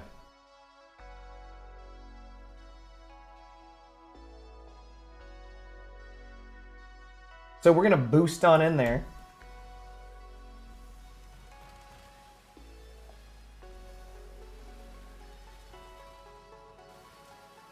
We're cloaking. This guy is using legs. Come on, man. What are you doing? Why would he do that?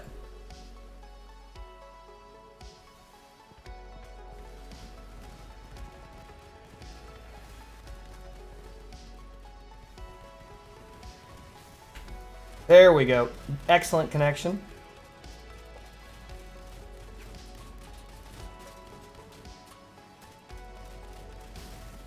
Unfortunately, my teammate was a coward, and he's like, I don't wanna. And he didn't. He decided not to fight. Unfortunate. You cannot make people fight. You can lead a horse to water. You cannot make them drink. He's panicking. And he's losing all his weapons. And he's dead. So if I recall correctly, the Thresher Kid is pure Thresher. He cannot change. We've got guns and we've got lasers. We're going to go with lasers because they're attempting to cloak and come in. This guy is swapping up to Dracos. If this guy had Dracos this entire time, Rocket Crab sounds like a nasty disease.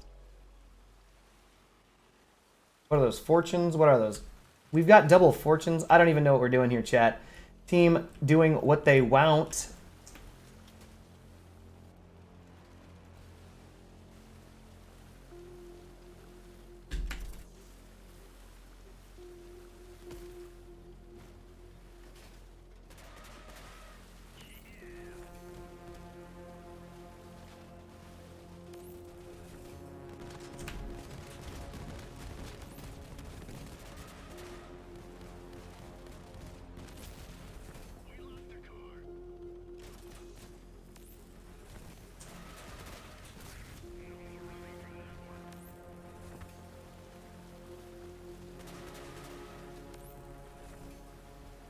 So this guy's trying to fight me over water.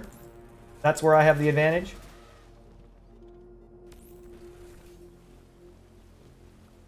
Because he can't reach me with his broken arms. The last guy is a brick, and I'm going to crack that brick. As long as my ally doesn't get in the way of my shots, I'm going to crack that brick. Please, God, ally, what are you doing? All he's got to do is just go AFK. I can kill this man, like, instantly. Just stop. Effing stop, man. Jesus. All he had to do was not get in the way, and he was like, I'm gonna get in the way. It's like, wait, what are you doing? What are you doing? I'm gonna get in that way. It's like, why are you getting in the way? I'm just gonna be in the way. Just don't stop. Just stop, man. Stop, bro. Just stop. Let it go. All he had to do was not block. We've mitigated some of the loss that we're gonna get from this mission. I know they're coming directly for me. That is how the video game functions. We're going to get Kapkan 1 out immediately.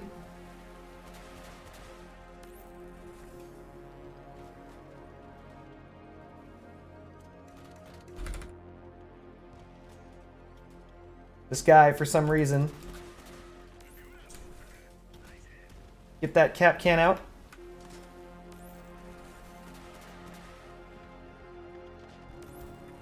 They are coming directly for this ass. Here we go. Kapkan, save me. Never rely on your teammates.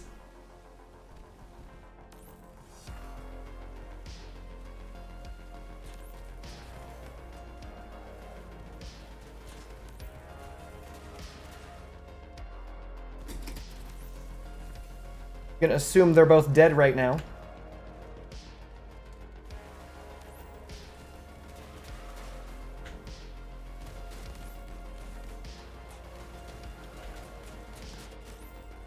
Lost my only gun.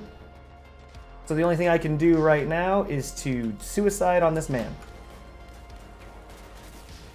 Didn't do it. Team too heavy. Team too heavy. They need second and third builds, but they don't have them and refuse to. That's fine. That is 20 points lost. Sorry, 16 minus 8. 8 points lost. I lost 8 points, back down to 38.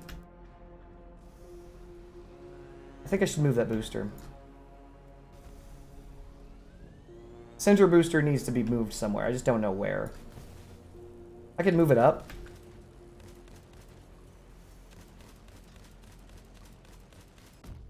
This requires so many boosters.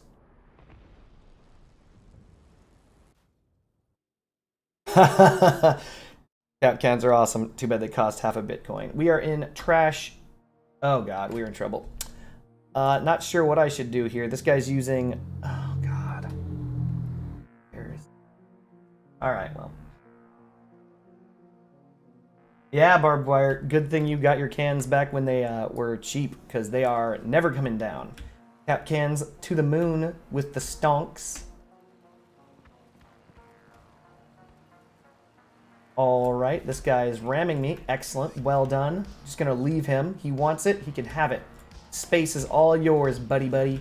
He wanted all that space. Space is 100% his. Oh, he's doing it again. Ramming, he needs all the space. He needs all the space. Oh yeah, he needs it all.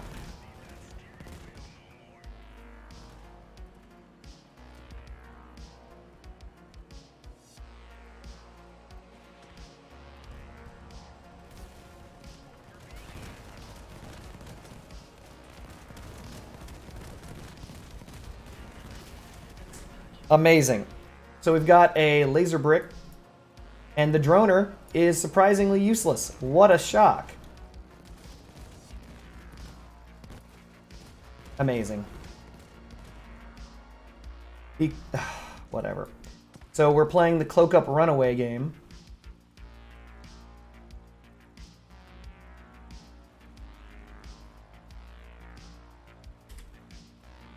I'm not gonna bother telling him that he loses automatically in a couple seconds because he doesn't know. He's new to the video game. He doesn't understand what's happening. Just stroking out.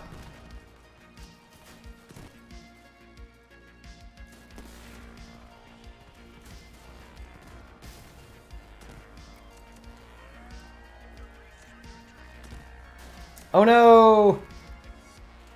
Maybe the drones last long enough?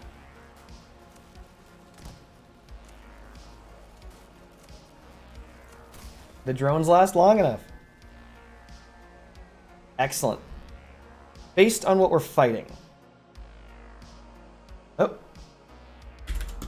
I'm assuming that the UI is here, but I can't see it. So I think I just changed my build twice. I think. Didn't. Nope. UI just disappeared. Immaterial is rating 8, by the way. We've got a rating 8 player. God damn it. MPG is a brick and not moving, so we need to get in now. We need to attack this guy right now.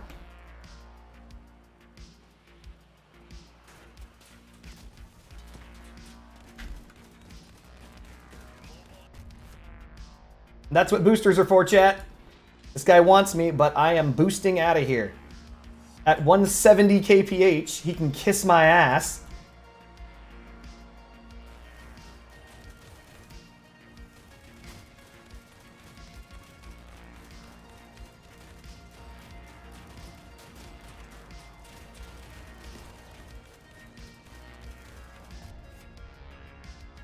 Time to boost away! And that is the reason why boosters are amazing. That's why you want them, chat. That's why the boosters are here.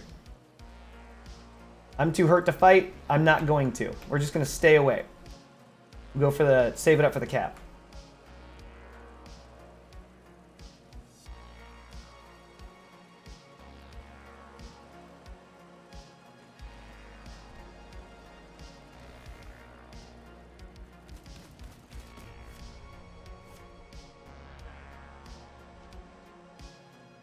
I have nothing on these boosters by Barbara Smoothie. They are just basic ass boosters.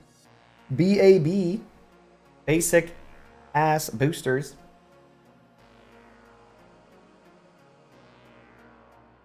There are 3 of them, however, so there's that. 2 Hermes, 1 standard. Blast off. So for those who didn't know, I was waiting for someone to fuck up on their team. Someone fucked up on their team, and I immediately went in to capitalize on that fuck up. I saw that fuck up, and I was like, oh, that dude fucked up. This guy's trying to use pyres. That's always cute. I know that this guy's rear is his weakness, so I'm coming at the rear again. There we go. And I'm out. Boosting away.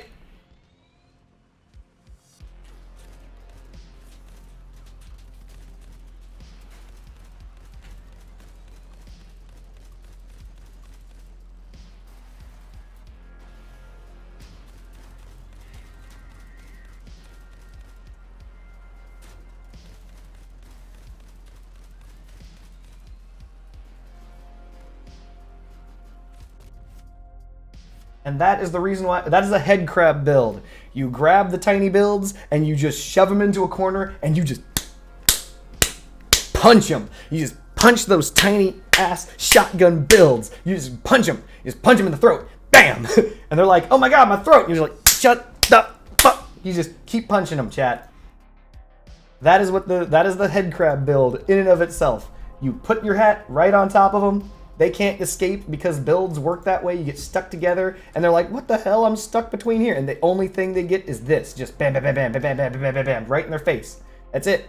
And because of the way that crossout works, they can't see your guns with their eyes. Like, it's actually a problem. It's actually imbalanced. So they can't shoot back. They can only shoot at the upper part of your build. They can't shoot your guns off. So your guns just keep punching them in the face. These are standard goblins. Got to keep it low PS, so these are just quad gobs.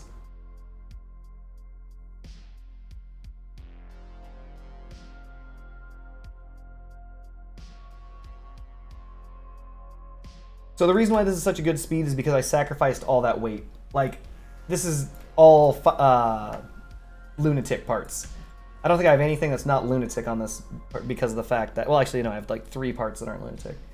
But yeah, this guy's good. This guy seems to be good. We're gonna go with our good build. Believe it or not, I didn't. The first round, I did not carry a turret guy. I fell. I fucked up round 1.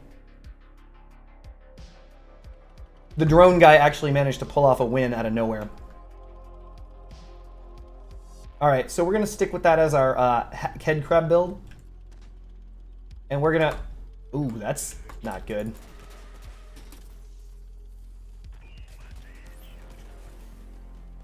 We're out of here.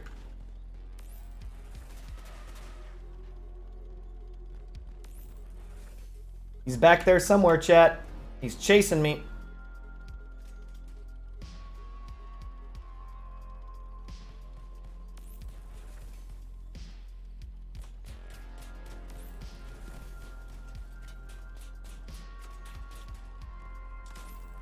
Thank you, Capcan. Once again, Capcans. What? He is here somewhere.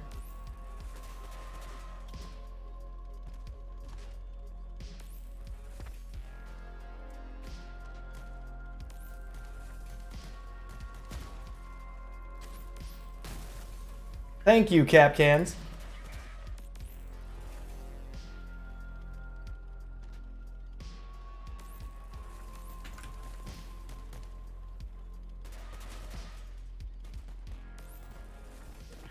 Capcan.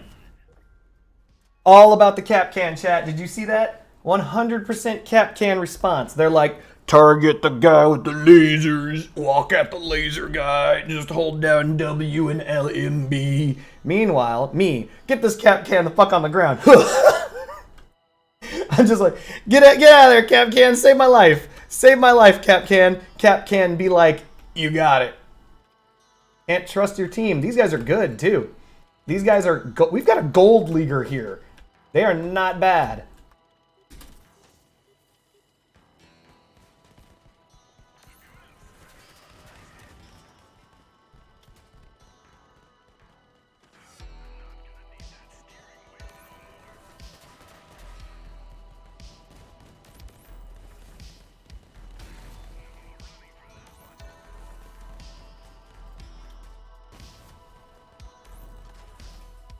Thank you, Capcan.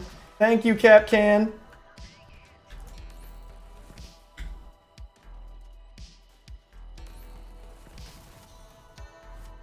Drop those Capcans. Get that Capcan on the ground. Every single time they see me, just get that Capcan placed on the fucking ground. What is this guy's build? Shotguns? Yeah. 5 fucking goblins, yo. Pentagoblins. Extraordinarily solid build.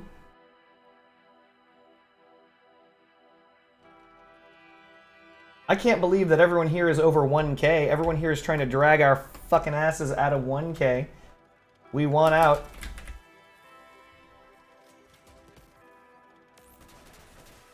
Fuck. I'm dead.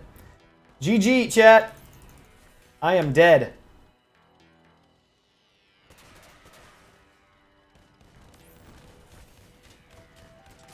Capcan! Kapkan! Save me, Kapkan! Yes!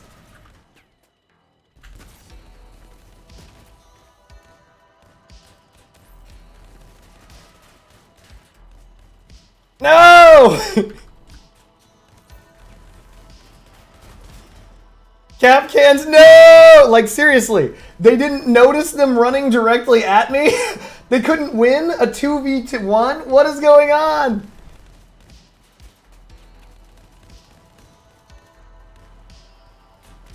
Amazing. Do I have a build that can counter this? No. Yes! I do! I have one build, theoretically, but they can then use their invisibility against it, so I'm not 100% on that.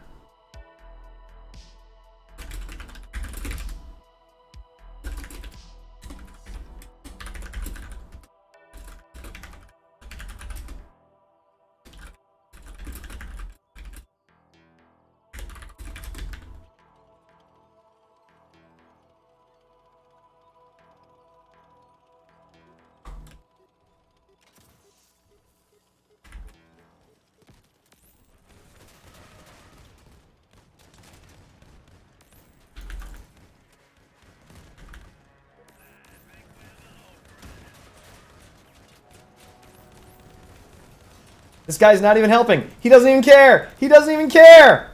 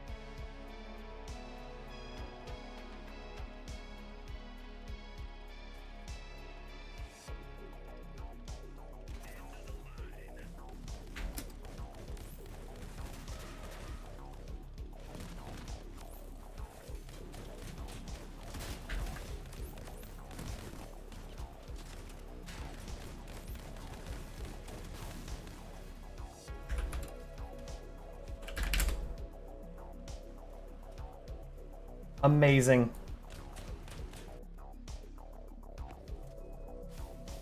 We lose, chat. We lose. We lose.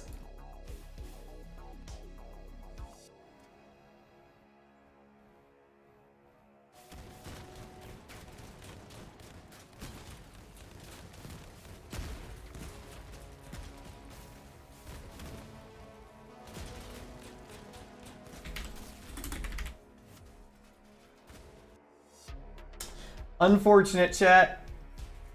What do I think about 1v1 arena that will be maybe all... I don't know. I don't think a 1v1 arena is a good idea.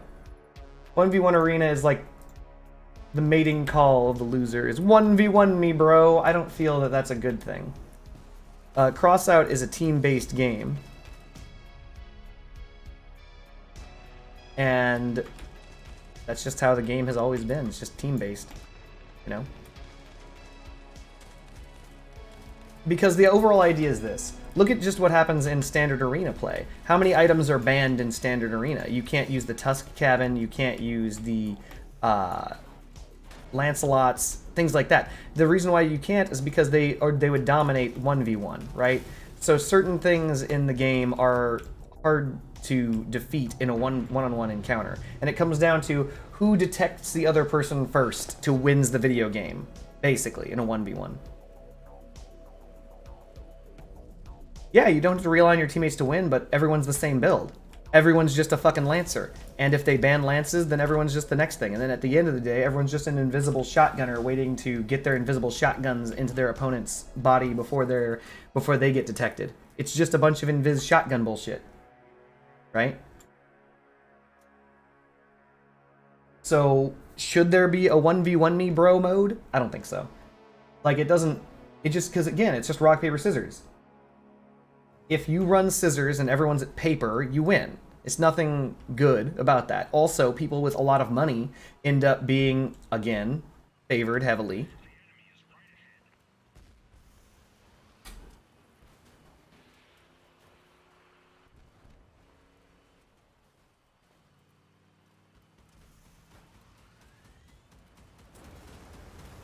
No, Brick. Brick, no! I really... Come on, man. Just die. Just die. Go ahead, die. Die. I could have saved your life like 7 times, but you rammed your dumb freaking brick ass into this guy when you didn't have to.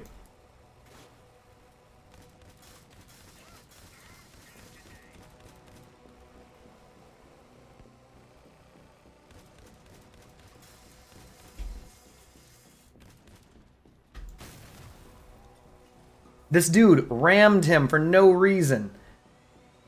Left an ally upside down for no reason. What is this guy's problem? I could have saved him. He's like, no, I have hit points. This is an okay build, by the way, chat. It's not that good.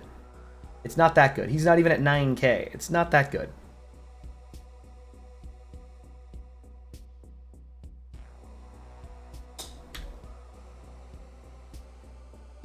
I don't know. Like, ultimately, the idea is that those 1v1 arena modes isn't going to be, like, a skill-based thing. They'd have to outlaw Cloak. Like, no Cloak, no ramp, no Tusk Ram, none of this, none of that. You just have to play straight up. And with all that stuff, like, removed, maybe.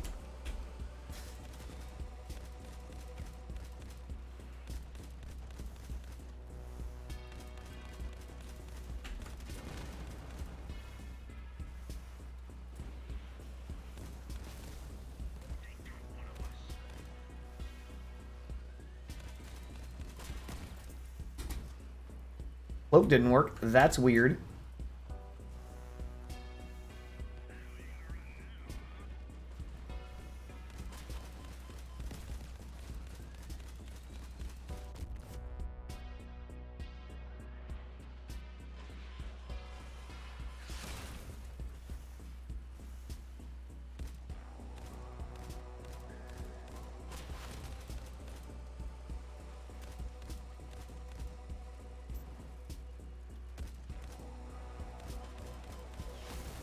Unbelievable.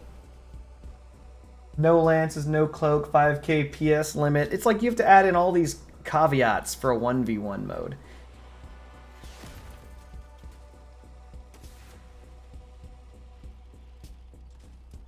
He went to the wrong side. He could win it, could have, but he didn't.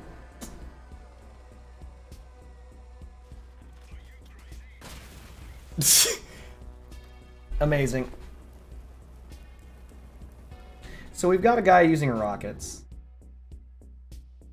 We've got a guy using rockets. So they got 2 rocket users. And they have 1 player with actual weapons. Archgreed is the only one with actual weapons. The other 2 players aren't very good. This dude's pinging like he wants to go there for some reason.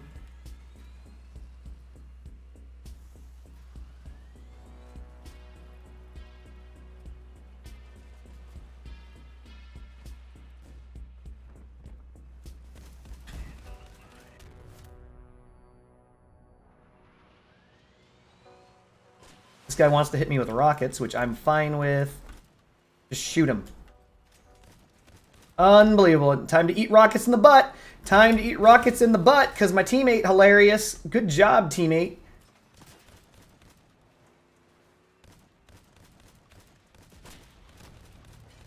Oh my god. Cloaking it up, because I'm done even trying with these fucking guys. Just Jesus Christ, man.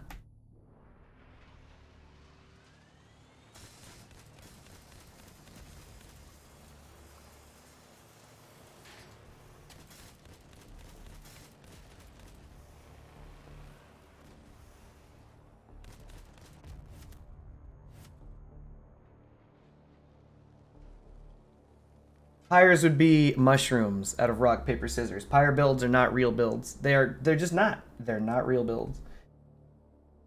They're not. So in a rock, paper, scissors, rock is obviously your hit point brick. Scissors, a paper, the thing that defeats the hit point brick is a DPS. It's solid DPS. Something like a laser build is going to cover paper. Scissors destroys that. fucking pyre builds are mushrooms, yo. They're basically the warlocks of... Look at this.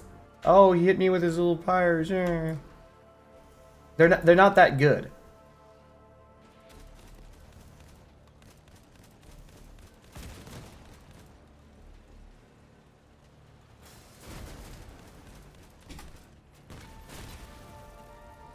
See, he hit me with a full-on fusillade, and I'm still alive. And that's after... And he hit my gas gen, and I was fighting 2 other men, right? They're just not that good. Will he kill me? Maybe. But I don't really care. Like, he didn't kill me again. Look at this. Still alive. 3rd fusillade, still on fire, 1 wheel, pyres. Pyres are not good. People think they're good because they're like, they explode, and pyres, meh. They're not good. Pyres are look at him, now he's completely fucked. Pyres are not a good weapon. Extremely bad gun, unfortunately.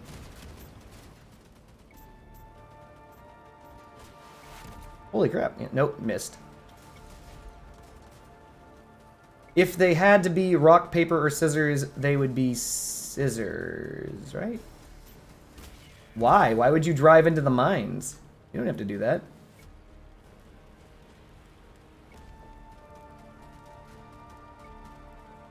Just drive away from him. You don't have to do anything. Just drive to the point. You win the video game. You don't have to do that. You don't have to do it. Just drive to the video. Just drive to the point. You don't have to do stupid stuff. There you go. You did it. You win. Thumbs up. Pyres are just silly. They're supposed to be DPS, but they're not good at it. So, look. How do I put this?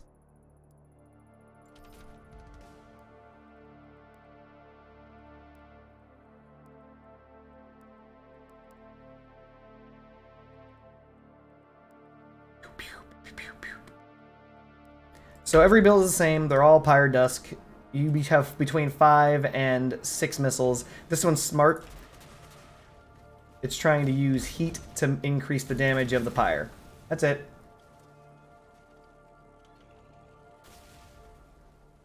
The most reliable gun? Good question. This one is a particularly good build because of the fact that, if you'll note, it's got a lot of side armor trying to cover up those Pyres. Trying to keep those from being destroyed because you need to protect them because they have no hit points.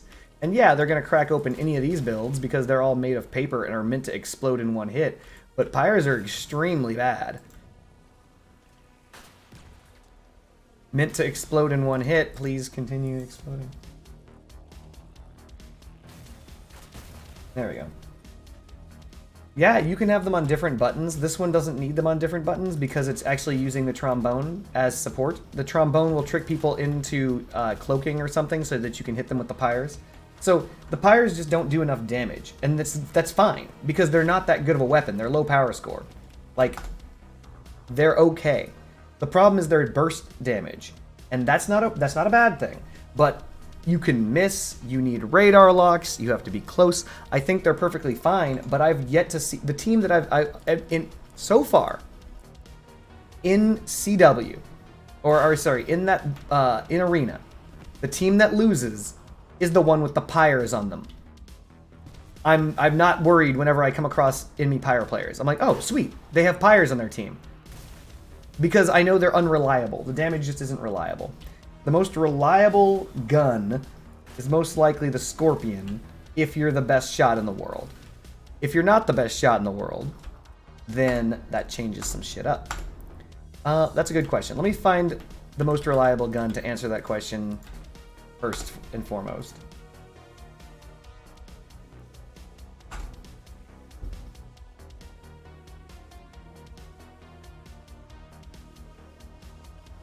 The gun that just always... Shotguns are the most reliable. Damn it, I hate to say that. The most reliable guns are shotguns.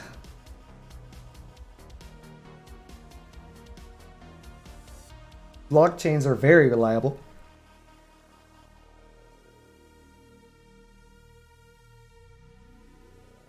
Yeah, that's the answer. Shotguns. The single most reliable shotgun, if that's what you're asking, because you were like, which is the most reliable of every single weapon, is probably the mace. Like, every weapon here, with the exception of the Arathon, is reliable. Let's see here. Unreliable weapons. Surprisingly, the most reliable machine guns are the tap fire. And then followed by frontal. You might wonder why, and that's because these are reliable because they stay on your build, because they aren't easily shot off. These are reliable because they are going to punish your opponent. This is just the best. Like, my god. When you get to the Punisher, it's super reliable. You're going to deal damage. You're going to deal that damage at any range. You're going to hit. Your guns aren't going to be easily stripped. It's a great weapon. Punisher is insanely reliable. The reason why the Arbiters aren't reliable is because they're only reliable at a certain distance, and they have to be unaccosted for a certain period of time to strip off guns. Reapers are extraordinarily unreliable due to the fact they are not hit scan, unlike every other gun here. Hit scan, not hit scan. Hit scan, not hit scan. Caucasus are surprisingly not as reliable as you think, though they are very reliable. Ranged playstyle, these are your guns. These right here. 1, 2, 3, 4, 5, 6. 1, 2, 3, 4. These are your most reliable.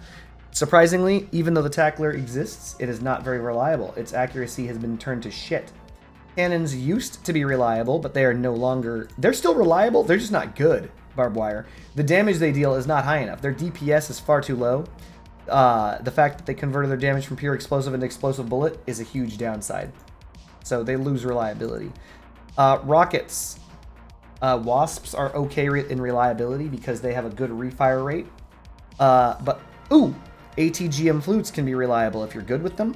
The rest of these are not reliable, fucking at all. Not reliable. Insanely not reliable. Not reliable. Not reliable. Fuck. Not reliable. Not reliable. Reliable. Not reliable even remotely. Grenade launchers. The Yongwang is the most reliable of the grenade launchers. I was a cannon main. I personally, barbed wire, I was a cannon main. I was all about this cannon life. I was going from Tsunami to Typhoon, but 2 years of being shit on, I'm like, okay, cannons aren't it. Cannons just apparently aren't it. Yeah, most reliable grenade launcher, Yongwang. Least reliable grenade launcher, Impulse. Energy weapons, completely reliable. Completely reliable. Not reliable. Believe it or not, if you're very, very good, the Helios is just fine, but for me, not reliable. Destructors are not reliable weapons. If you get your shot interrupted at all for any reason, you don't deal full damage. Spark Flash, completely reliable within their weapon range. Yokai, shit. Assembler, hot flaming shit. The Spike is more reliable than the Toadfish and the Phoenix. One of the most unreliable weapons is the Phoenix. D tier reliability, B tier reliability, S tier reliability. Remember that. D, Bravo, Sierra. These are your melee weapons. They are as reliable as you make them. They're just null. Unreliable are incinerators, but when they work, they work. Dracos are probably the most reliable flame weapon. Mandrakes, one of the most unreliable weapons in history. Capcans are not that reliable. I'm actually serious. Like, they'd be like a B tier on the reliability spectrum. They can save you. They can win games. Can. This is the reason why you need more than one. So the reason why Firebugs are less reliable than the Draco is the build. So the build changes. Firebugs are dogs, whereas Dracos are maws. The idea is that a maw build is you just run directly into them. They're a wall, and you hold down LMB. And at that rate, it's 100% reliable. Firebugs are similar, or can be similar, but usually you have a horizontal traverse with your weapon, and that actually harms your reliability a little bit. Here, I'll show you.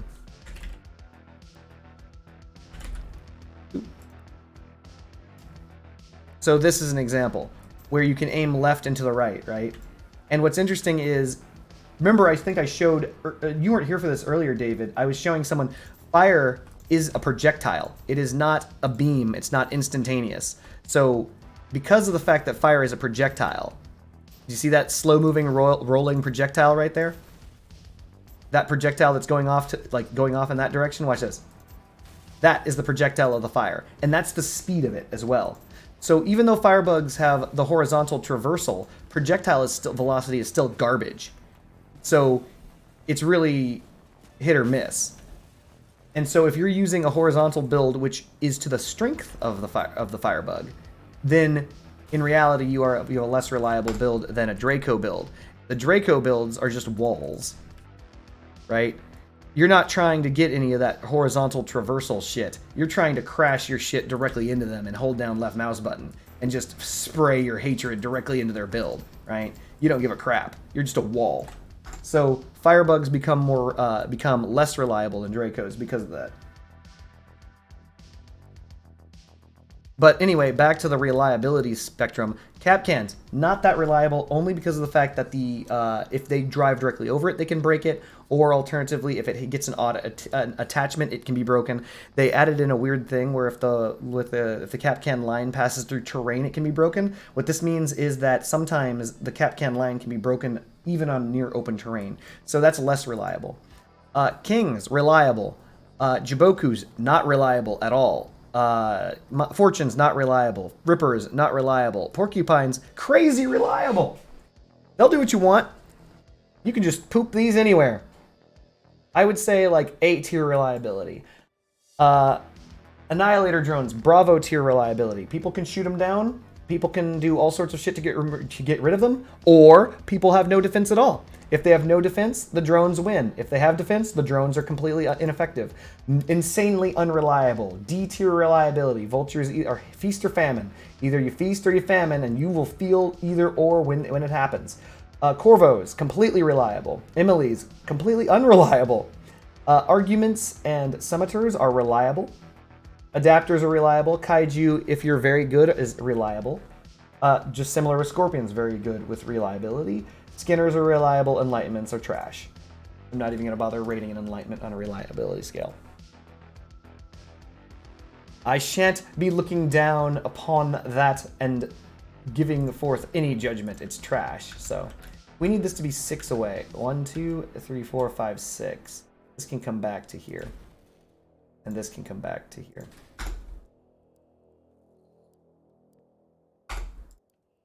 Back to the grind.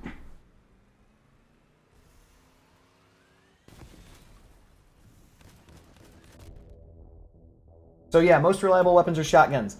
Like all of them. With the exception of the Arathon. It's just bullshit how reliable shotguns are. Like, you don't have to try. You do not even have to try with these builds.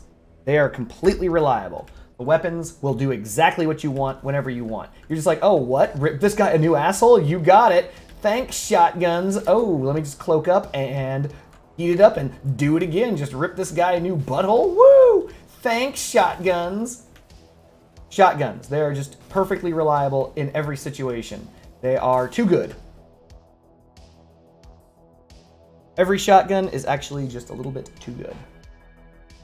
This guy's using Pyres. We're probably not going to win. Let's hope we win. I'm going to try and get a sneaky, breaky kill off on one of the opponents. If I can get a good connection, then we might just win it. I'm going to boosty boost as fast as my boosty boosters can get me up there. Look it up. Ooh, that's not good. Bars is using a very, very, very potent build.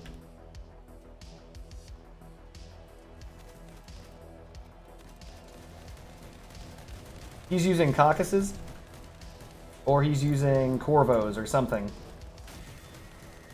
This is a bad connection on me. No, beat zero, no! We're gonna lose outright. He's using shotguns.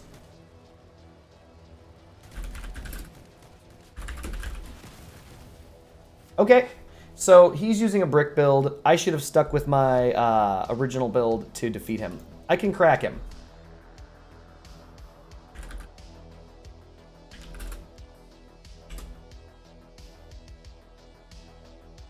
I fudged up. So Krill is rocking a Rotfish Bandit build. Rotfish is a very good player. Very, very good player. Also, Krill is immune to Kapkans because he's using Augurs. So, El Joker is... That's not good.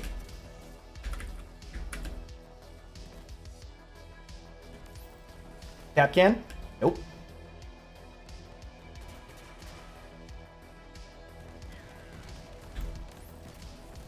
I'm dead. Kapkan?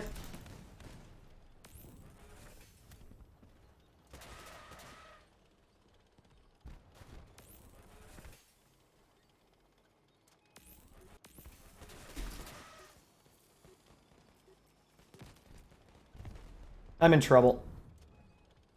There's very little I can do here. I don't know where he is. He's invisible. He's right next to the cap can.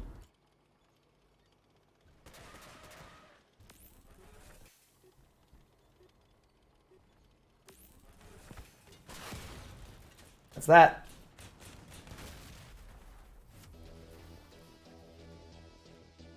We've got spider fuckery. I don't know what this guy's even bringing. Yang Wang. Ugh. I don't know what to do here. We're in bad shape, chat. Doesn't matter what I choose. I'm pretty sure we lose. Krill can go back to that fucking shotgun build anytime. And if my team is too stupid, it's not going to work. They also have Cloak, which isn't good. We, unfortunately, as I said, have the Pyre build. Pyre build is not good. So we're losing this. I count 3, count 2. They've already gone invisible. Amazing.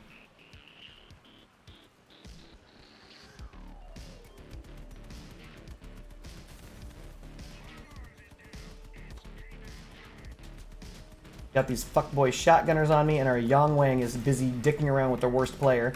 He's like, oh, worst player? I'll fight the worst player on your team, sure. Good job, Yang Wanger.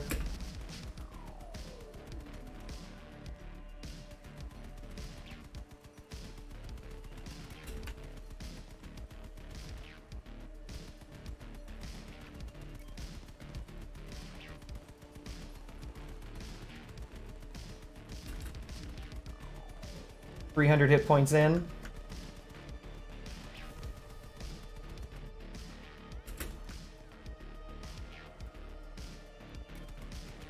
I'm going to deal as much damage as I can to anyone I can.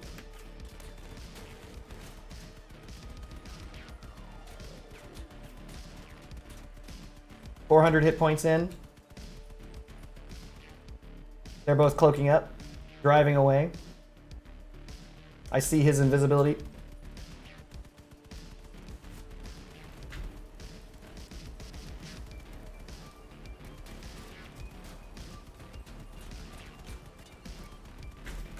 Thankfully, he's heated. With any luck, that might do it.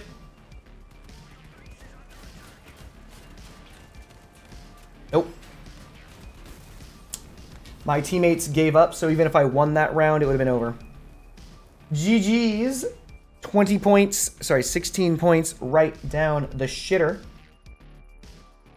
Once again, chat, as I said earlier, I've never seen a team with Pyres on it win. So that dude who decided to go with Pyres, just, I don't know, like, he was on our team. Like, what is he gonna do against any of that shit? No idea. Pyre's bad.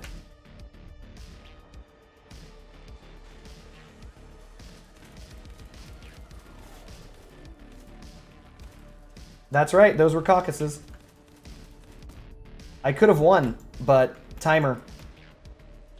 They had everything going for them on that one. Even though with caucuses I could have won, yeah. They had the better arena, they had the better timer. Time was on their side.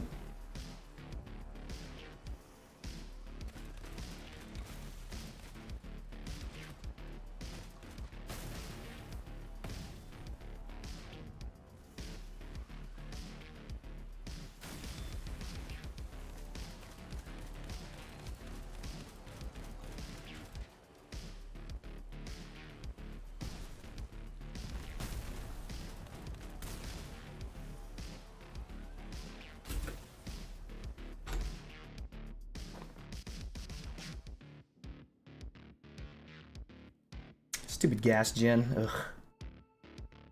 Wish it didn't have that gas gen on it, to be honest.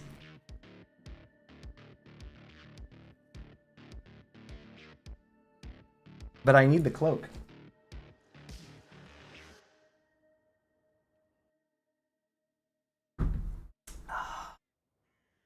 We're up against bars again. So we're going to open. Hold on.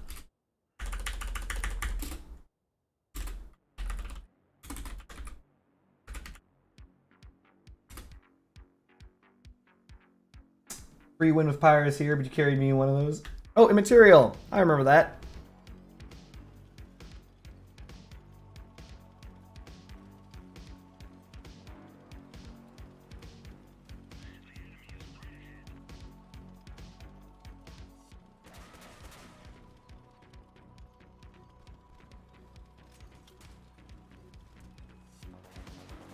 Joe Mama, no.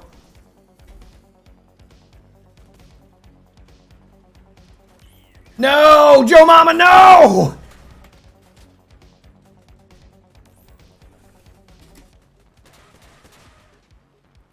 Joe Mama is intentionally trying to get me fucking killed.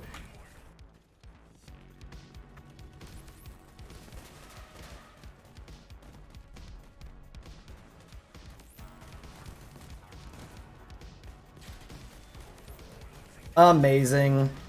Never lose control of your build, chat.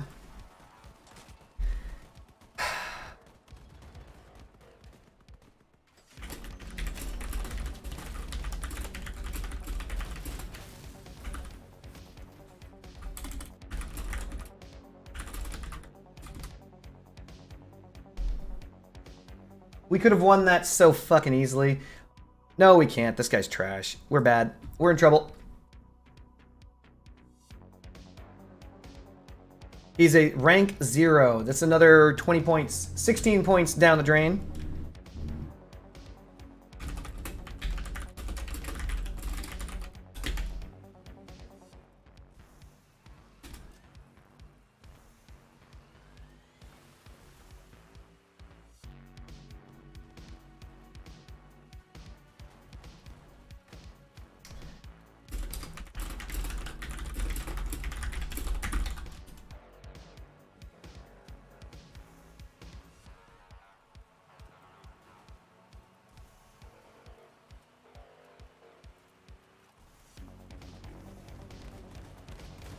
Amazing.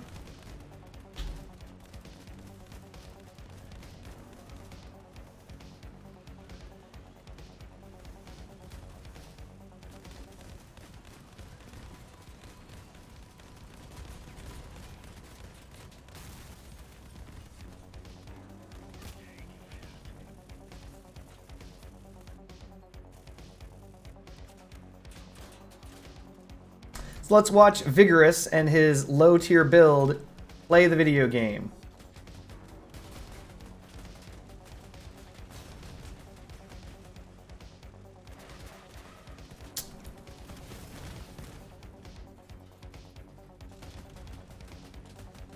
Amazing. I wish this guy were on the opposing team.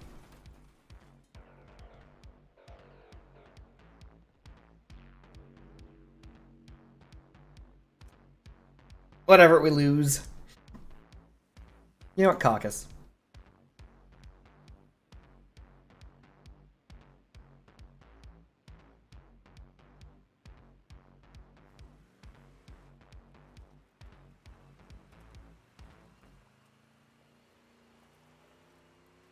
Don't even care.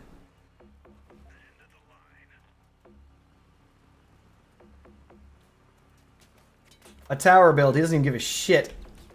What a fucking hyper god, Chad. He doesn't care anymore. He's like, whatever. We win, you lose. GG's.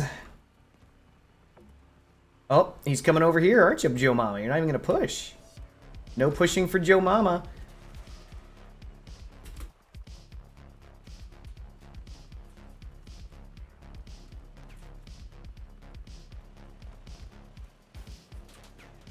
Amazing.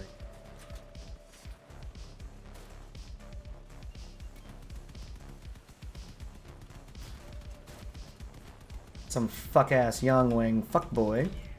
Vigorous is shooting at me! He's my ally, he's shooting at me! Oh, I hate this game sometimes. Just so we're clear, Vigorous is brand new to this. He's like, oh man, I've never done ranked before, but he can't recognize an ally.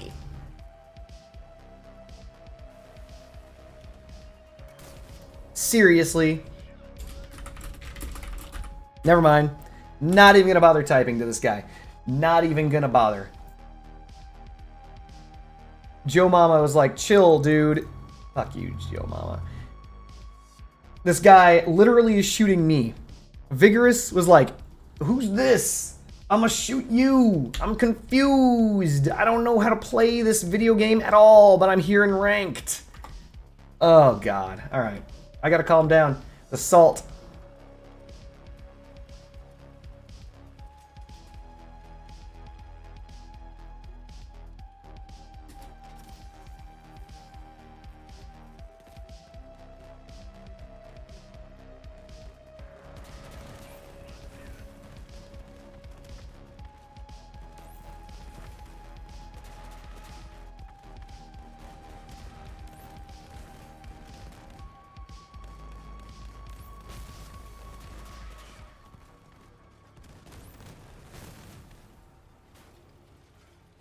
Please, Joe Mama, don't do this. We're gonna drop down a cap can because I know he's coming.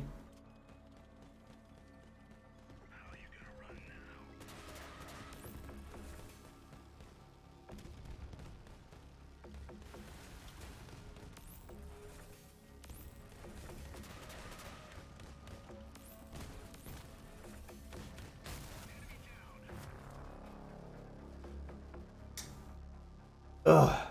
Heavily Gamer, thank you for the raid. Shoutouts to Heavily Gamer. Keeps making some of the sexiest builds.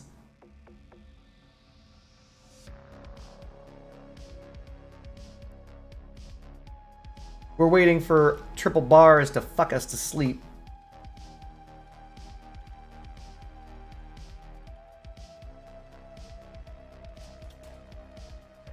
No. Never lose control of your build, chat.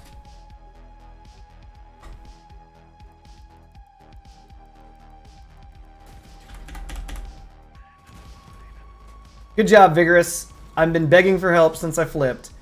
And he's like, what?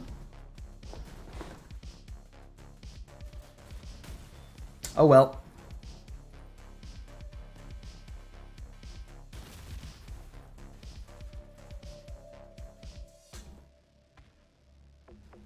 Amazing. God, I hate fucking tracks so much.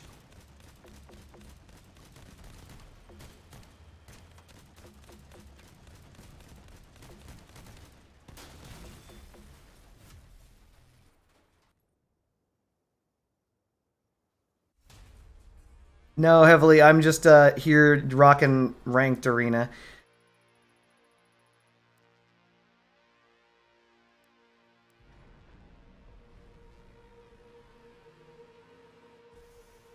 Just doing the ranked.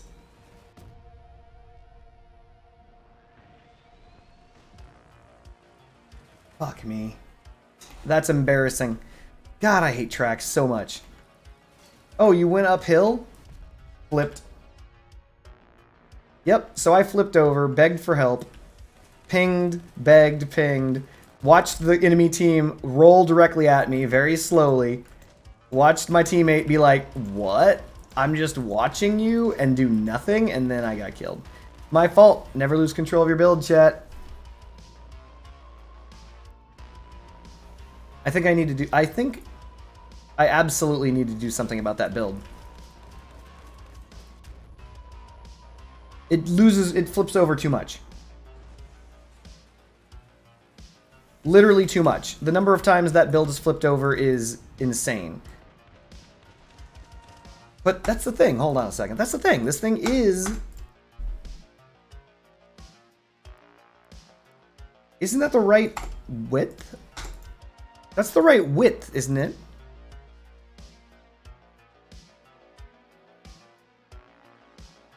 Tracks are in the middle of the line.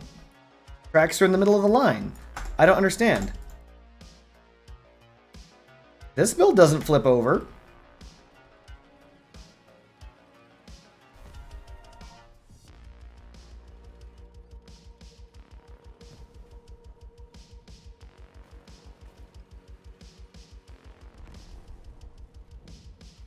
Too much grip? Heavily Gamer, I hope that you have a good night and or day yourself. Like, this build doesn't do that.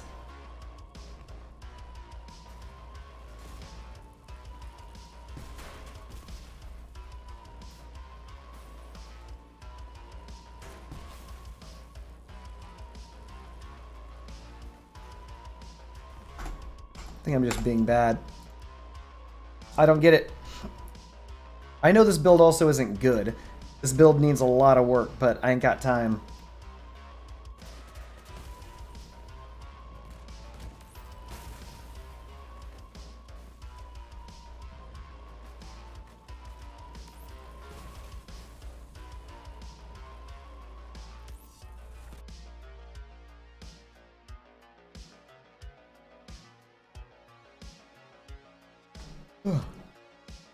This isn't good. Well, maybe it is. Drones, I think that is. I think that America guy is in drones.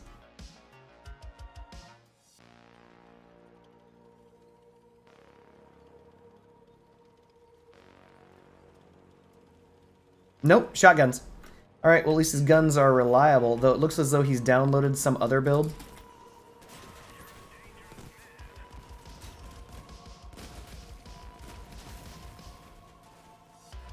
Santi was coming for me anyway. You might be wondering why I kept going. It's because they already called me out. Santi was making a beeline for my ass also. There was nothing that I could do.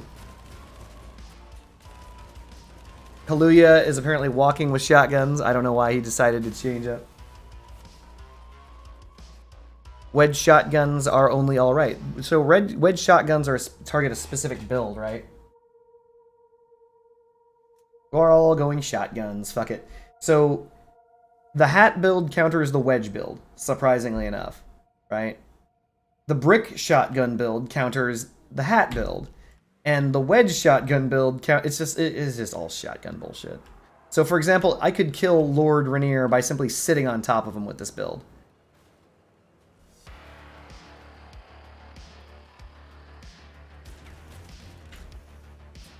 Being chased by the shotgun brick.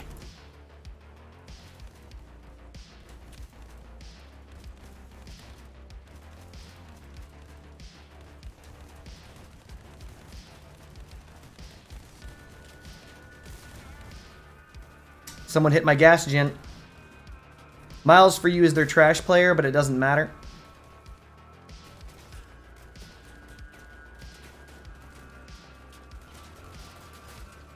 Kaluuya is now running away. I don't know why. He could have won. He's going to shoot at their guy who has nothing. Excellent. It's just all shotgun fuckery right now. I don't know. We're going with machine guns.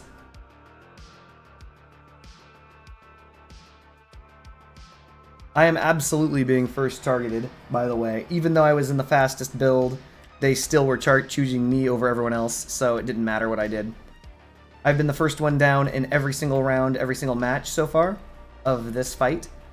So that's 2 matches. I'm being called out by name. Don't know why. Miles for you is trash, but my team is trash. Here he comes, see? This is not a coincidence, chat. It is not a coincidence this man is chasing me. This is not a coincidence. Not a coincidence. I've been the first one shot at this entire time, every time. Not a coincidence. I have to change targets to direct because he's using disruptors.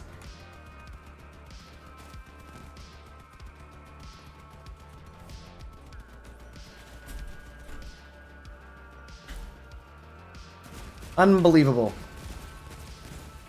I fucked myself. Unbelievable. The wheels, they gave out. What? Oh, because we managed to take the cap? That's good.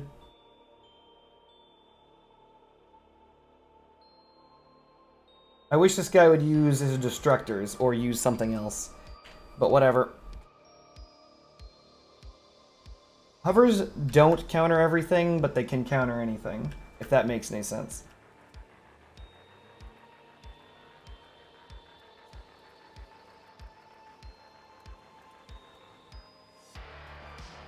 There he is. Fuck me.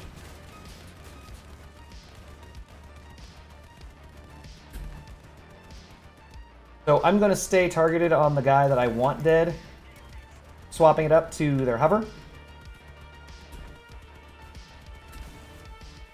We gotta turn around and help our ally.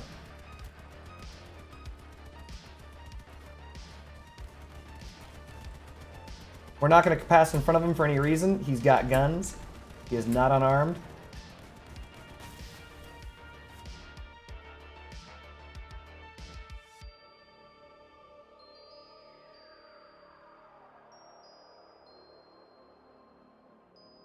Lord Rainier or whatever actually started putting in work. He started targeting people that needed to go down. That was really good of him.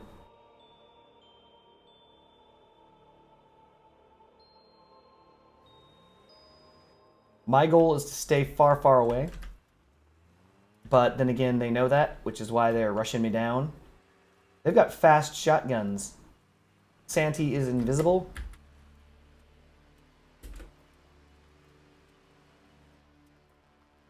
Somehow I'm at 110 and not ahead of these guys. Nope. What a shock. Santee's choosing me over everyone else. Shocking nobody.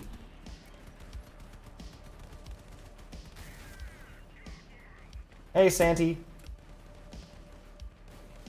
No idea why Santee hates me so much. But, oh well. Cost him his life. Barely. Wow. I do not know why Santee was like 100% after me. I didn't do jack. I wasn't even the best player on the team. Like, I think I was the worst, right? Yeah, worst player on the team. Pretty sure I was. Not sure why that guy was like 110% cardboard ninja. He's like, I don't care how life, like, what happens. I don't give a shit.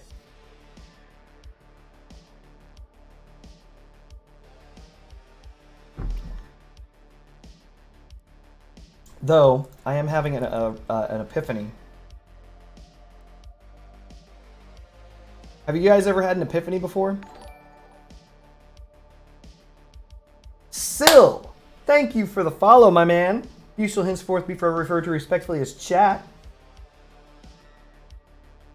Enjoy your follower-only emotes.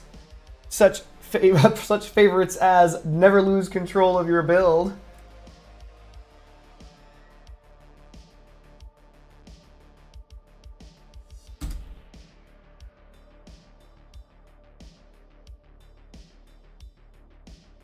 But I just had an epiphany that I could probably edit my Caucus build in a very interesting way. And I might do it. I wouldn't do it live on stream. Or would I? Could be good.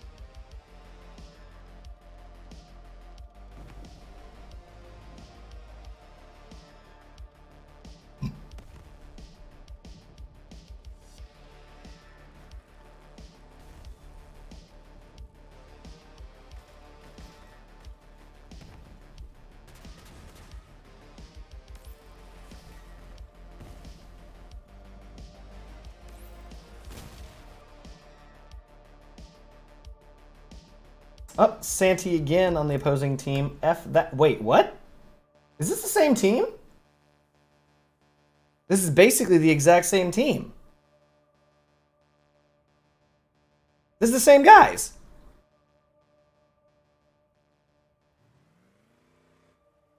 Yep, these are the same motherfuckers.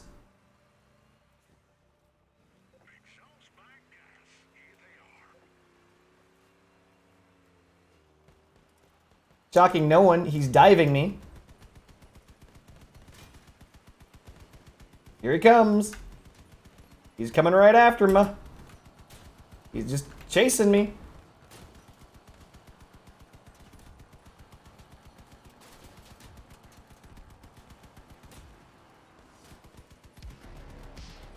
DPS directly to his forehead.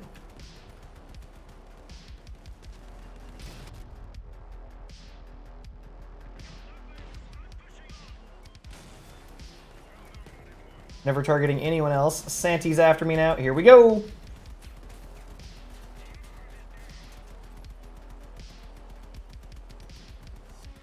Do not know why he wants to chase me, but he will.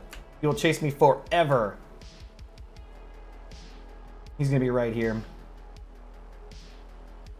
There he is.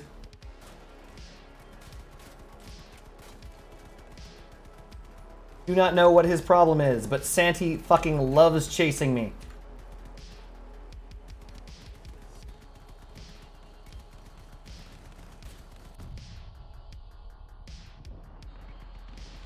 See? I'm dead.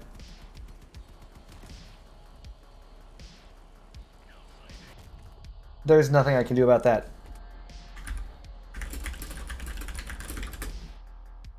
I don't know what to do about that. He's just a pure shotgun wedge runner. He's just going to run at me no matter what. I lost a gun due to his ally before, so...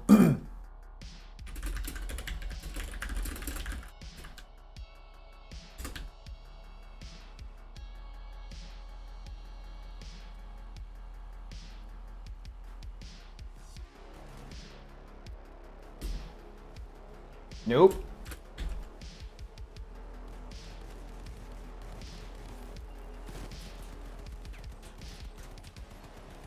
Shocking nobody. There's Santi again, right? Yup, there he is.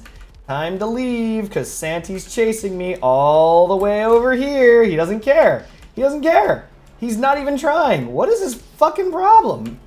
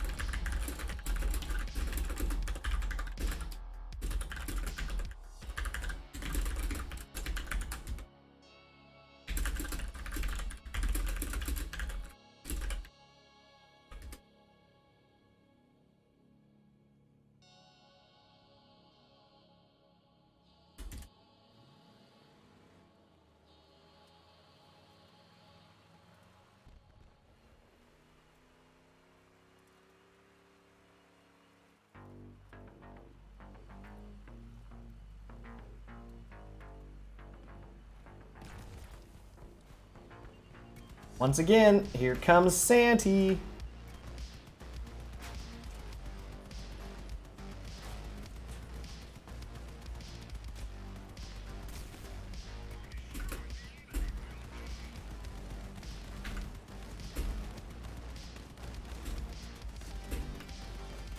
This time I'm gonna stay at point blank range with this motherfucker.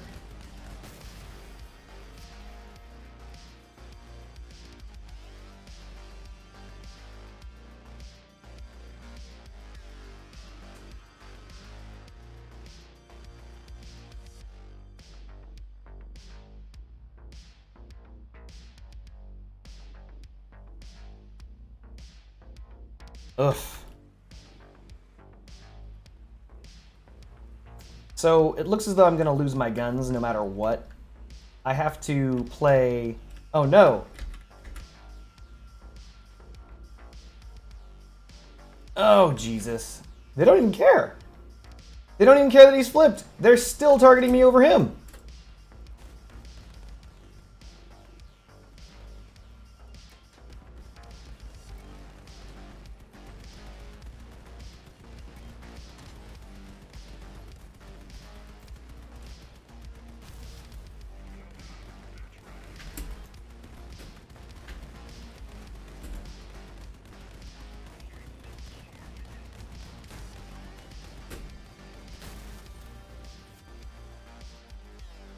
This is what I'm talking about. Did you guys see that? Chat, you must have seen that. Fucking Lord Rainier flipped over, was completely helpless, and they were like, should we capitalize on this or are we gonna still attack Cardboard Ninja? That hesitation between choosing to attack Cardboard Ninja and a flipped over defenseless enemy cost them the round. We lost 0 players. No one died because on our team because they refused to jump on Lord Rainier. They were like, that's not Cardboard Ninja. And they were like, oh, but maybe we should. And because they fucked that up, see, here it is. Here it is. Do you see what I'm talking about? This is what I'm talking about. This.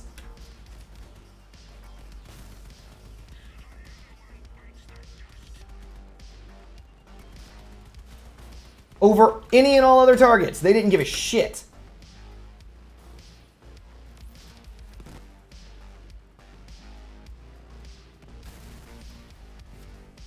They didn't care.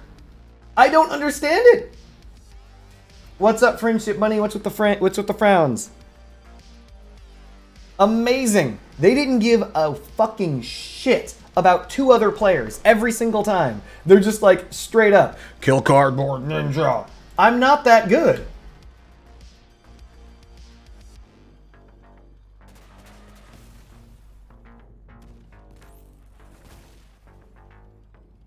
I am not that good. I am not worth fearing. Unfortunately, once again, like, they drove right past the guy in front of me, and the guy right in front of me never turned around. He didn't give a shit. He was like, whatever, I'm driving off in this direction. So that was instantaneous loss. And I don't have a brick build right now. If I had a brick build, I would have swapped to it. I do have a brick build, I just didn't swap to it. I probably should have. No, actually, no, I shouldn't have, because they were using Hover Destructor. And there's nothing I can do against that. Once I was playing Crossat, look outside your door.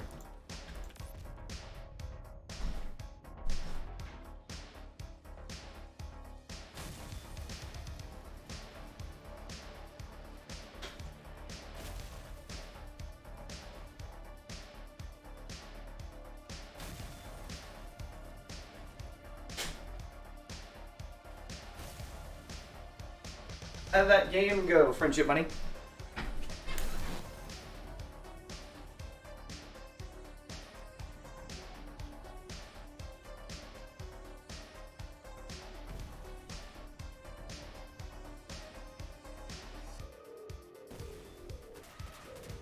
That sounds like an awesome game of Crossout, Friendship Bunny.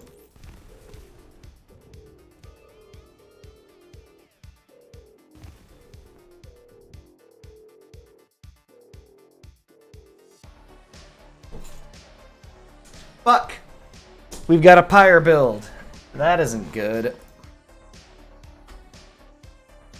Alright, I'm gonna try and kill someone quickly.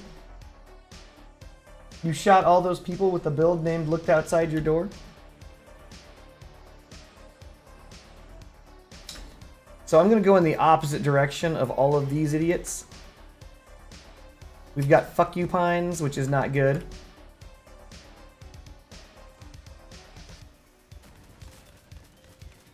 Never lose control of your build, chat. I am dead.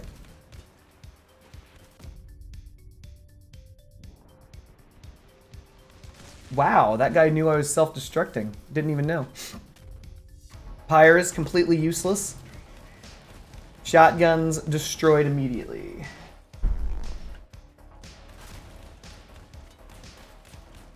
Well, amazing.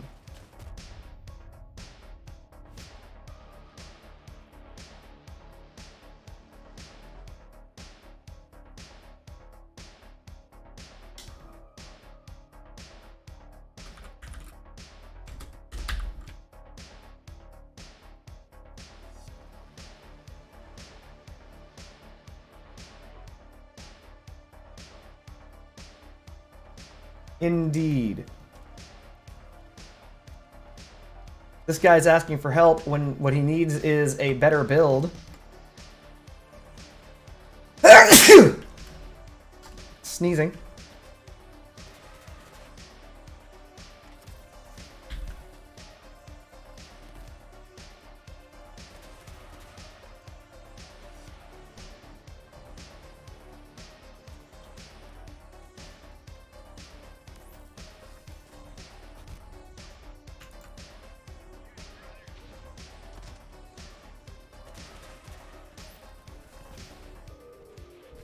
Driving away from this shit show because I know that what's his name is coming?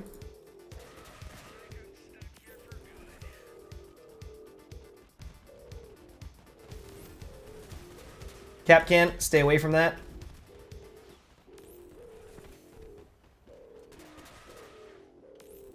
Really wish this guy would stop being pushed around.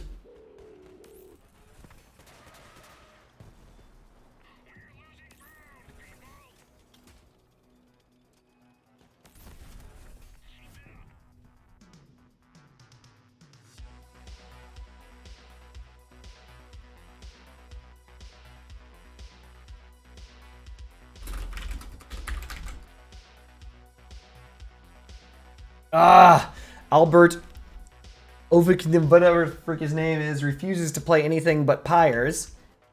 God, I hate the freaking Pyres so much. They're so weak. Great, a missile to my side. Perfect.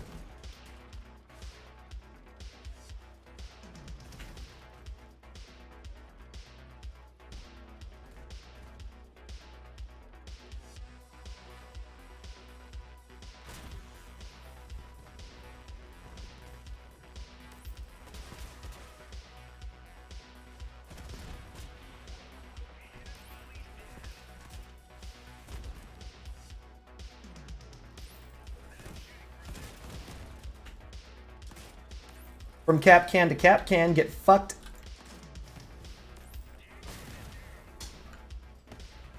He's a comin'.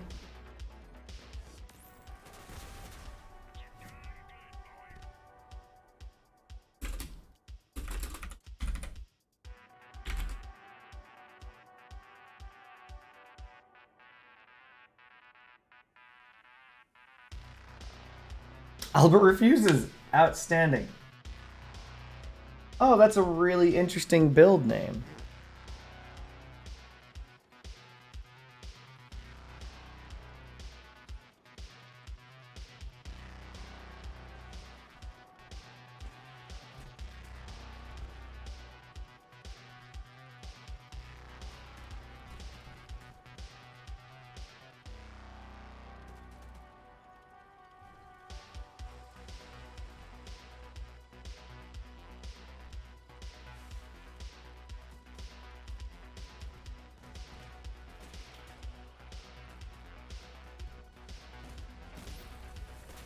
Ah!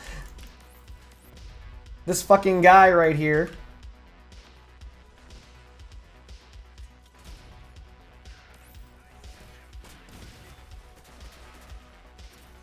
I'm dead. I lost tracks, so I'm dead.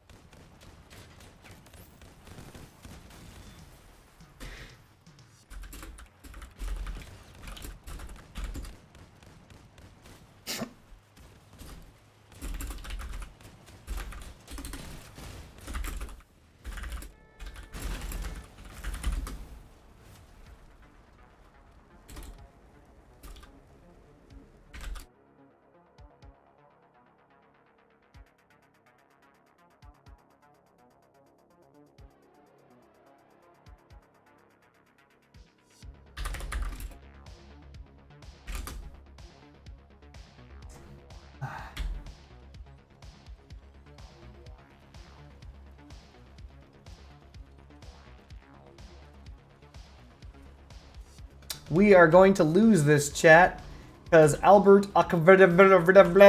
refuses vehemently to use a real effing gun. God, I hate freaking Pyres.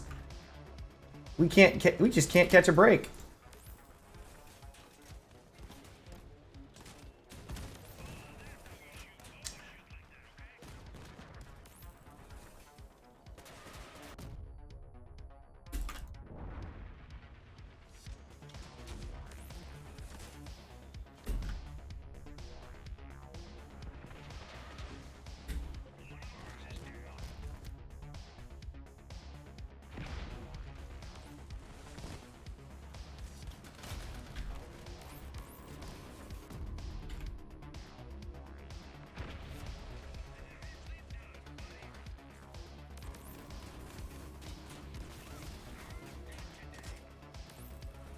Thank you, Capcans. The only thing that's gonna win us this fucking game.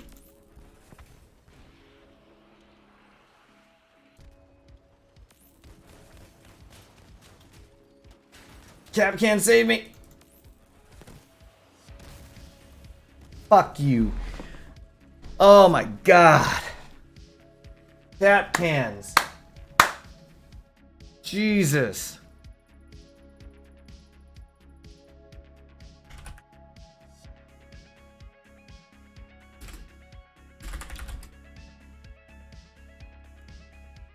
insane.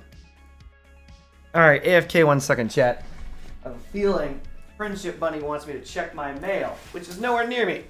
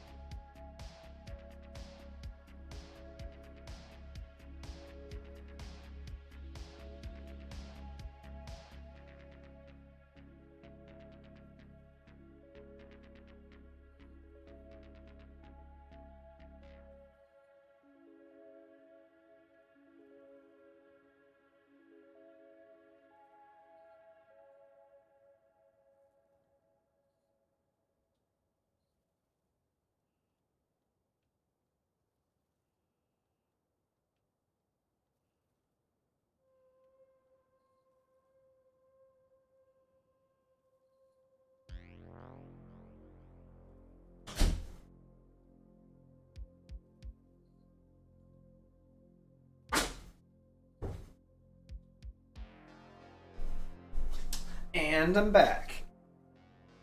Ugh.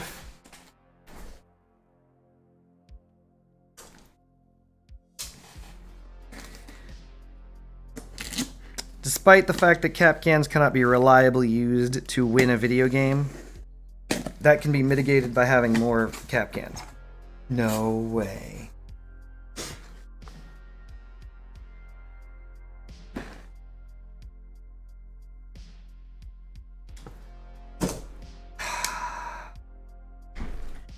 You guys have no idea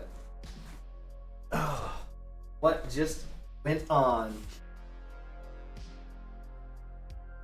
Or what is even going on. Oh my god.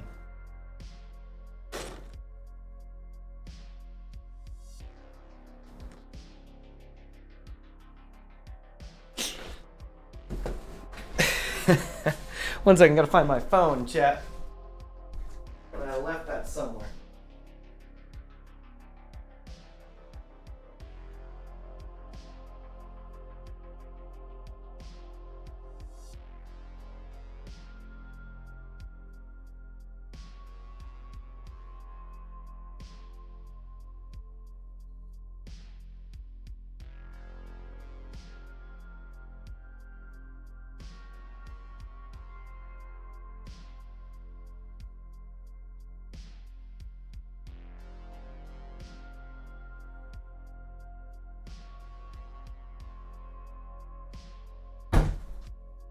Sorry, chat, 1 second. This is weird.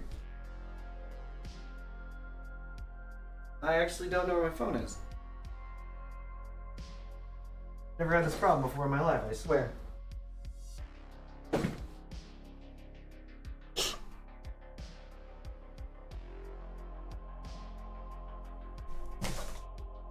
Presently, I'm looking for a telephone.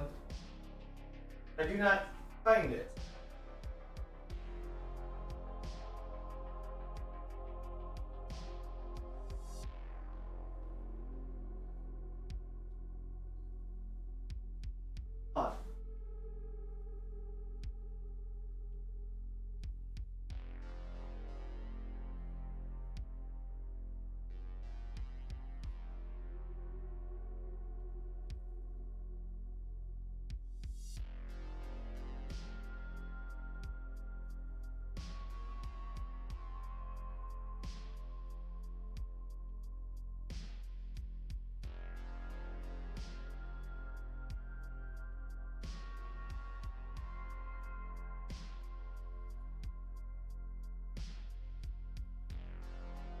Interesting. Immaterial H, thank you for stopping by. I hope if you're going to have a good night that you do, or at least I hope if you're piecing out that you have a good night. Take it easy, my man. Thank you for stopping by.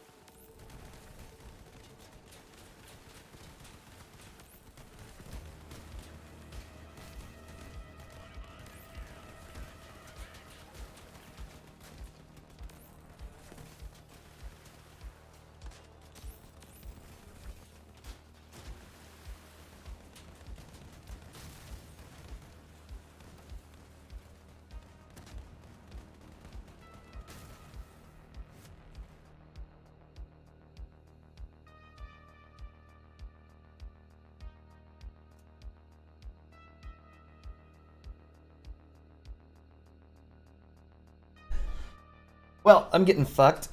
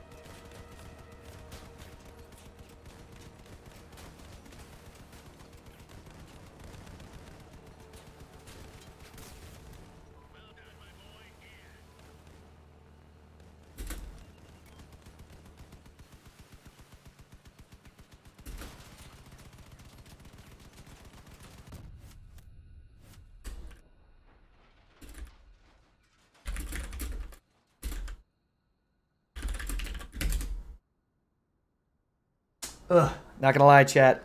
Santi is just, I don't know. He just hates me. I don't know if this guy knows me. I don't know what's up with this guy, but he is after my ass all day, every day, no matter what day it is.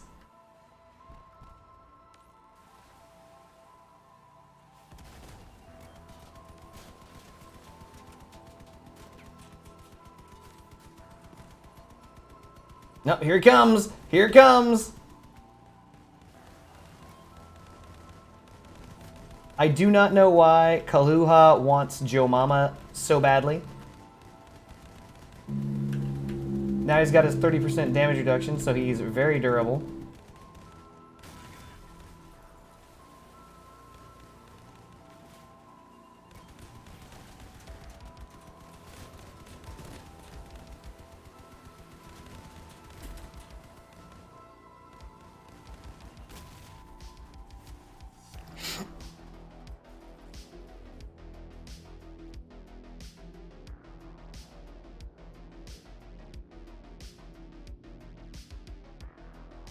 So he's going hover because of the fact that we're on a water map. Very smart.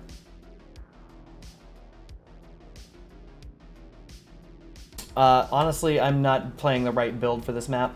Slipping and sliding is getting me fucking fucked, but it is what it is. It do what it do. This guy rushes in every single time. Because he's targeting somebody else. He doesn't care. He's targeting Joe Mama. Hey, look! Help me! Help me! Help me! Help me! Help me! Fucking help me, you idiot! God damn, I have to crash into him to get help.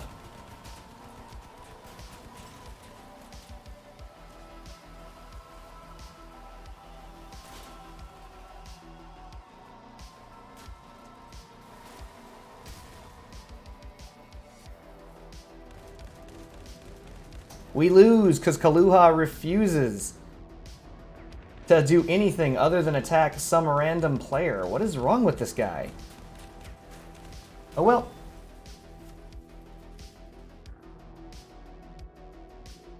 I don't understand it. Never will.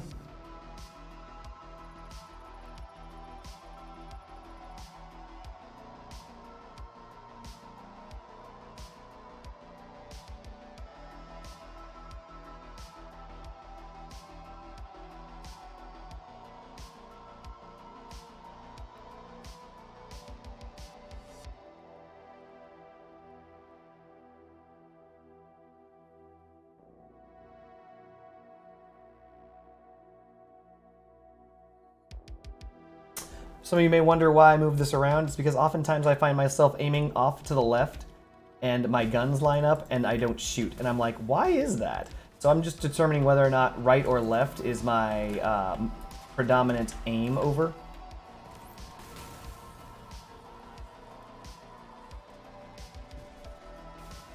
If that makes any sense.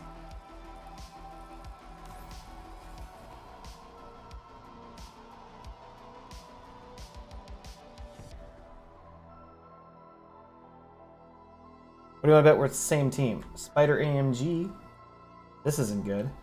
Spider AMG is a cool cat, but... I mean, I've seen him in a lot of games, but I've never seen him in a situation where I'm that worried about him, to be honest. Slow Motion appears to not be using any form of meta build. Nightwolf will shoot those down. Or not.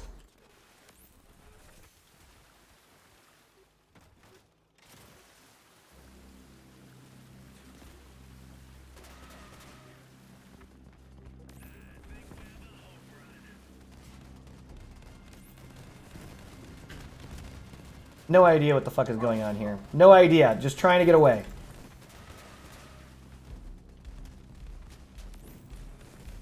Gonna lose my guns and my life and have a tick. Gonna drop a cap can. Hopefully that helps. Please stop.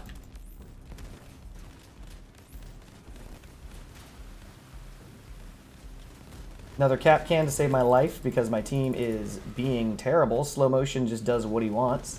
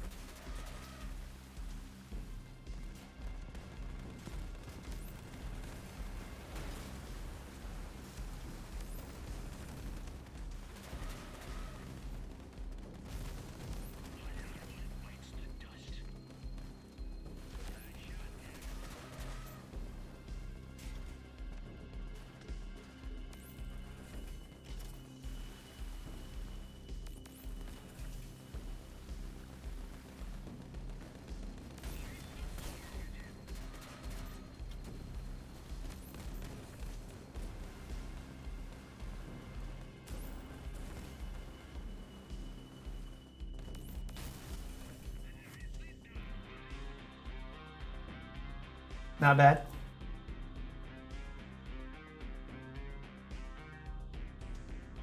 I wonder what AMG stands for. Because I know Spider AMG likes using spiders, obviously.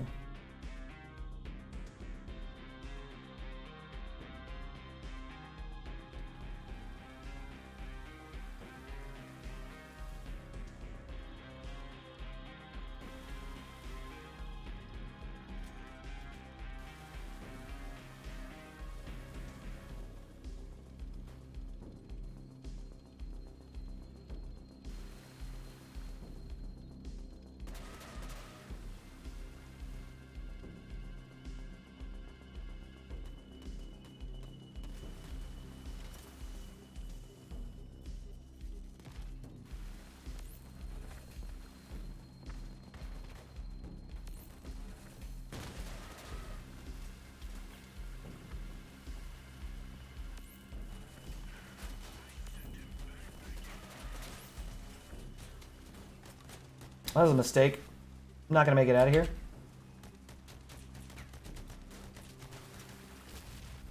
So I'm going to do as much damage as humanly possible to that guy. Which might be crippling.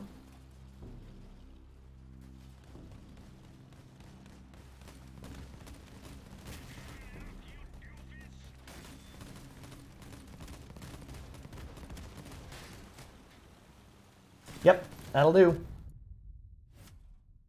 Cap cans for the win. Once again. Thankfully, I managed to live long enough for that perfect self-destruct directly on top of that guy. Because that went a long way into winning that match, to be honest. I'm not saying that was the final round. Not going to say that that was the deciding factor, but it meant that the guy, when he went to go assist his friends, was not in a good position to do so. We're going to cancel this. Check our faction crafting. We are 1 day and 21 hours away from Scorpion Godhood. We are rapidly crafting in 40 minutes our second, count 'em, second rupture. We are going all in on ruptures. I think we need 4. We're gonna have some fun with strafe real fast.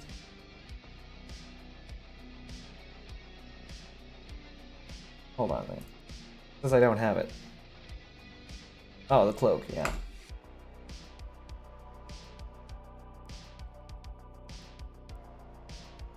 And then we're going to let rock. We're going to select game mode. We're going to go get our wires.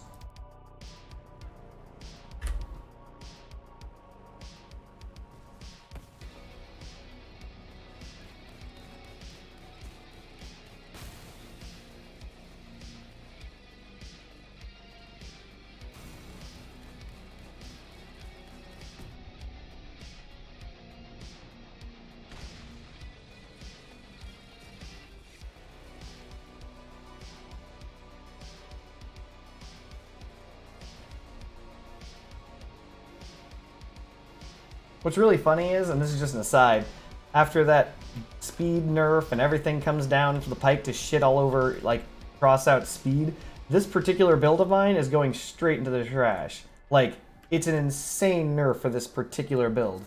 Everything about this build is based on the Torero cab being fast, shotguns being good, and wedges existing. And it's like, this is a specific nerf to this specific build. Also, like, shields are based on distance traveled, which means the slower that you move, the slower things recharge. It's a major nerf to this particular build. I think it's hilarious. Shotguns aren't even my favorite weapon. I do not like shotguns due to how good they are.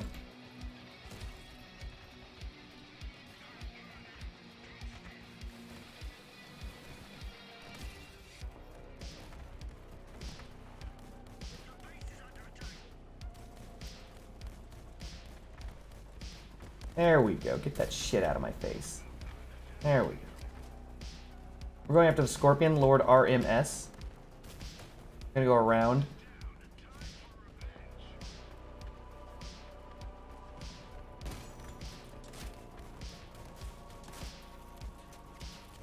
Three, 2, 1. Shield.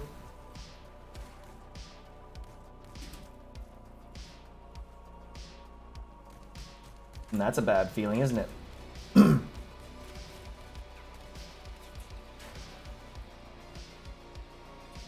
This guy super seems to want it.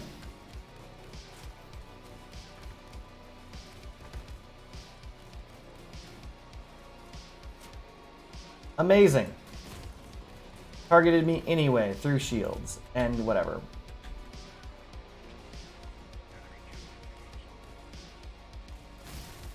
Lord RMS is still alive. You guys let him live? Amazing.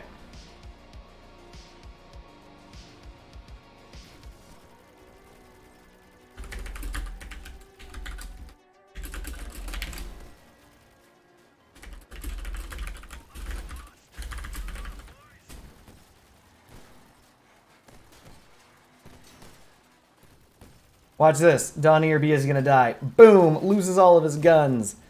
Watch this. Lord RMS shoots him again. What? What? How do? What? Just getting shot? Amazing.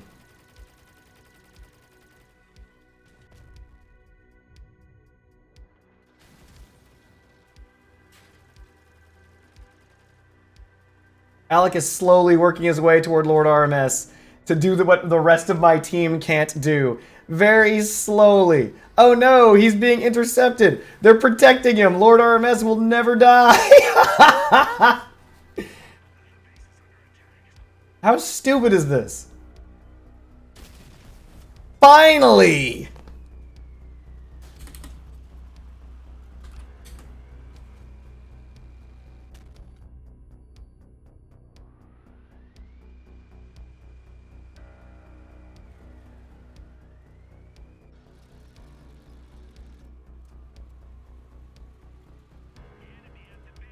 Amazing. This is amazing gameplay right here.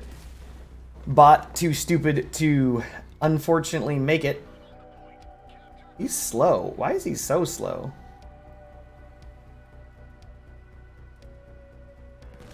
Death Waits for You is desperately fighting with his no weapons. He's turning. That's smart. And he's dead. Alec can win.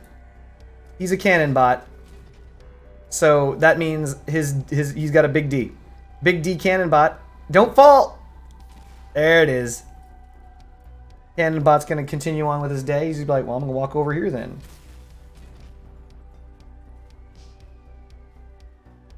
Might shoot this bot.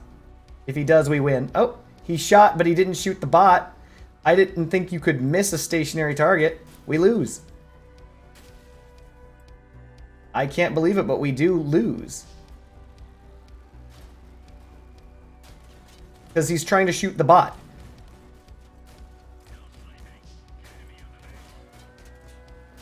Most amazing loss in history. Julie flailing the victory out.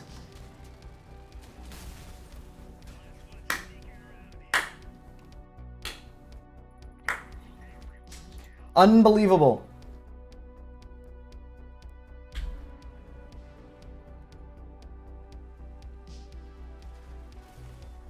Effing Lord RMS got my gun early. But that, like, it was a combined effort of all of that BS coming down on me. Which is good.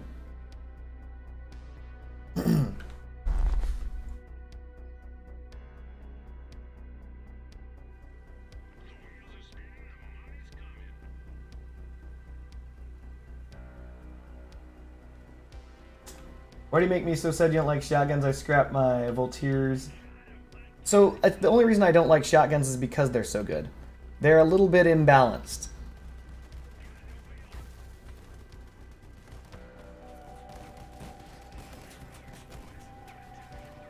Really? You retargeted onto me?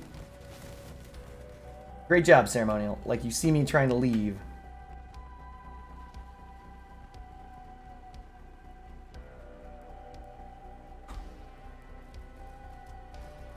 They're just a bit too good.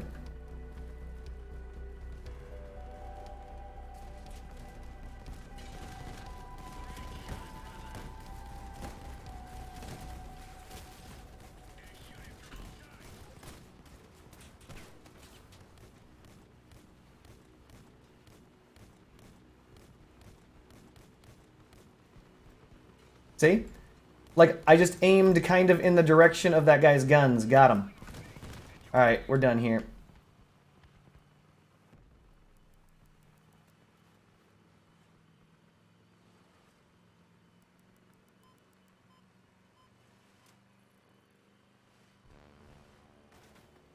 I'm going at the top speed that I'm even allowed in the video game. I can no longer cloak.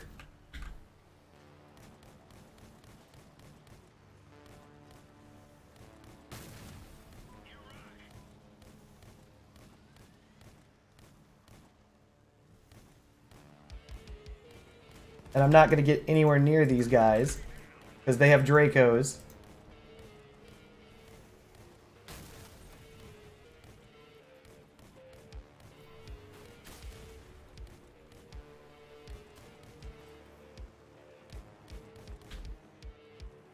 So I only have access to my shield, cannot cloak under any circumstances. If I cloak, we lose. Because my team is bad and we can't... There it is, now I can cloak again. We did it! You want to go over here away from your turrets? Sounds good to me. Never lose control of your build, chat. Get out of here!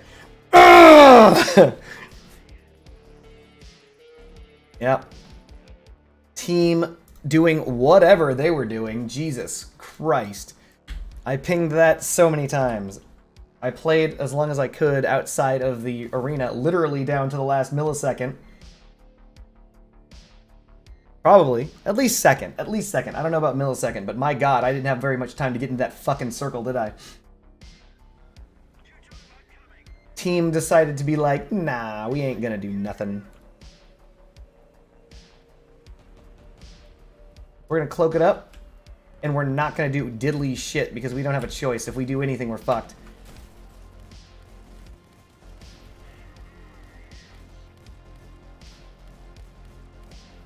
Fuck, I don't know where he is. Cloaking it up, doubling back.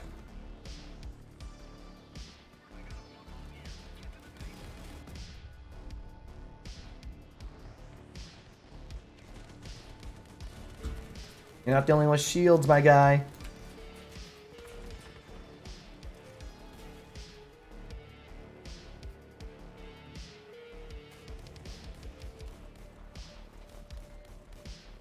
And that's why shotguns are too good. You see that? This guy is effectively dead. He doesn't have to actually be dead. He is effectively dead.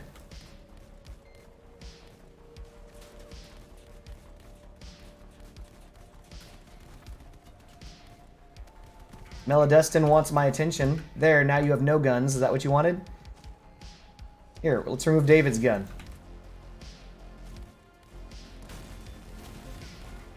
Want my attention? You serious? Get out of here.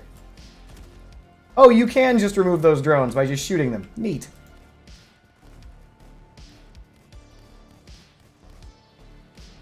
I have no idea what David is doing.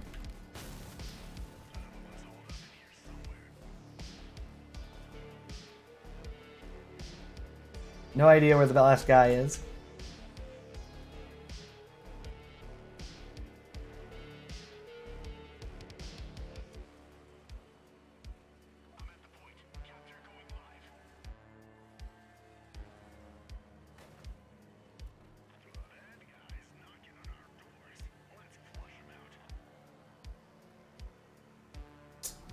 He's using the kitty drones.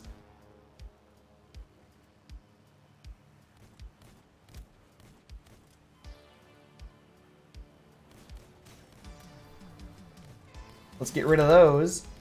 And because those are drones and not mines, that should have gotten rid of those in the sky, but they didn't. I'm fine with that. They're shitty.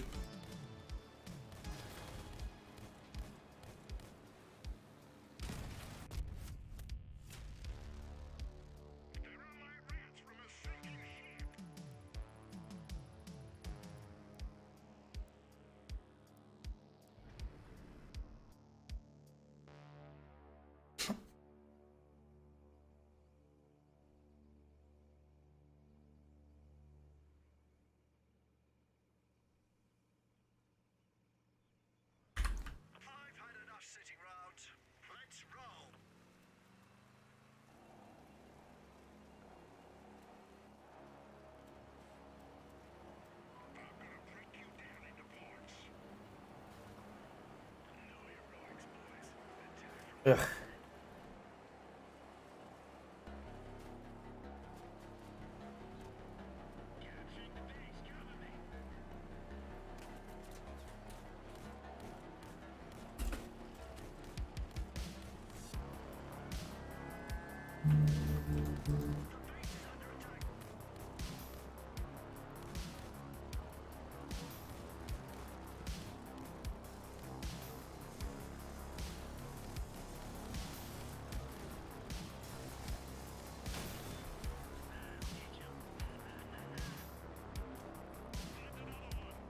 That's not a bot, this is a player.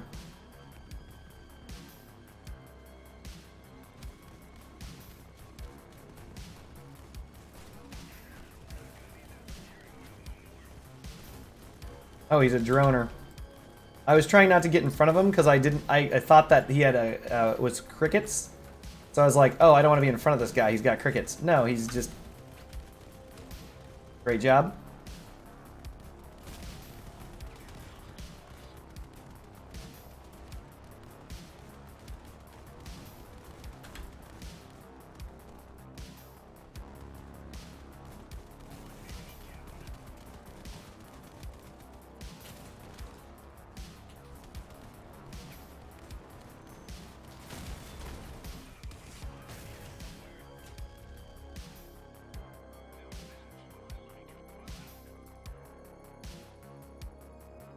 Just finishing up these dailies.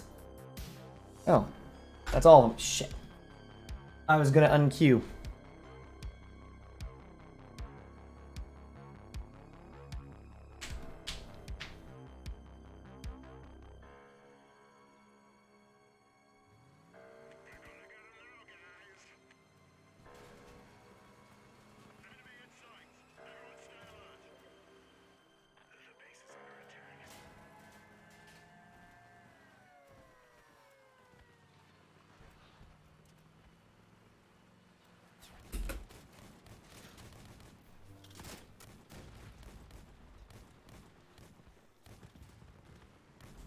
Not even gonna chase you, buddy. You're free to go.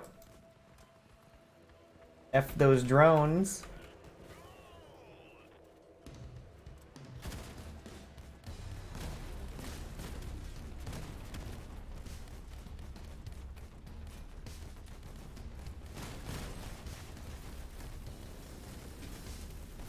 Oh, I almost got it. I was looking to get this guy again's last gun. I was like, I might be able to shoot his last gun off. Hey, it's DV8. I love DV8's name.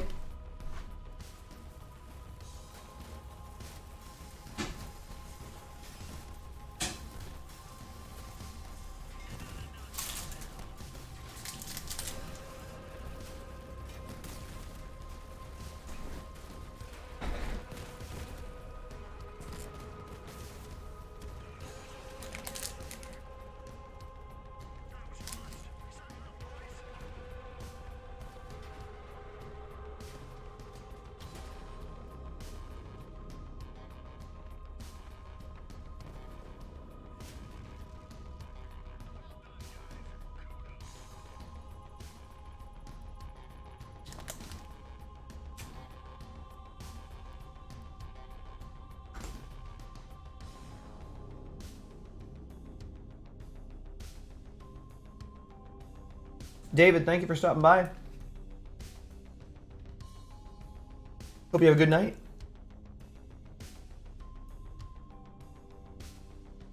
I want you to take it easy. All right.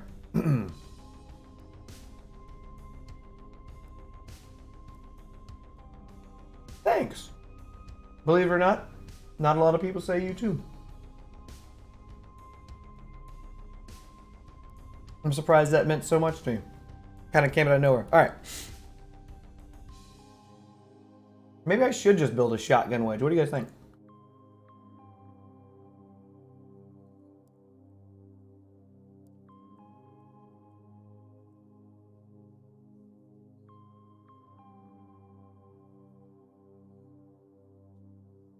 I kind of want to, but I kind of want to do it with ruptures.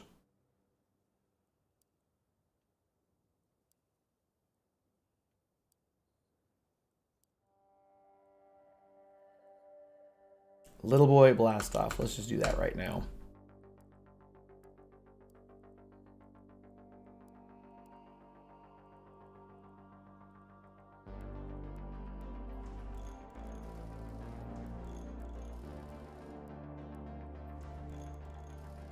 Blast off is like a booster and a radar, right?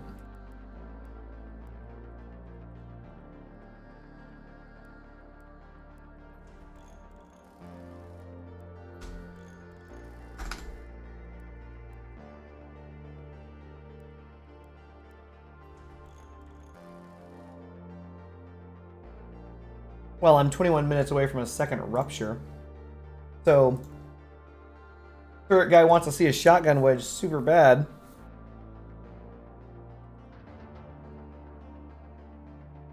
Also, we can replace Bricky. I do like Bricky. Head crab works, prototype B9 functions. I think only Flame was the one that didn't work as that well. It cracks bricks very well, but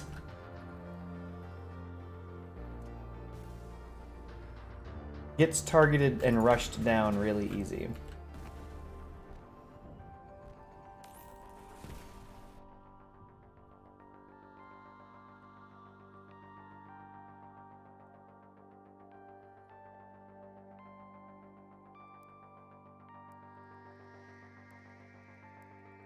So, if I were to be making a shotgun build, what would the cabin be? Not the Janabi, because if it were a...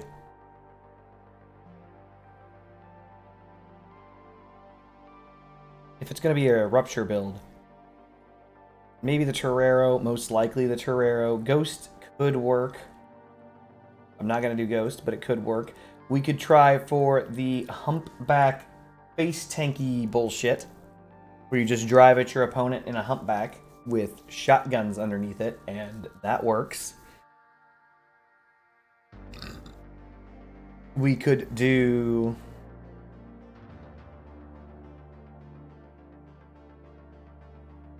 Aggressor.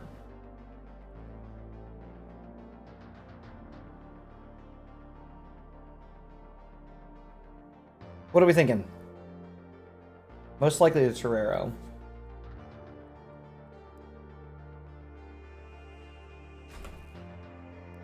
So, interesting thing about this is ruptures are unique in that they are crazy overpowered.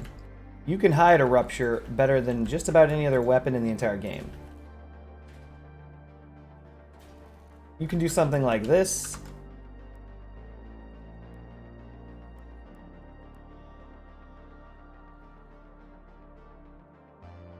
I'm trying to remember how it's done. Like you can. There's a way to do this so it's like literally adjacent. Like this, without interrupting the firing pattern. I'm trying to remember how it's done. It's, not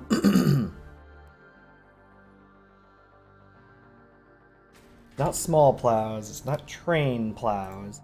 I know APC roof parts.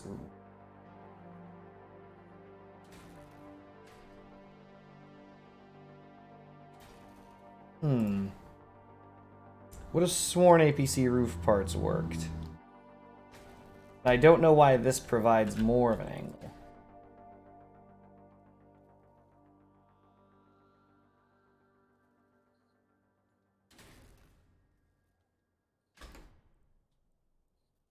Oh, is it it's a terrible bar.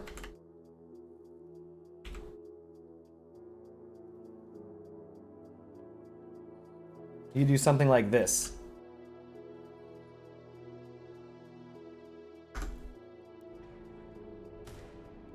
And you have basically, you can shoot straight up.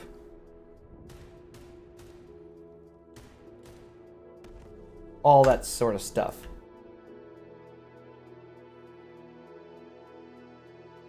So, there's that. Though ruptures are a very large... Ruptures... They have a lot of power score. Actually, they don't. What? The fuck? Why do ruptures have such a low power score? That doesn't make sense. Whatever. I guess I'll just ignore the fact that they have an exceedingly low power score or whatever. I could do rupture on either side low in front of the Torero in the pockets.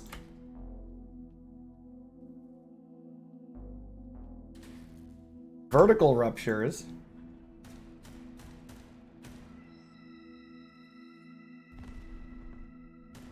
Though I see no advantage to that. Yeah, we can do this. I just need... Do I need more than 2? How many ruptures do I need? 3? 4? I think I might need 4. Like rupture, rupture, rupture, rupture, front-facing, shotgun, pew-pew. Straight, sleek wedge. Like a Lamborghini Countach. You know, something like that. Also, as an option, I do have 4 Gravistars now.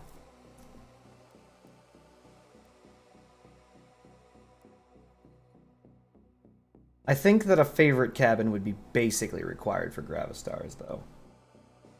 I don't have a favorite cabin.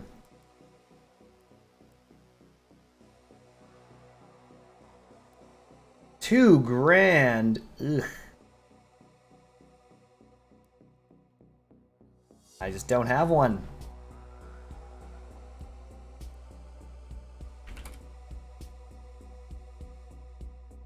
Oh, look at this. You see this? You see the price and the value of the Torero plummeting, chat? You know why? Those patch notes. This thing was worth 2.5.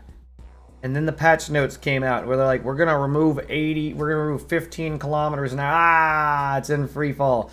It's in free fall. They're giving them away, chat. People are like, I'm not willing to pay much for that. It's in free fall. Welcome to the market. Wonder if this has happened yet for hovers.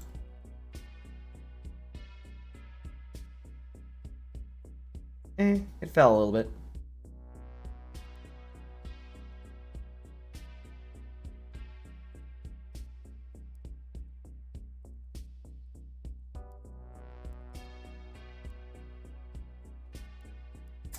I want to make a Gravistar build.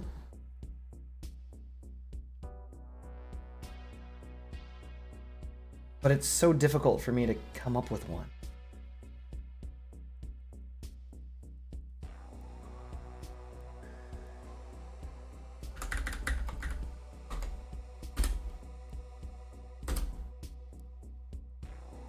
I'm pretty sure they're all going to use the favorite.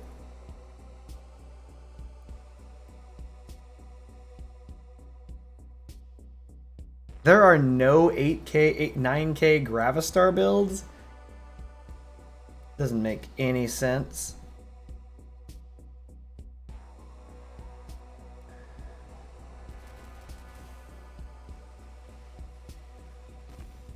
I would have to say this is a bad build. You get 4 shots? 6 shots?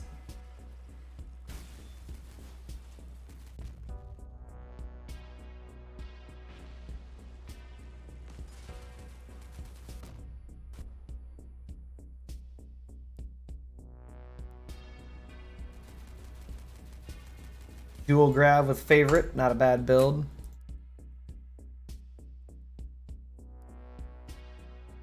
Dual grab.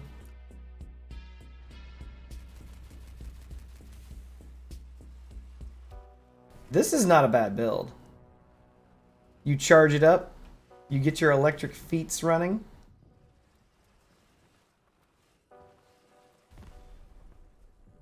Well, I mean, this is a problem.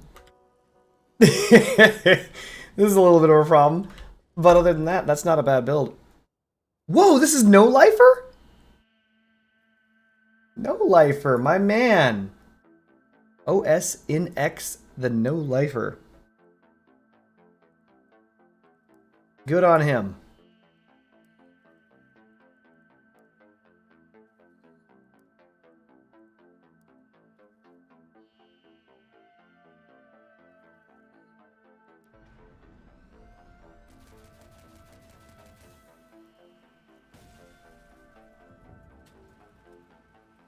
This has no cloak, so the disadvantage of all of these, you are going to die. The sad part is, does this have a cloak? It does. Ooh. If it weren't for the fact that it's slow as fuck.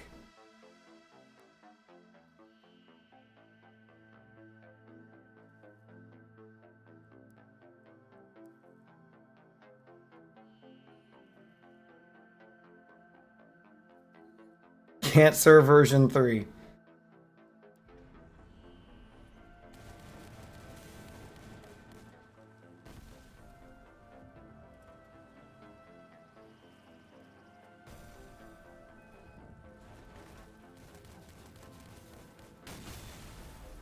So this combines a Gravistar in with 2 Thunderbolts. Thunderbolts are very good.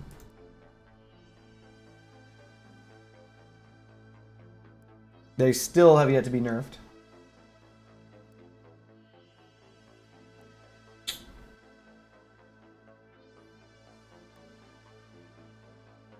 Breaker.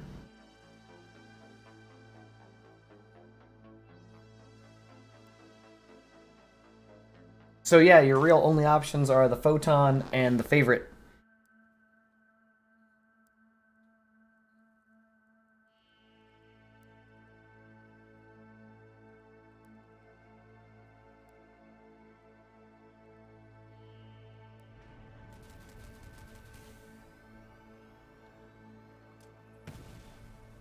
This, yeah, with the wheels.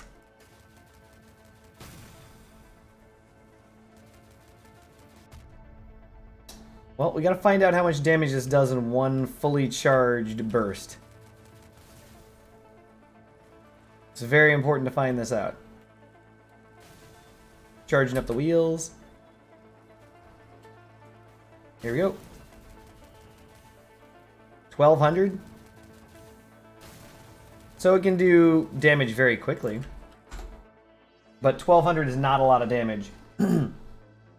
I would go with Ruptures, but I only have one, with another one being made right now.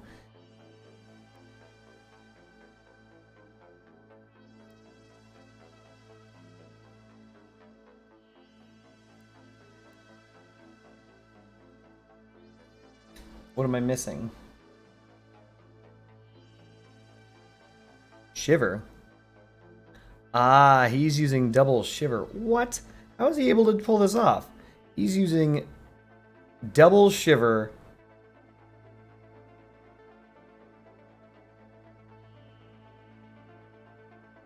Hold on a second.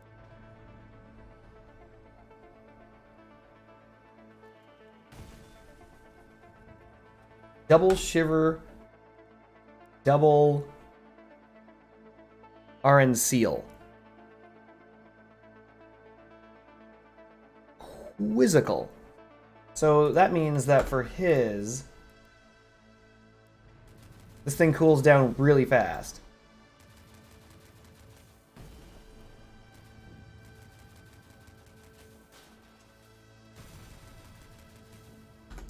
And if I don't have that, how bad is it?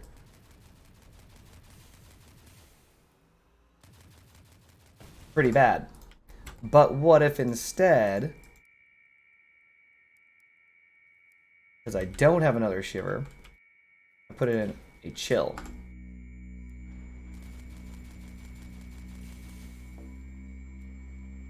So now, the DPS should be about the same.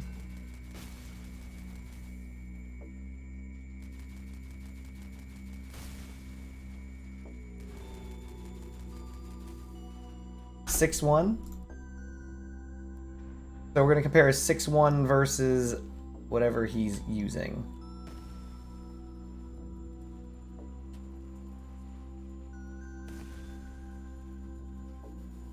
And while perfectly stationary, he gets a cooling bonus as well.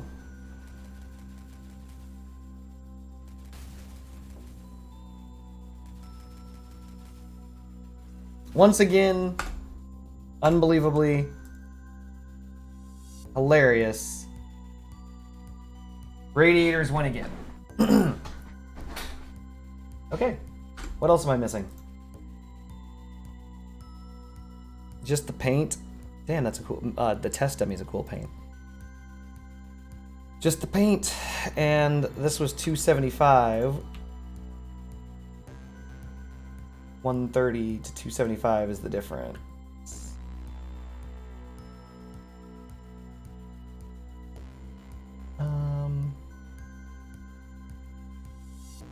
Oh. Retrieve this, retrieve this. 6 minutes to that. Buzzsaw. Which means that I need a... I don't remember what it is to make a rupture. One engine. So to make the engine, I need a booster and a Tamir.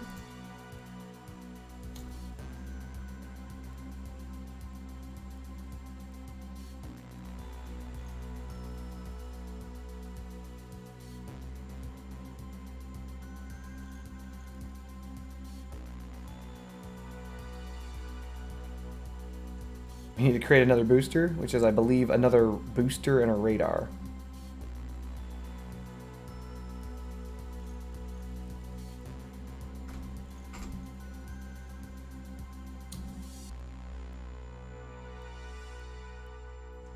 Okay, so all of that's just constantly being produced.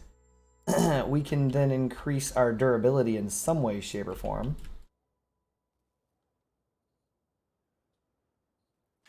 He just has exposed frame. What do we got? Bumper?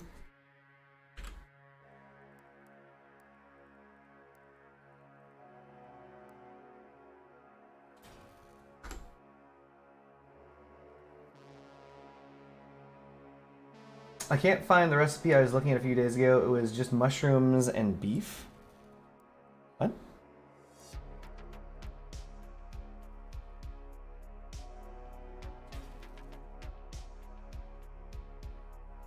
Wait, what? I don't understand. What was it for? We're at 21 power score.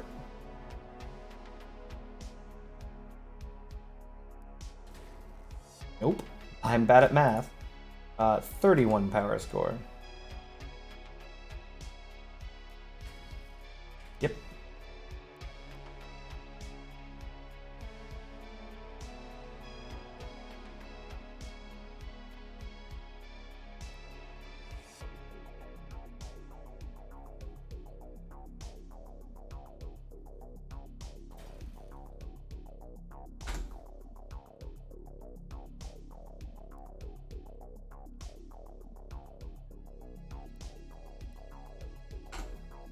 We're gonna grab some paint.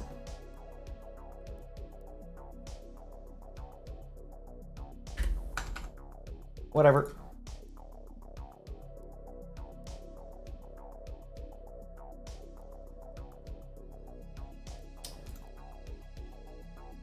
And we're gonna go to the battle. We're going to remove, because we just needed something that cracks ass. We're gonna remove you for Nemi. Do it. Let's give it a try.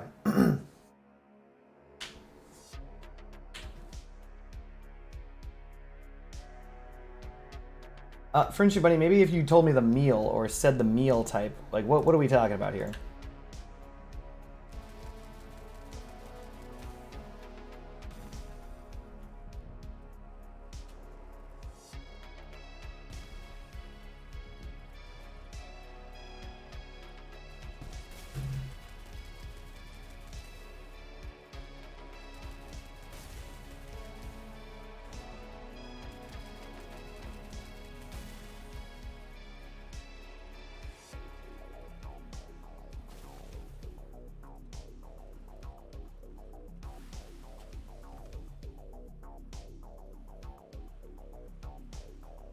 Ugh.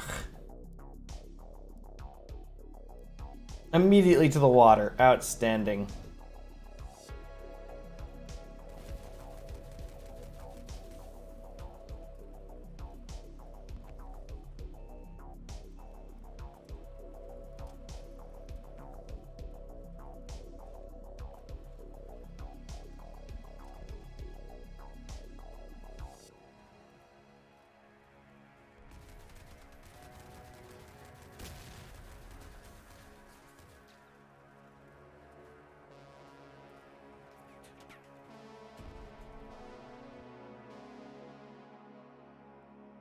Well, no, maybe it has a name. Like, there's like, maybe it's a food type, right? You're saying it had mushrooms, it had onions.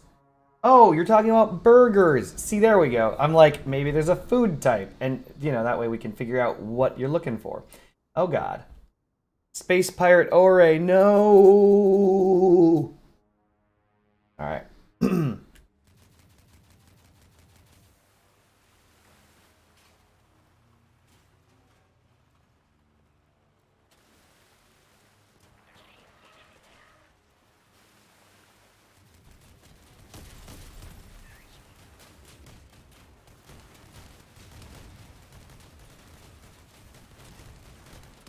Looks like I'm their target, shocking no one.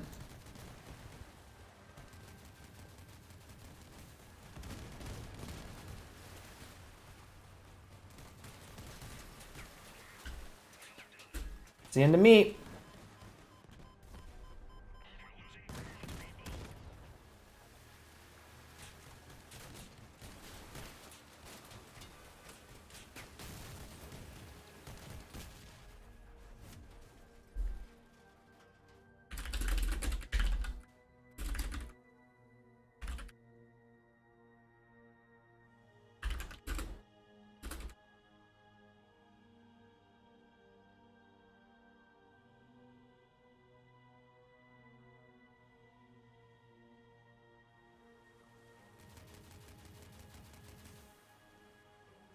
I'm just gonna stay far, far back.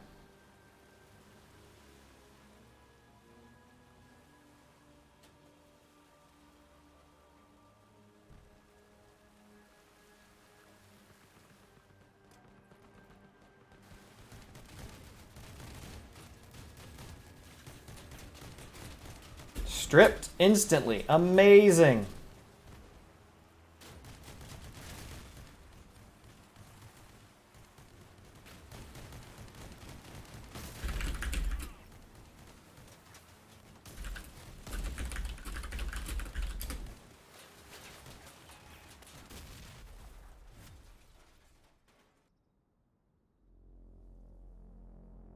Can't win them all, chat. And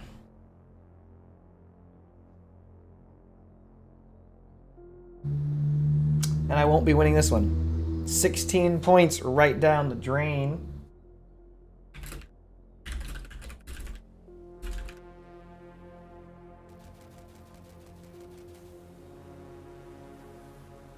Idiot activating his damage reduction at the very start of the match when there's no opponents available.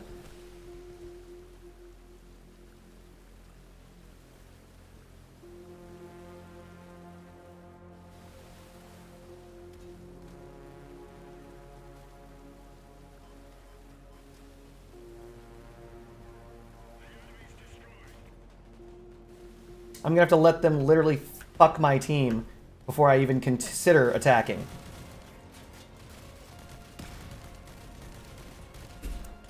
Instant death.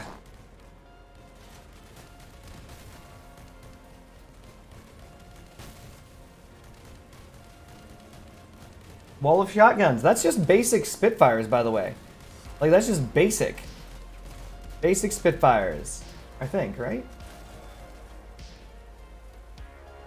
Yep.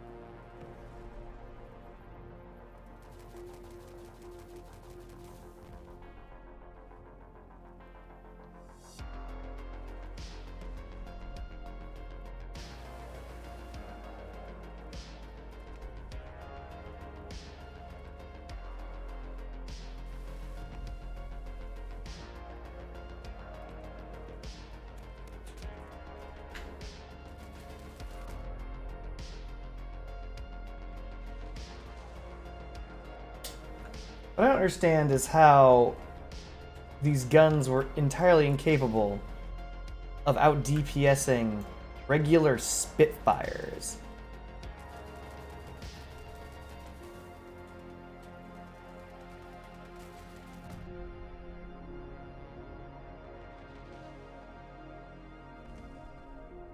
Weird.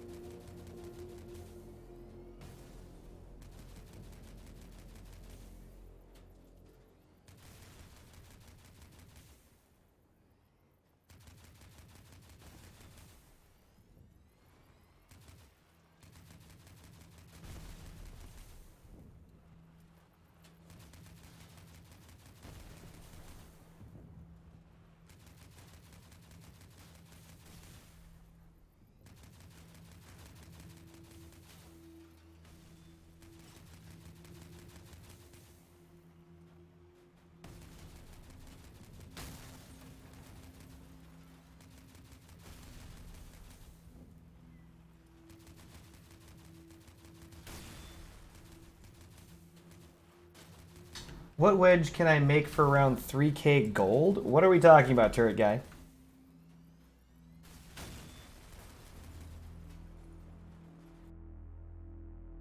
What do you mean, what wedge can you make for 3k gold?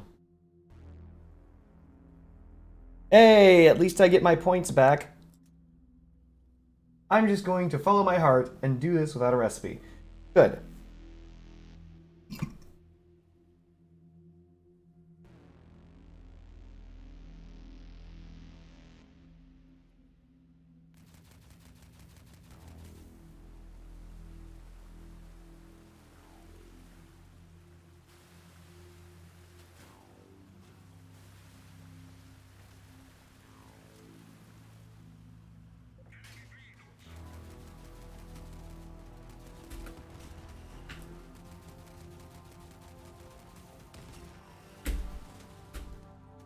Amazing. I don't know, this build doesn't seem too good. I'm just getting my guns stripped off every single time.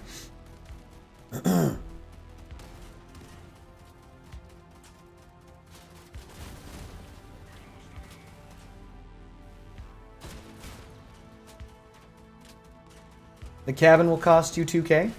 What do you mean?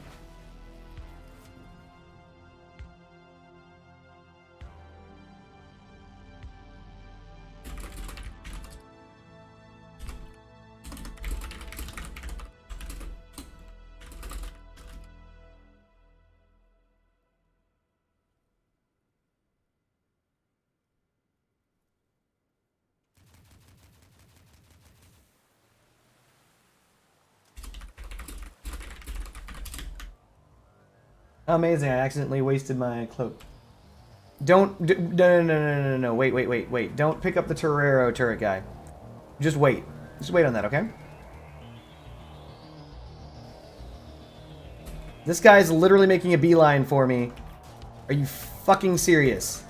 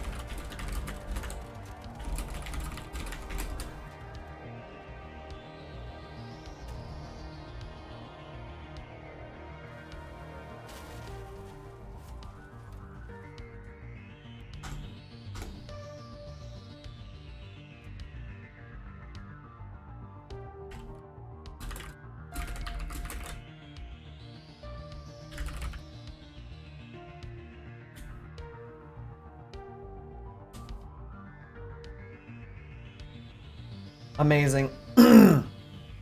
So my goal is to shoot the hover. That guy with the, what's it called, guns is just driving across the fucking map every single time. He's doing it super easy, barely an inconvenience, because my team is letting him, because they're very fucking bad at the video game. Space Pirate Ori is not even a problem. 100% of the problem is Minipot O. Minipot O is the only guy on their team that we should be shooting, but they refuse. So now I have to run far away, because my team refuses to shoot Minipot O. They just refuse. They won't do it.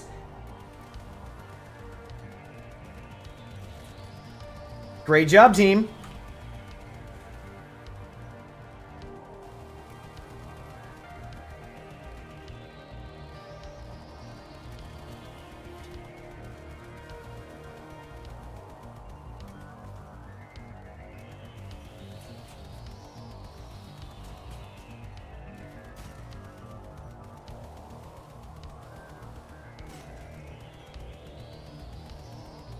These idiots are just fucking around over here!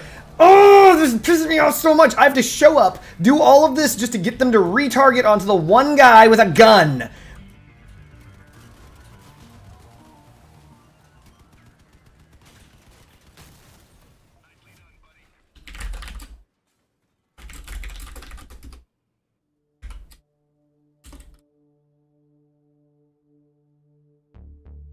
It's like they've never played Crossout before. Ah, Jesus Christ.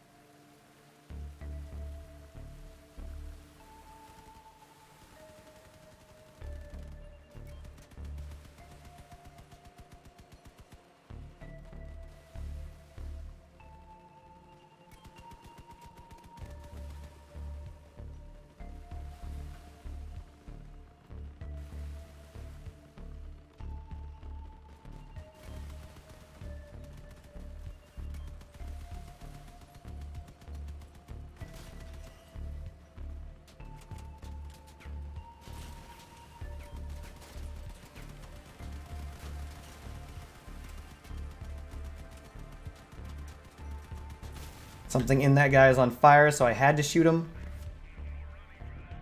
Freaking idiots. It's like, aim your hit scan bullets at him. Ugh. You're using your new cutting board. The only thing, alright, thing is I only have the Harpy, Janabi, Yokozuna, and the Growl. Wait, you're trying to make a, when you say a wedge, are you just talking about a build that's like with a low front? All of those work just fine.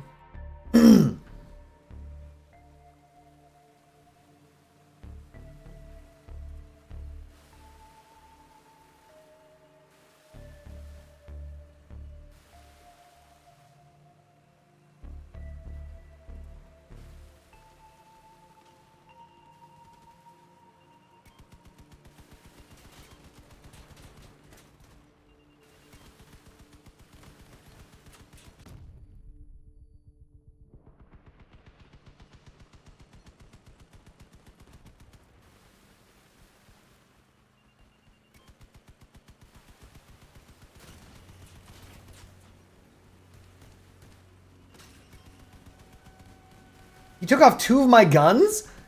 How?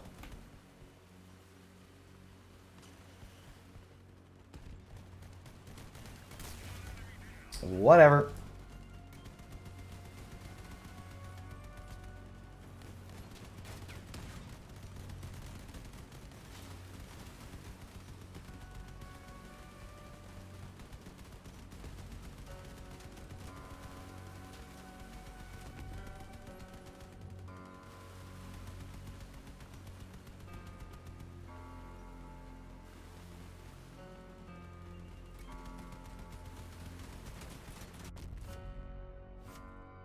How hard was that? How hard was that, chat? I had to beg them to use their left mouse button on the hover. I had to beg them. I literally begged them. How fracked up is that? We've got ourselves a rupture. So we're up to 2 ruptures.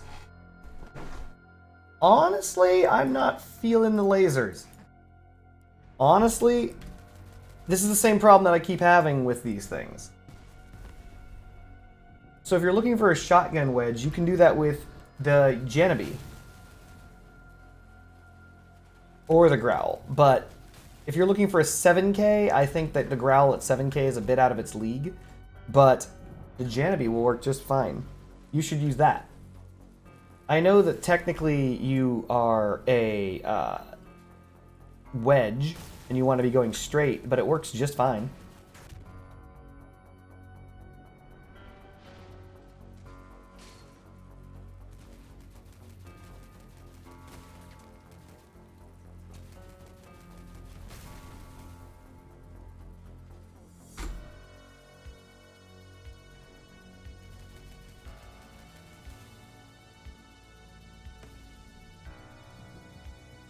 Somehow these guns aren't well protected enough. Like, I'm not 100% sure why. Obviously, they peek out. But I gotta find out why these guns don't work.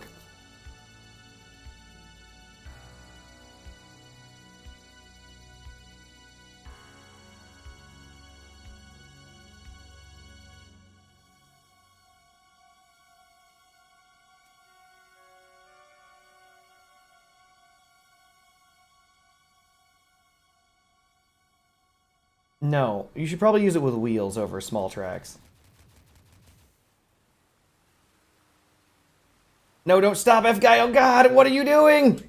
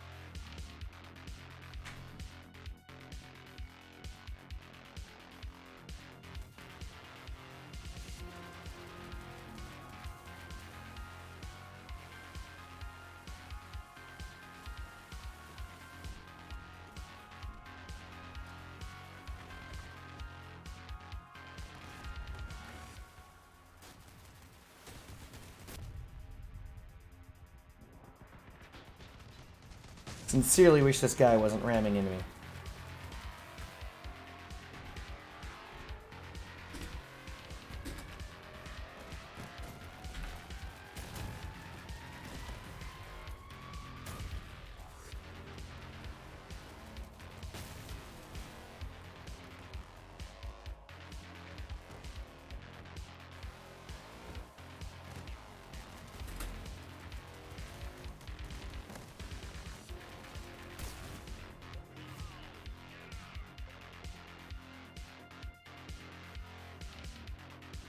So the reason why I wouldn't use a wedge build with tracks is because tracks are a little bit unreliable.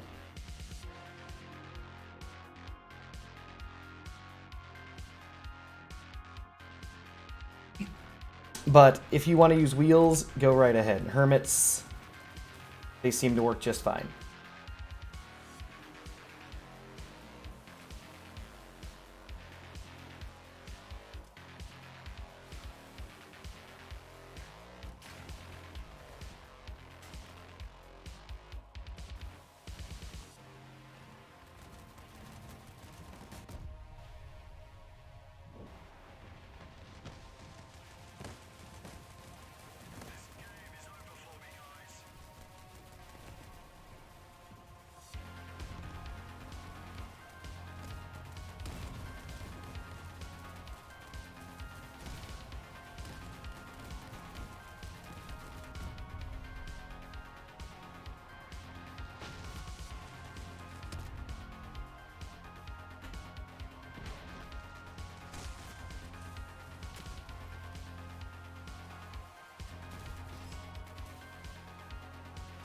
Oh no, a basic fucking what's it called stands no chance.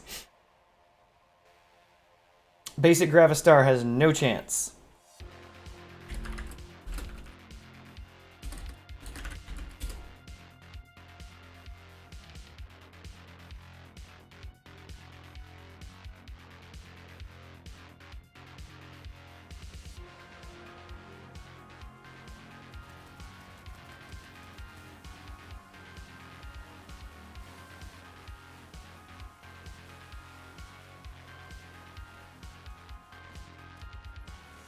So we're targeting the Yangwang over everything else.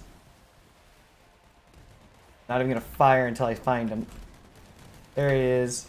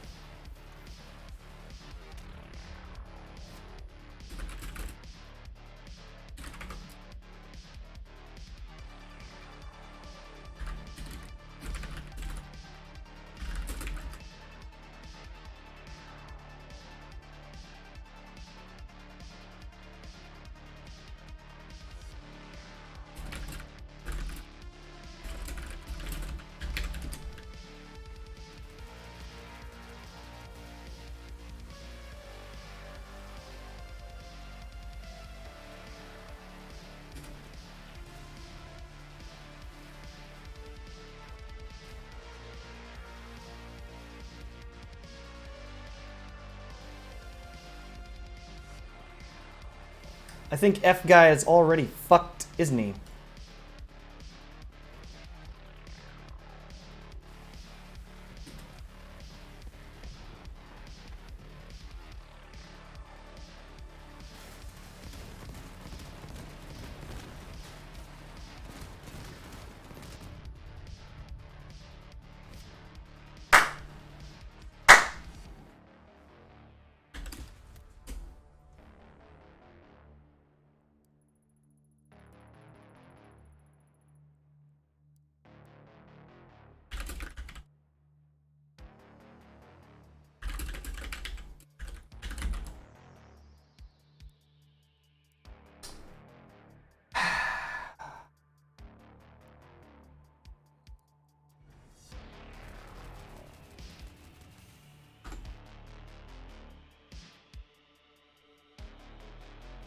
I just can't believe it. Like, I can almost just not believe that that shit just happened.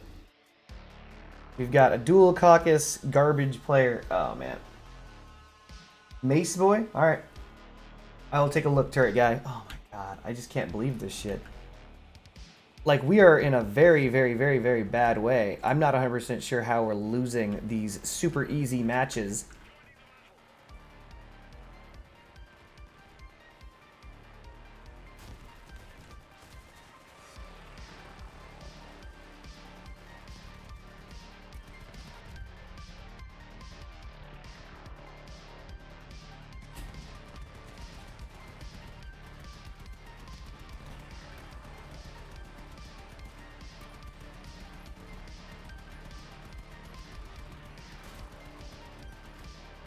Oh, great, I'm dead.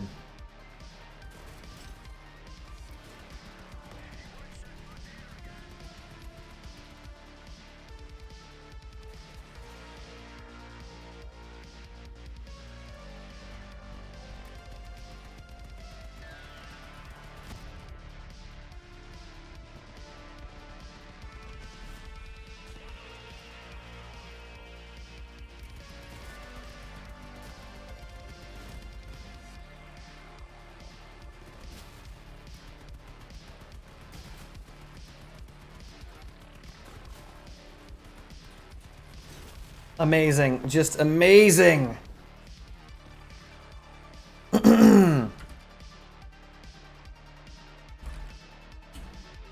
Whatever.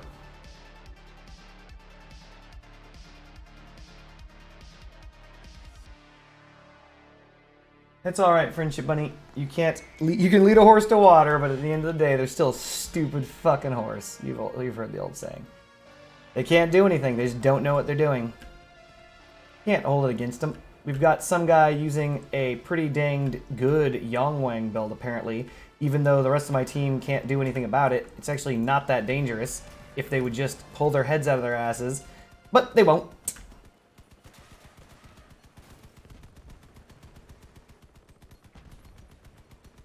I'm not going to change targets. I've already started DPSing this guy. I'm going to finish the job.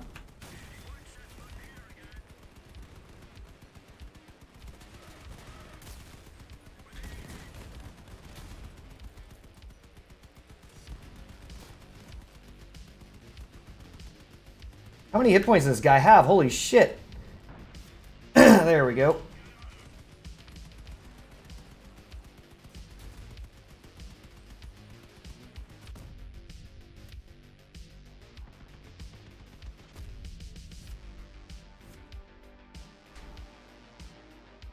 DPS stands for damage per second. DPS is a metric of how much damage you can physically output in a short period of time.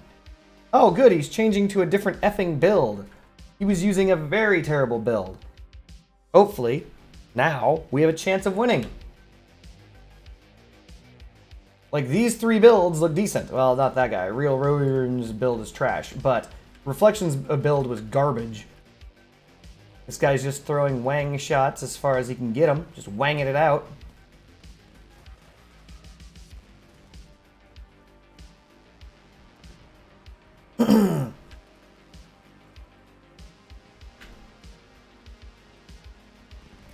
I'm gonna try and burn down BS.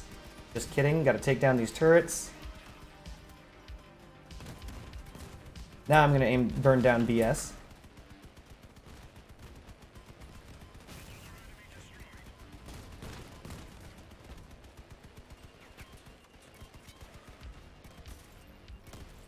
There we go. Turrets are not the way to go, my guy.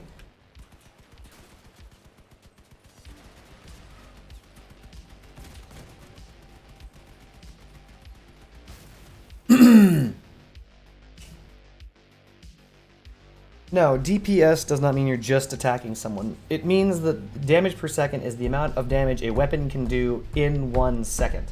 So, this is important when you're trying to determine what's the fastest amount of damage you can deal. If you do 5 DPS, it means over the course of 1,000, 5 damage is dealt. When I say DPS someone down, I'm saying, yeah, I'm going to attack them, but it means that I'm going to do as much possible damage as I possibly can to them in a short period of time. I'm not just spraying them lightly. I'm DPSing them. I'm focusing them down, which means I will never change targets. I'm going to commit wholeheartedly to killing that man. That's what the DPS means. I'm DPSing Alien right now. Alien Scorn is my DPS target. Oh, Yonger Wanger, I'm his target. Unfortunately, my teammate refuses to help me. I'm literally driving past him to get his attention. He won't do it. He won't do it.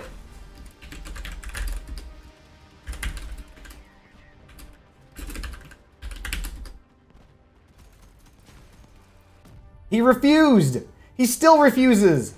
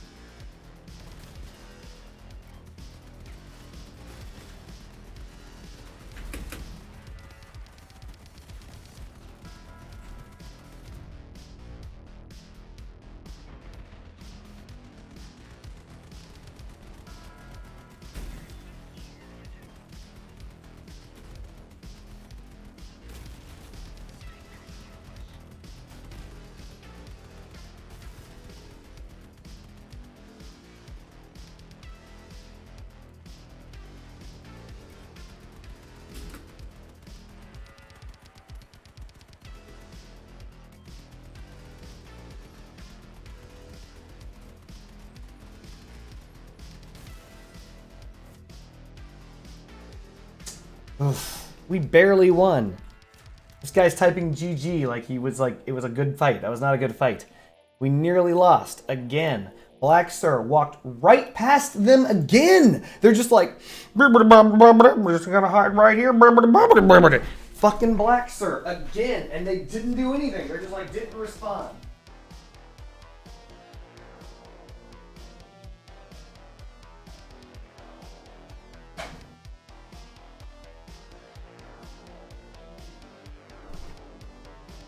Ugh. Ronin reflection again.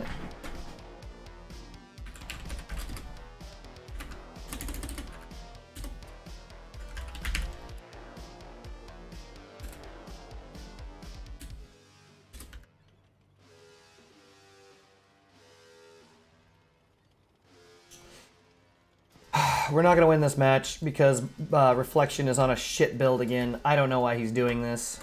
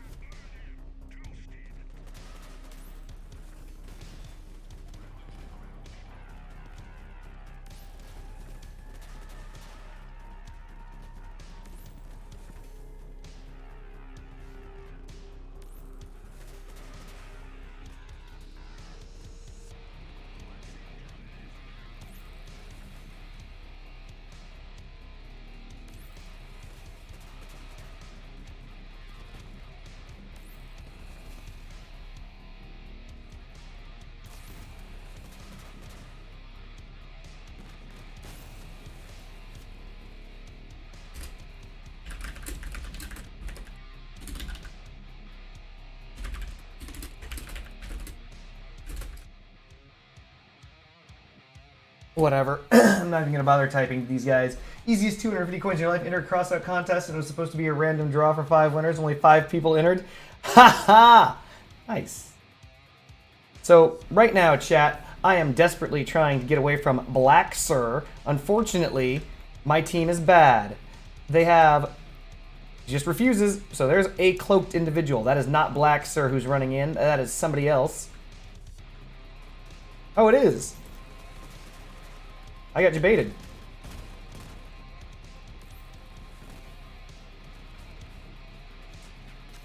Got it. Shoot that Yang Wang off.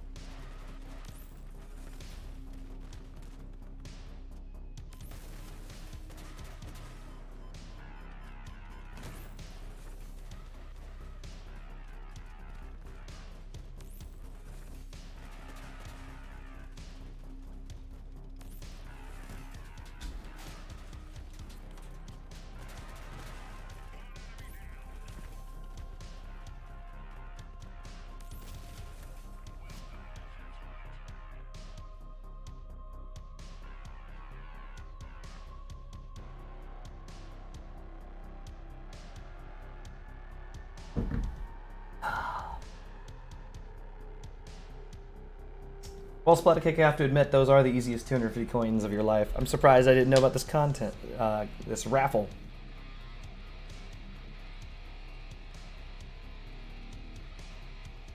So I'm going to stay far back, trying to keep my idiot teammates between me and Black Sir.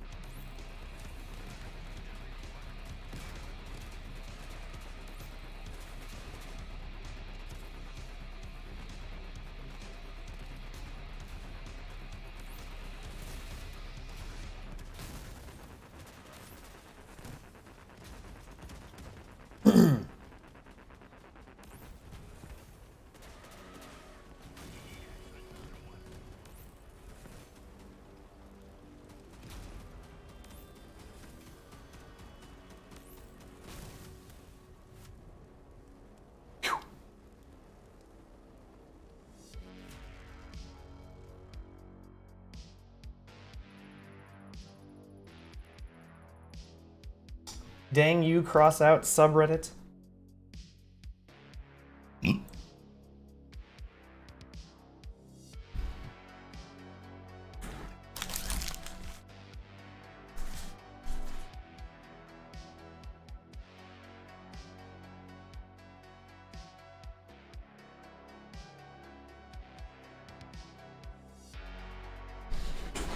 Oof.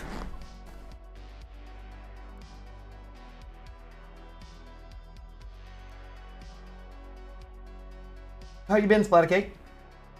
Right now, I'm just trying to push through the arena. I am not feeling this laser build at all.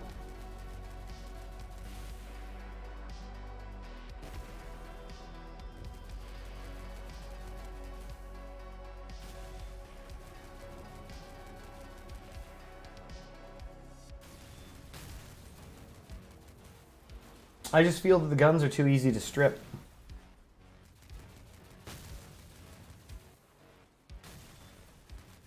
But when I make protected gun builds where the guns are nice and protected for Gravistars, then I can't hit anything. Weird.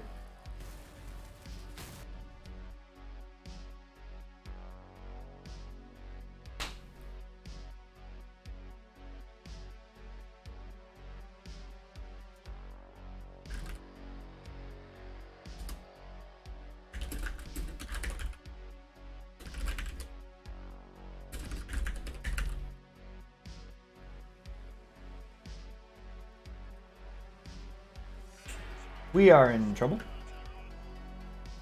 Did you man? Oh, no, no, no, no! Albert's running to his death.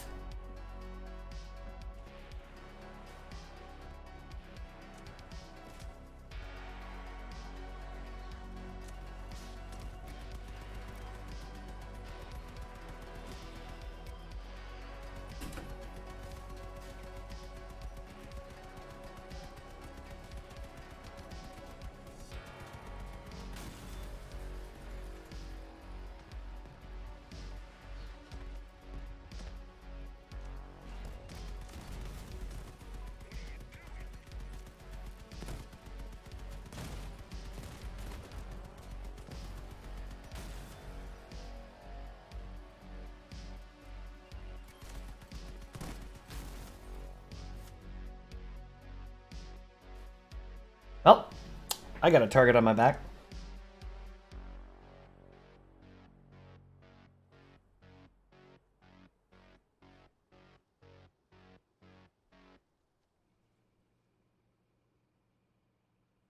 Albert is still only in the 700s, refusing to use anything other than the effing pyres. Oh, nerd.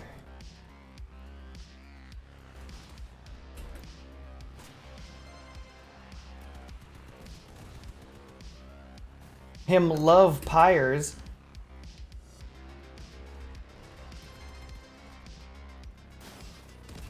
I'm dead. This is gonna fucking hurt. Always lose a gun in exchange for that shit.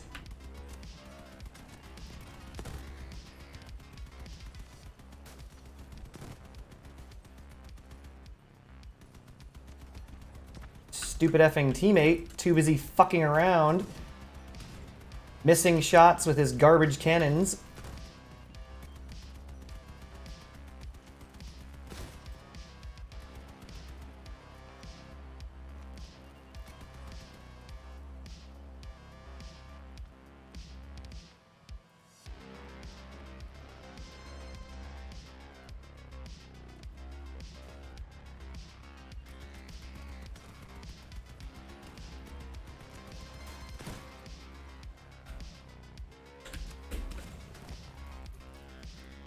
Ah, fuck it.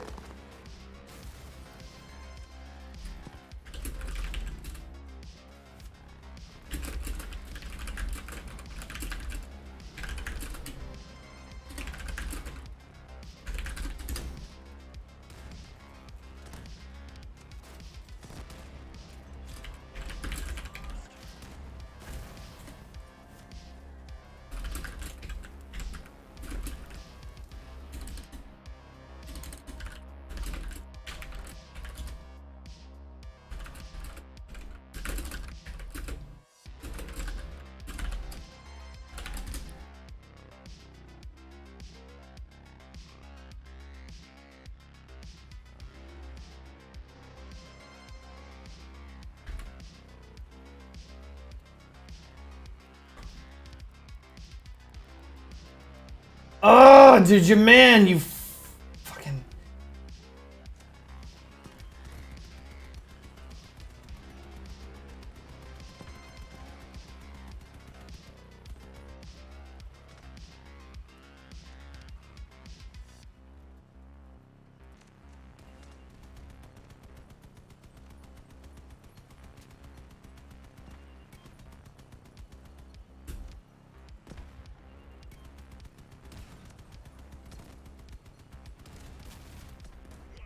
I am out of here.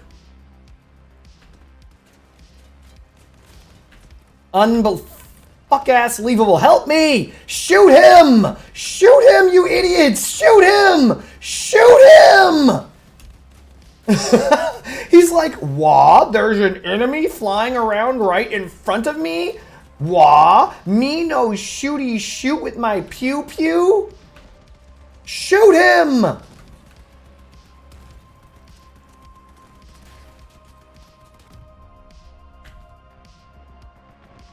Shoot him with your goddamn guns, stupid! It's amazing! Shoot him!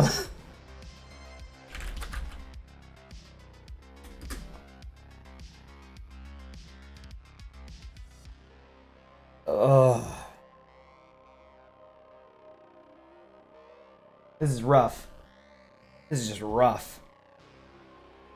Like, I can't get, like, even if I hide behind Digimon, here's the problem. I'm fine with hiding behind him, but the problem that I'm running into is even if I do hide behind him, they'd ignore him. Like, see that? I'm taking shots. They're just shooting me. They don't care. They will never shoot this fuck. They will never do it. See? Look, they're just coming around the corner, and they're like, that's cool. I'm not gonna bother. So I'm going to cower behind this group of idiots because I have to. Because if I so much as show myself remotely, I'm getting shot. See, watch this. Mini-Pot's coming right for me. Mini-Pot, what a shock. He's shooting me. Help me, idiot. Help me, idiot. Shoot him with your gun. Shoot him with your gun. Shoot him with your gun. Shoot him. Shoot him.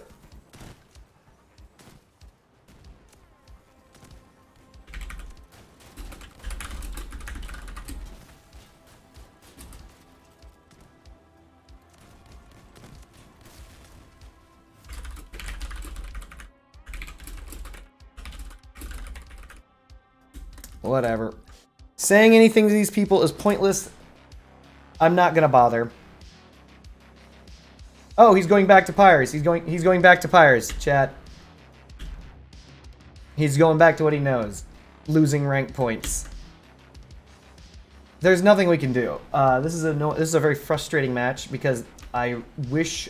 See, we go left, he goes right every single time. He's like, what if instead I go right in there? What if I go on in there and get fucked in my mouth? And then they just whip their dicks out, and they shove it on in nice and deep. That's what happens. You get mouth raped. You get some pee-pee in that mouth. That's what happens.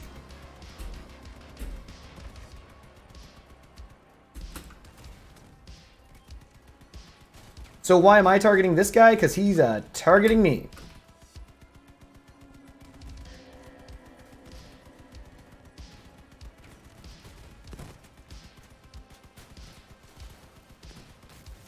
I'm just going to keep driving away because fuck it. Hopefully Digimon will fucking shoot this guy. Shoot him. Shoot him, you dumb fucking asshole. Alright, we're done. Sorry, chat. This is the end of the stream. I can't handle these guys. I can't. I wish I could. But I can't.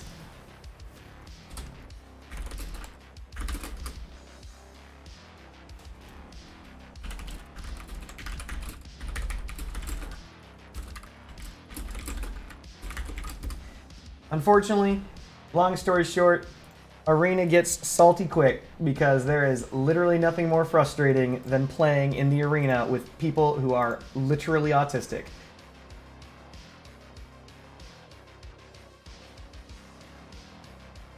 So I'm going to kick you guys over to somebody else. High potential.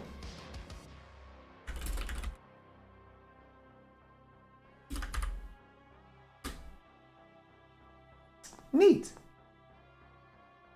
Burrito filling sounds delicious. You should have burritos, Friendship Bunny. All right, guys. Thank you very much for joining. I'm sorry that I'm getting salty. It's time to take a break. Peace.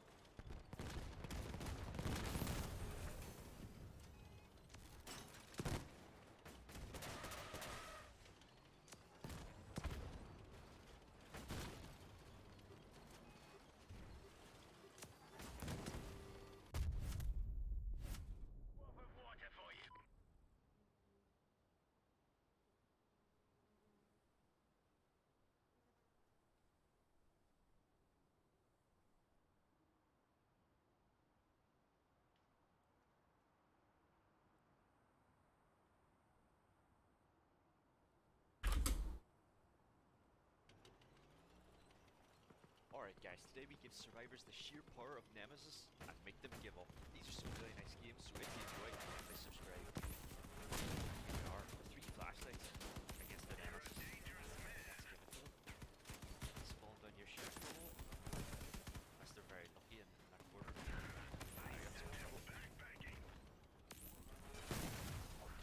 That'll be our first hit towards tier 2, that's what we're looking for. Tier 2 as fast as possible, let's break this. Nice and close behind her, very good. That should just be a hit. That's really hard to dodge. And one more, tier 2, that's magic. 3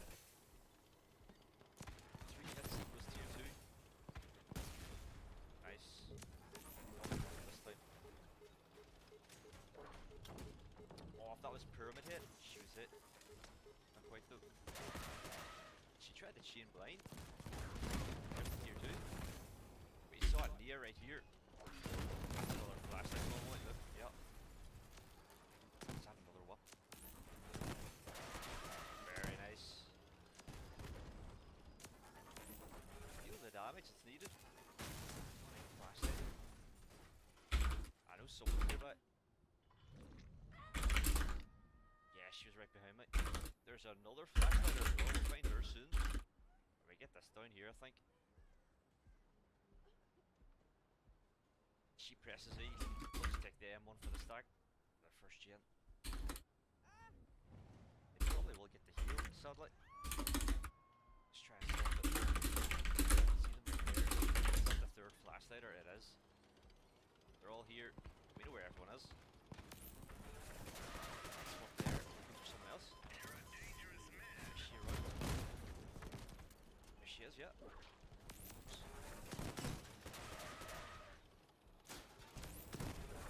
Shoots the white clipper there. That's what Nemesis can do. Ah, let's get this pick up. Yes, fair enough. I mean, the thing is, she probably has to W to stay safe against them. Try and disrupt them.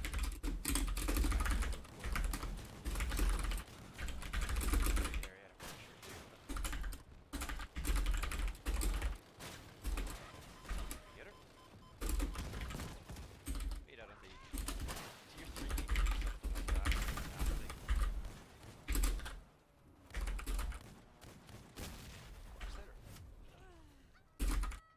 Whereabouts are they hiding?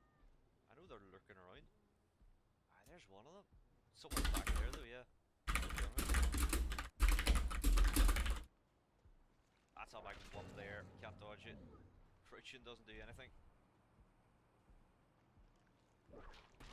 Can't dodge it. She should drop it. She's adjusted now after 2 hits.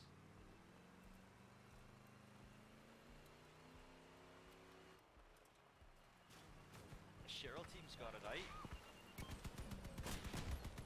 That's a good turn.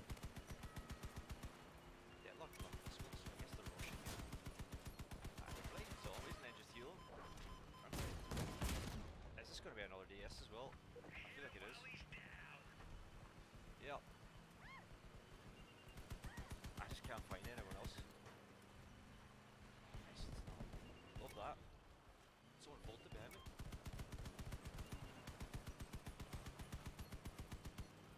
Shit, confirm that. Punch.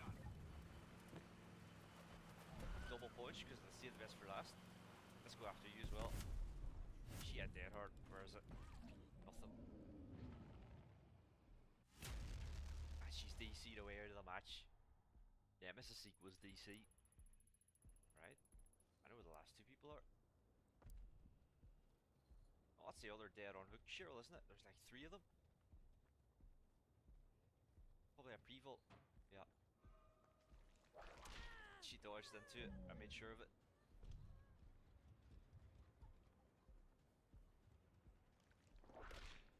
Oh, nice. Don't know if she dead harded or what. That's what I know. The sheer range. How do they compete? That's 2 gone. That's finished them, I think. That zombie's checking the basement for me. Don't have to worry about that. There's someone. Found you. She does have a really nice pallet though. I give her one. And she's she's actually stuck here as well. Let's do this.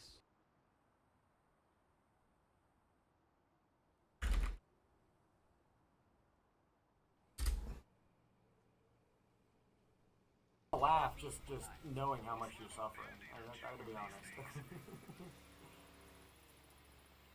That's why I'm avoiding arena, man. It's you getting grouped up with randos and you know dealing with the metas of the game because you can get anything under 9K if you try hard enough. It'd be that way sometimes though. I do like the new game though. Overall cardboard, you know, it seems like you like it though, right? You're playing it a lot more than the normal stuff, the way you used to play it. At least playing a lot more of that now. So I'm at least glad that people are enjoying it because we've been talking about doing a mode like that for a long time.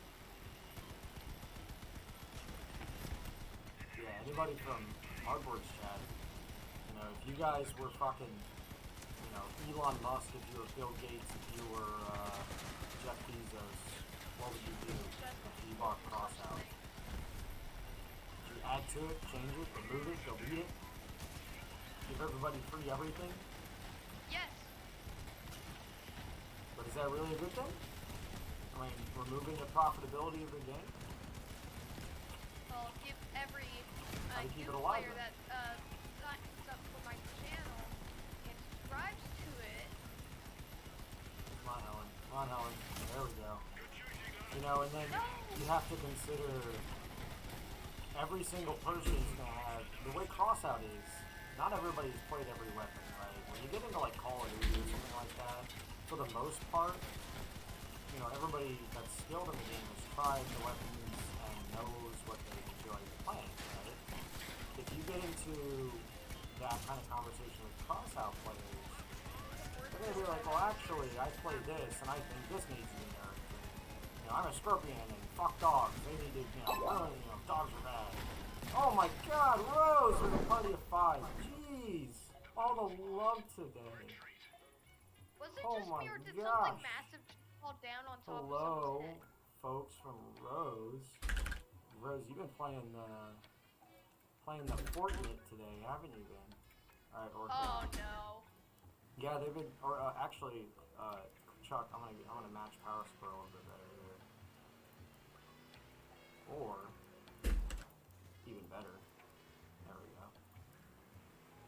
Rose, thank you so much. You know what we need to do as a result of that? Obviously, we need to change the vibe up a little bit, right?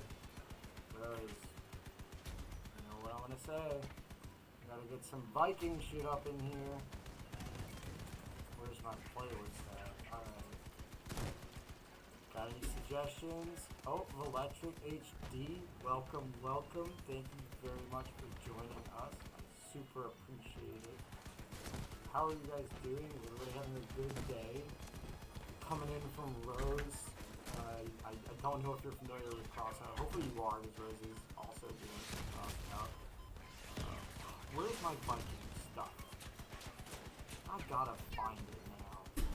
I definitely started liking, there we go, like songs.